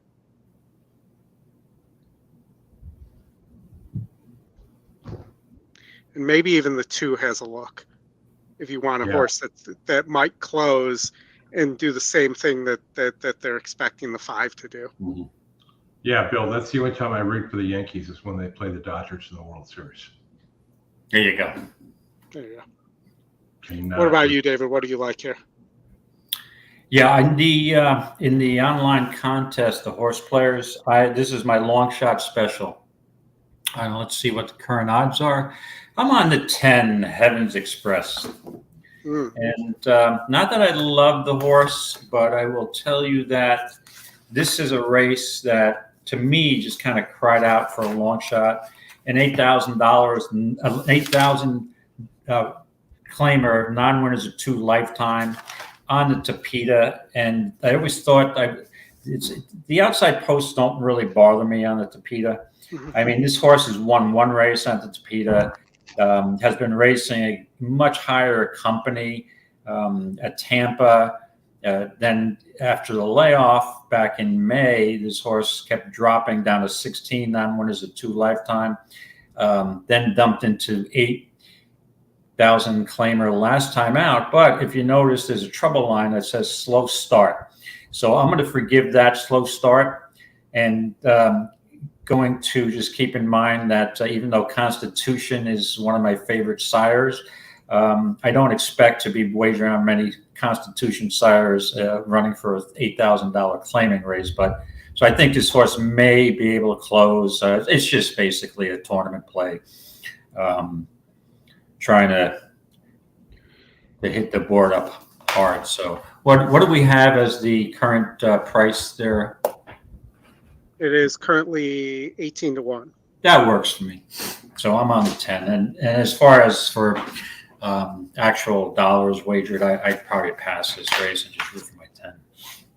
Nettles and Munson, my favorite. Oh, yeah, I love Craig Nettles. Man, that pickup when we got him, I loved him when he was in Cleveland. And as I always said, he would be great for that right field porch at Yankee Stadium. And he was one of my – and Mickey Rivers was just he was a giant. He was a nutcase, and he just brought a lot of enthusiasm to the team. Willie Randolph and Ron Guidry, that I miss that team so much, and I miss Mo as my closer. I can never be the same watching these Yankee closers that just give me agita.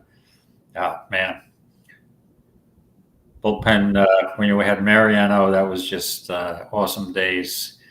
I remember Sparky Lyle. That I go back that far. He was a little before those.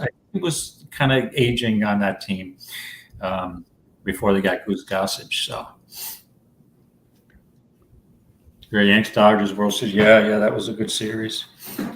All right, so let's go with this 10 horse at 20 to 1. It's going to be a cap horse, or very close. I'll take my chances. Yeah. Well, we got Goose Gossage when Goose Gossage was done. Right. When the Cubs picked him up. Yeah. Well, look at it this way: you got to see win a World Series, right? Yeah, we eventually did. Yes. Yeah. It was tight, not easy. Yeah. Oh, because you had the guy. The guy who's what is his name? The Yankees had him. I'm not on baseball mode right now. Besides way back in the day, Yankees. Your closer who won you that series, the guy who sweats from his chin, a lot of chin sweat. The rum bottle guy. Aroldis Chapman. Oh, Chapman. Oh, man. He was so painful to watch in the playoffs. He never really would sweat until he got into the playoffs. And then as things got worse, the bases, the more that he screwed up, the more he would sweat. I couldn't even watch it. I'm like, oh, man, this guy's killing me. He gave up the game-tying 3-run homer. Yeah. Oh, that's when I really miss Mo. I'm like, come on, man. You're killing me. Lee Arthur Smith, yes. Oh, yeah. Moving in for race number 9. We traded him to the Boston Red Sox for Calvin Schiraldi and Al Nipper. 7-2 Spirit of Victory. Now 3-1 Spirit of Victory. There's also money for 6 Repaint and 11 Musical Journey. And that was what preceded that season where the ball went through Bill Buckner's legs too. Oh yeah. That's a classic. Never forget that. Spirit of Victory breaks the line well on the far outside. Musical Journey is put into play early. Must Have Been Love joins the top flight. Off heels is Fantastica. Repaint is with her. 2 back to the outside, and Heaven's Express in front of Puckard, third last. Second last, Thank the Academy. The early trailer, Nah Dudette. Around the first turn they go. Musical Journey on the outside. Must Have Been Love toward the rail. Must Have Been Love kicks to a length and a half lead. Second, Musical Journey at the rail. That's Spirit of Victory into third. The gray is Repaint in fourth off the speed. 2 better than a well-settled Fantastic. He signed the 10. Is he lagging way back there? Puckard in front of Thank the Academy. So is it too. Heaven's Express, and a dozen lengths behind last is Nah Dudette. 24-2 for the opening quarter. Must Have Been Loved in front here by almost 2. Musical Journey on the chase while second. Repaint is the gray on the outside. Black Cap Spirit of Victory kept close to the action by Sonny Leone to race a joint third now. Well settled is Fantastica. She's got no excuse from there with options about where she wants to go. 2 back to Puckard, then on the outside to Thank the Academy. Another 3 more to Heaven's Express and Nah Dudette at the back. They went to half and 48-2. They swing around the far turn. Working overtime. Must Have Been Love has the lead. Musical Journey is second. Launched 4 wide Fantastica. 3 wide and Repaint at the rail. Spirit of Victory. 2 back to Puckard. Another 2 Looks back like my long shot's going to finish dead last. Off the turn and the stretch drive. It certainly looks that way. Danger with long shots. Take the lead from way back. It's Nah Dudette who's charging down the center. At the rail, Spirit of Victory. Then back to Repaint. They come past the 8th pole. The 5. I was wrong about that. But Fantastica trips out very nicely indeed. The battles for second. Nah Dudette trying to catch a retreating Musical Journey. It's all Fantastica. All right. Second, it's either Musical Bombastica, Fantastic. Place picture. 144-3. We want to do a horseshoe race, Chris? Sure. 2 minutes here to, or 5 minutes to a horseshoe race. We got 7 minutes to Del Mar, 9 minutes to horseshoe. You want to go over Del Mar first, and then we'll get to horseshoe, and I can put the audio up for Del Mar, and then we can show the horseshoe race. All right. So, Dandy Man Shoes, longtime guy. Here, I've been around, even though it's only a 4-year-old, this horse has been on track and run 15 races in 2 years, 2 for 15 lifetime, currently 6-5, dropping back to a more reasonable level, but no speed but it is a paceless race. What do you guys think of the 4-horse Malibu Coast, who's 3 for 6 at the distance? Hey, let me take it. No. What if he doesn't look behind him? I don't care. I'm not betting him 2 races back to back. I like the 1 better than the 4. You like the 1 better than the 4. Irish Prophet. I have a note somewhere on this horse. It's from 3/20/2022 of Didn't Run. That's not a useful note. Ran last time out, though. First off the layoff, second off the layoff for Drysdale. Gets Barrios on the turf. Mm-hmm. What's up, Razor? Hey, Razor. What's up, Razor. man? Shout out, Razor. Hope you're doing well. Let's see. So the question I'd have, there doesn't seem to be, I guess abundance would be the wrong term. There's like no speed in this race whatsoever, right? Nope. You don't see that at a mile very often either. No. It's going to be an interesting pace. I originally was going to look at the Doug O'Neill horse. Geez. His third race off a layoff. Won 2 races at the over the Del Mar turf course. But, I mean, could this horse stay close enough? Jesus. I know Chris doesn't like it because Pierre, why can't I say the jockey's name? Frazier? No. Frazier? No, the 4 Malibu Coast has shown speed in the past. Look at 2:16.24 and 5:7:20. This horse I think could find itself on the lead by default here. Yeah, the question I had yesterday. Cheaper than the 3. The 3's been ran the Kilrow at 61-1 and finished a third. Thunder Road, grade 3, grade 2.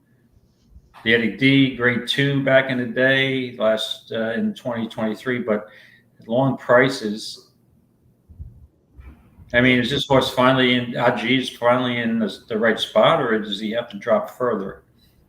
Yeah, you know what? I'm on the 3. I'm going to go with the 3. What the hell? I like Chris at Irish Prophet too. I might go 1-4 here, exacta.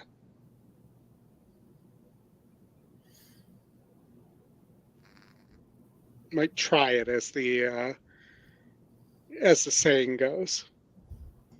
Well, they did cancel the live bankroll contest at Woodbine. So anybody that was bringing that, it is a cancel. As a matter of fact, talk about Bill Lee. Fun memories of watching the Spaceman Bill Lee with the Expos. Bill Lee was with the Red Sox, and I believe he got into an altercation with either Thurman Munson or Craig Nettles, or both of them. If anybody remembers that, you can. Yeah, that goes way back in the day. That's the 70s. That was a teenager at the time. Actually, I don't want to disclose how old I was. Actually, my memory's distant. I was in diapers at the time. You remember yourself there. We got the Alabama in 13 minutes, Oldie. All right, so I think you said 1-4 here. I'm on the 1. You're on the 4. And I'm on the 3. Geez. And I like the 5 Ace Reporter, I guess, at Horseshoe, taking a huge drop. Yep. Their horses are on the track. We've got 4 minutes to Horseshoe. Let me get Del Mar rolling here. 2 minutes to go there. All right. So, you mentioned the Expos and the Red Sox. So the player that I think of when I think of a player that played for the Expos and the Red Sox is Dennis Oil Can Boyd. Oh, Oil Can Boyd, absolutely. Yep, another guy who was I recall being a Yankee killer. And because the Expos used to be in the Cubs division, we saw a lot of Expos back in the day. In fact, the Expos were the team chasing the Cubs when the Expos made what was then known as the Mark Langston trade, but now is known as the Randy Johnson trade. Right.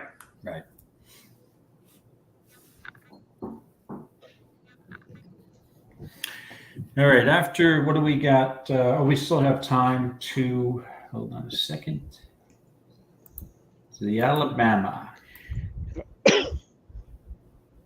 And if we want to discuss the Alabama. Yes. You got 11 minutes. I definitely have a long shot there. I know we have Del Mar coming up. Yeah, Del Mar, right after that horseshoe. So now reach the starting gate. Thank you, Trevor. And all right, I'm on G's, the Doug O'Neill. I'm 1-4 exacta box. And you might want to throw maybe a 1-4-6 together too, just in case. That's my thought. 6. Runners facing up to the gate.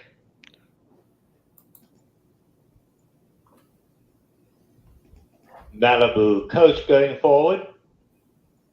Irish Prophet to the inside gate.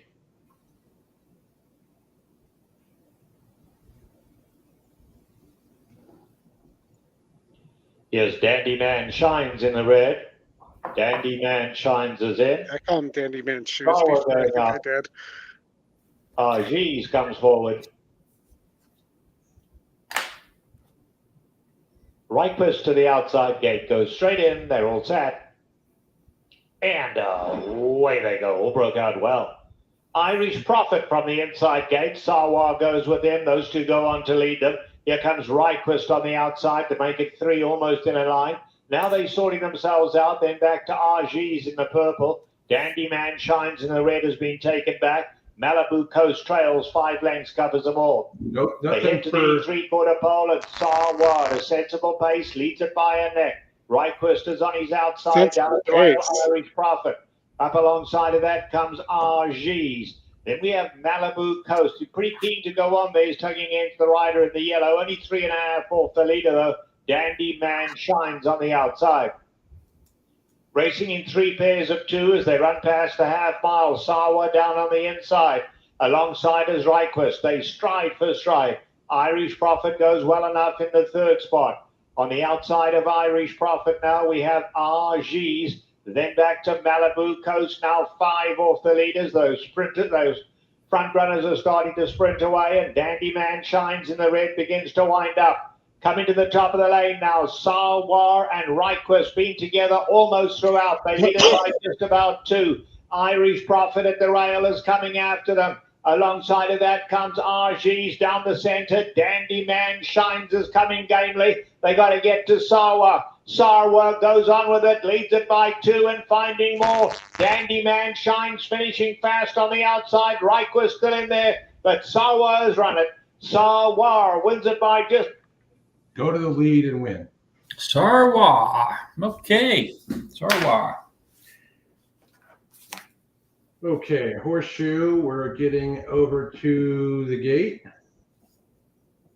Let me get that one up here. Oldie, who are you on here at horseshoe? The 5 horse. The 5.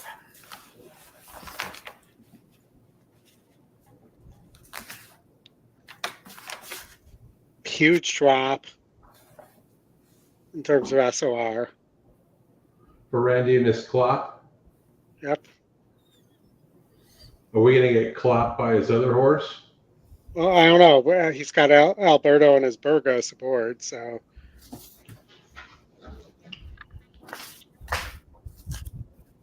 I mean, his other horse looks like it needs pace and will be coming from the clouds. Oh, man, this wasn't nice. I apologize. I'm talking to myself. I'm just watching a post parade for the Alabama. It's okay. If you talk to yourself too much, we'll let your wife know there's a problem. Okay. We were talking, Scotty and I were talking about cognitive tests yesterday. So, hey, listen, I won't need a cognitive as long as I still can pick winners. When I start picking crazy horses. Well, you know what? Sometimes it's better to be a little crazy because no risk, no reward, right? Yeah, I was just commenting to myself on how the horse I like looks so good in a post parade on the track. So I'm on pins and needles waiting to see who you like there. 6. He's got the 4 and the 1-6 for the remaining races. Good luck to you.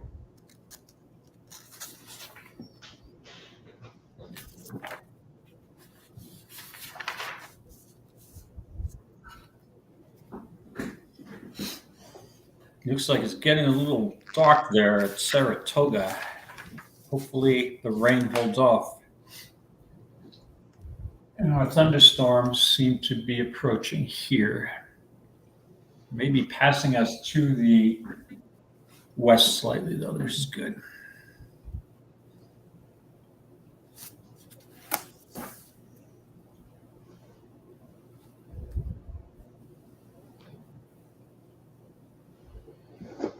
Inching closer and closer to the Alabama in 6 minutes. We will wrap up with you guys after that. Mm-hmm.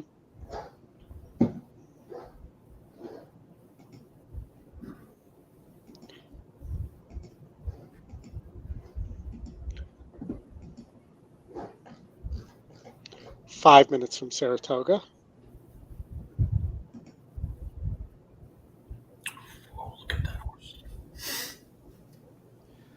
I should be watching the Saratoga feed to see what you're salivating over.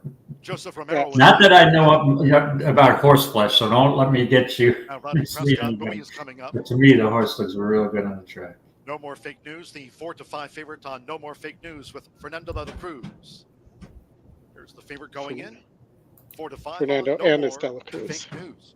The cross-country pick 5 was canceled today due to the delay at Monmouth, which caused the second leg to go to post before the first. Alberto Burgos, Ace Reporter. That's happened before, though, and they haven't canceled.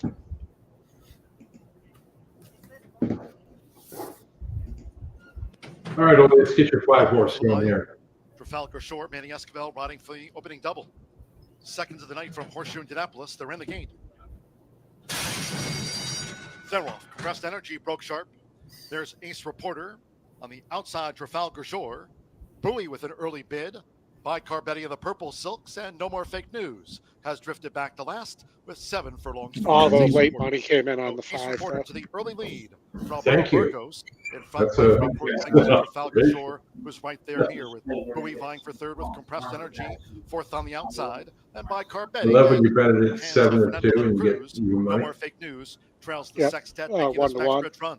The first 2 of 8 furlongs covered in 24, Even money. 94 seconds. Only 1-1 in Phillies Mares Mile. Illinois. It's That's Ace your one Reporter race. who dictates terms to Trafalgar Shore. Well, I'll just point out that it's my racetrack's race caller calling this race. For Eddie Perez. Rodney Prescott and Bowie between horses. By Carbetti, her bid from the rail now for Joseph Romero. And No More Fake News still trails 6 lengths from tip to tail, and it's Ace Reporter who continues to cut out the pace. Half mile, 48.76 seconds, now with 3 furlongs left. It's Ace Reporter, and Trafalgar Shore is right there. As Manny took a confident peek back, Trafalgar Shore is poised. Ace Reporter at the quarter pole, with Compressed Energy straightening away in third. And then No More Fake News was made a bid with Bowie toward the inside, and finally by Carbetti, they straighten away. Trafalgar Shore and Ace Reporter, and these two head to head with 1 furlong to go. Compressed Energy tries to close them down from third. No More Fake News is fourth. They come past the 16th. It's Ace Reporter tenacious. Trafalgar Shore second on the outside. Ace Reporter just repelled Trafalgar Shore's bid. Compressed Energy was third. No More Fake News back at fourth. All right. Good job. Winner.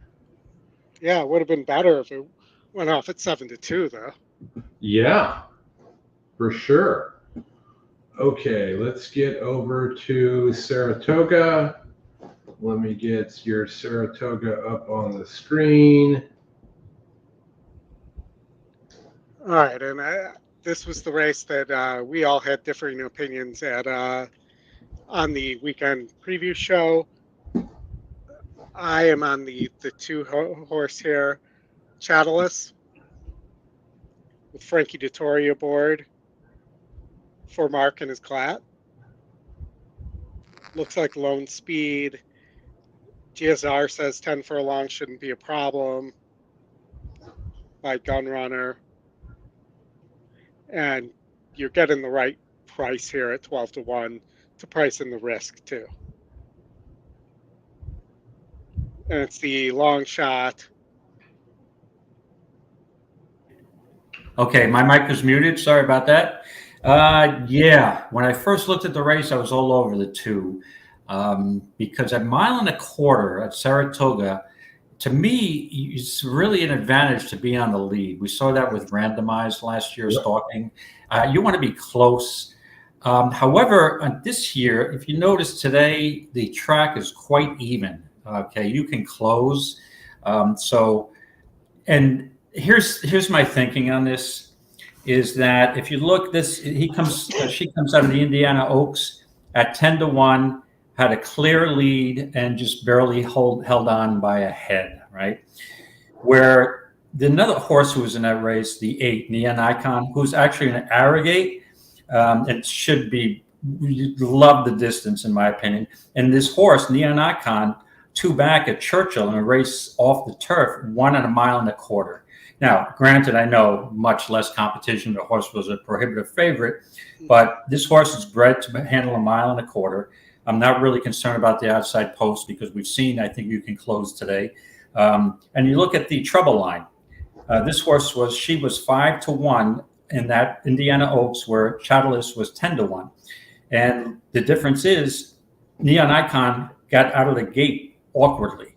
So that definitely compromised that horse. So I think I'd like to work out on August 9th after that race. So I'm thinking that the 8 is a live horse. And the other horse I'm looking to use, who comes from Churchill also, is, and then won the Iowa Oaks, is Just Basking. And that horse has taken a ton of money, the 4. So I am just, I'm really focused on the 8 here at Neon Icon. And I don't want to use Candied. The horses have reached the starting gate at post time for the grade 1. 2-4-10, 2-4-8 here. This is a win wager on the 8. Neon Icon. Good luck, everybody. They're loading in momentarily. I'm going to mute myself. I will say that I'm surprised you're getting 5-1 on Power Squeeze. I hate Candied at 9-5. Intricate, the first one to load. Here's Chatalis.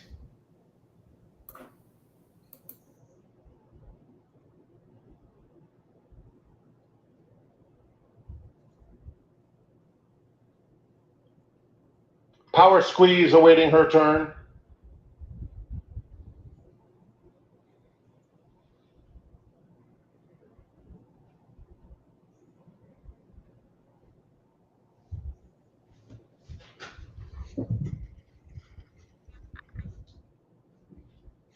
Neon Icon, the last one to load. They're in the gate. And they're off in the Alabama, presented by Keeneland Sales, and Chatalis sprints out of the gate and quickly opens up a couple. Miss Justify has good early speed. Candy came away in good order. America's Vow inside of her. And here's Neon Icon to put more pressure on the front runners. Just in behind them comes Intricate. She is right next to America's Vow. Power Squeeze is second to last, and Just Basking is at the back of the field. They're covered by 8. The opening quarter went in 23 1/5 seconds. Frankie Dettori with the pedal to the metal on Chatalis. Leads it by 3 lengths. In second is Miss Justify as they swing on to the backstretch, and Intricate is down at the rail in third. Neon Icon right next to America's Vow. They're side by side, and 2 lengths in front of Candy, who is biding her time, 7 lengths off the lead. Another 2 back to Power Squeeze, who's 4 in front of Just Basking. The half in 47 seconds flat. It's Chatalis bounding along on the front end. 2-length lead on Miss Justify, who's trying to get closer in second. Intricate continues to hug the rail in third. She's followed by America's Vow, Neon Icon, Manny Franco, and Candy. Now there goes Candy on the outside. She's making her move, coming to the 3/8 pole. Within 4 lengths of the lead, she's coming widest of all, passing horses one by one. Power Squeeze has 7 to make up, and at the back, Just Basking. 3/4 in 1:11 4/5 seconds. They're a 1/4 mile from home. Chatalis has been there throughout. Candied revving up on the outside, coming to her, and Chatalis just drifted out. bumping with Miss Justify. Miss Justify and Candy are head and head coming to the 8th pole, and Power Squeeze is finishing with a flourish in the middle of the track. Outside of her, just basking, it's Candy, Power Squeeze. Candy head and head with Power Squeeze. Power Squeeze on the outside, and Candy does an absolute ding-dong battle on Power Squeeze.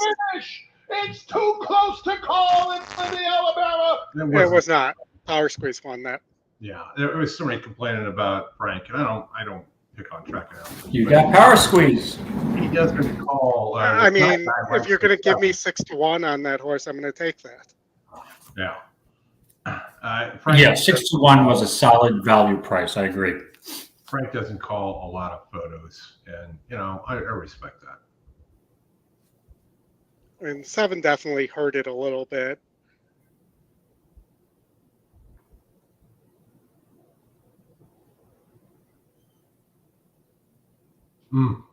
Head Bob. Right at the wire. Good race. Good race. Yep. I mean, those 2 horses should have probably have been pretty close to the same price. Yeah. Based on the form, actually, Power Squeeze's recent form is better than the Candy's only one. He only has that one win as a 3-year-old, and it was against easier. Right, and they both took turns getting dusted by Torpedo Anna. Yeah. Yes. But I would get dusted if Torpedo Anna was here. How does the state of Alabama not sponsor this race? Right? It's sponsored by Keeneland. I mean, really? Shouldn't it be the Roll Tide race? Yeah, they could do that. You could get the University of Alabama to sponsor the race. Roll Tide race, bring out the Crimson and. How about just Tide detergent? Yeah. How about that? The Tide detergent, Alabama. Yeah, bring Nick Saban up there. Yeah. He was on Hard Knocks a couple weeks ago. Bring the marching band, the football players, everything else. It's Why not? Right before college football season starts. All right, did this thing go? Did they put the 3 up? Yes, they did. Okay. All right, folks. Well, that's going to wrap us up for today. We were going to go a little longer, but the Woodbine card being washed out is kind of a bummer. So we'll see if there's a King's Plate this year. Do they show the race replay after the race? Yes, they do, Lewis. If you go to YouTube, you can find the race replay. You go to any ADW site, you can watch the race replay from there as well. So, David, always good to hang with you. Thank you for that 7-10, 18-1 exacta. That was the highlight of my afternoon so far. So that was so far the highlight of mine too. Oldy. Alabama didn't go so well, but we took a few long shots, and I do have a major play in the 11th, which if I remember, I will text you, Chris. Yeah. So, and Mike, I just want to say, Mike Soletta, good luck with your power. Hopefully it comes back on and everything goes smoothly. It's getting very dark here and starting to lightning and thunder. So we're going to hopefully we knock on wood, we will keep our power going, but we'll see how it goes. But thanks for having me, everybody. Yeah, Chris, I've never had to knock on wood, but I know someone who has. So there's a little mighty boss tones action there. I've never been one. That's a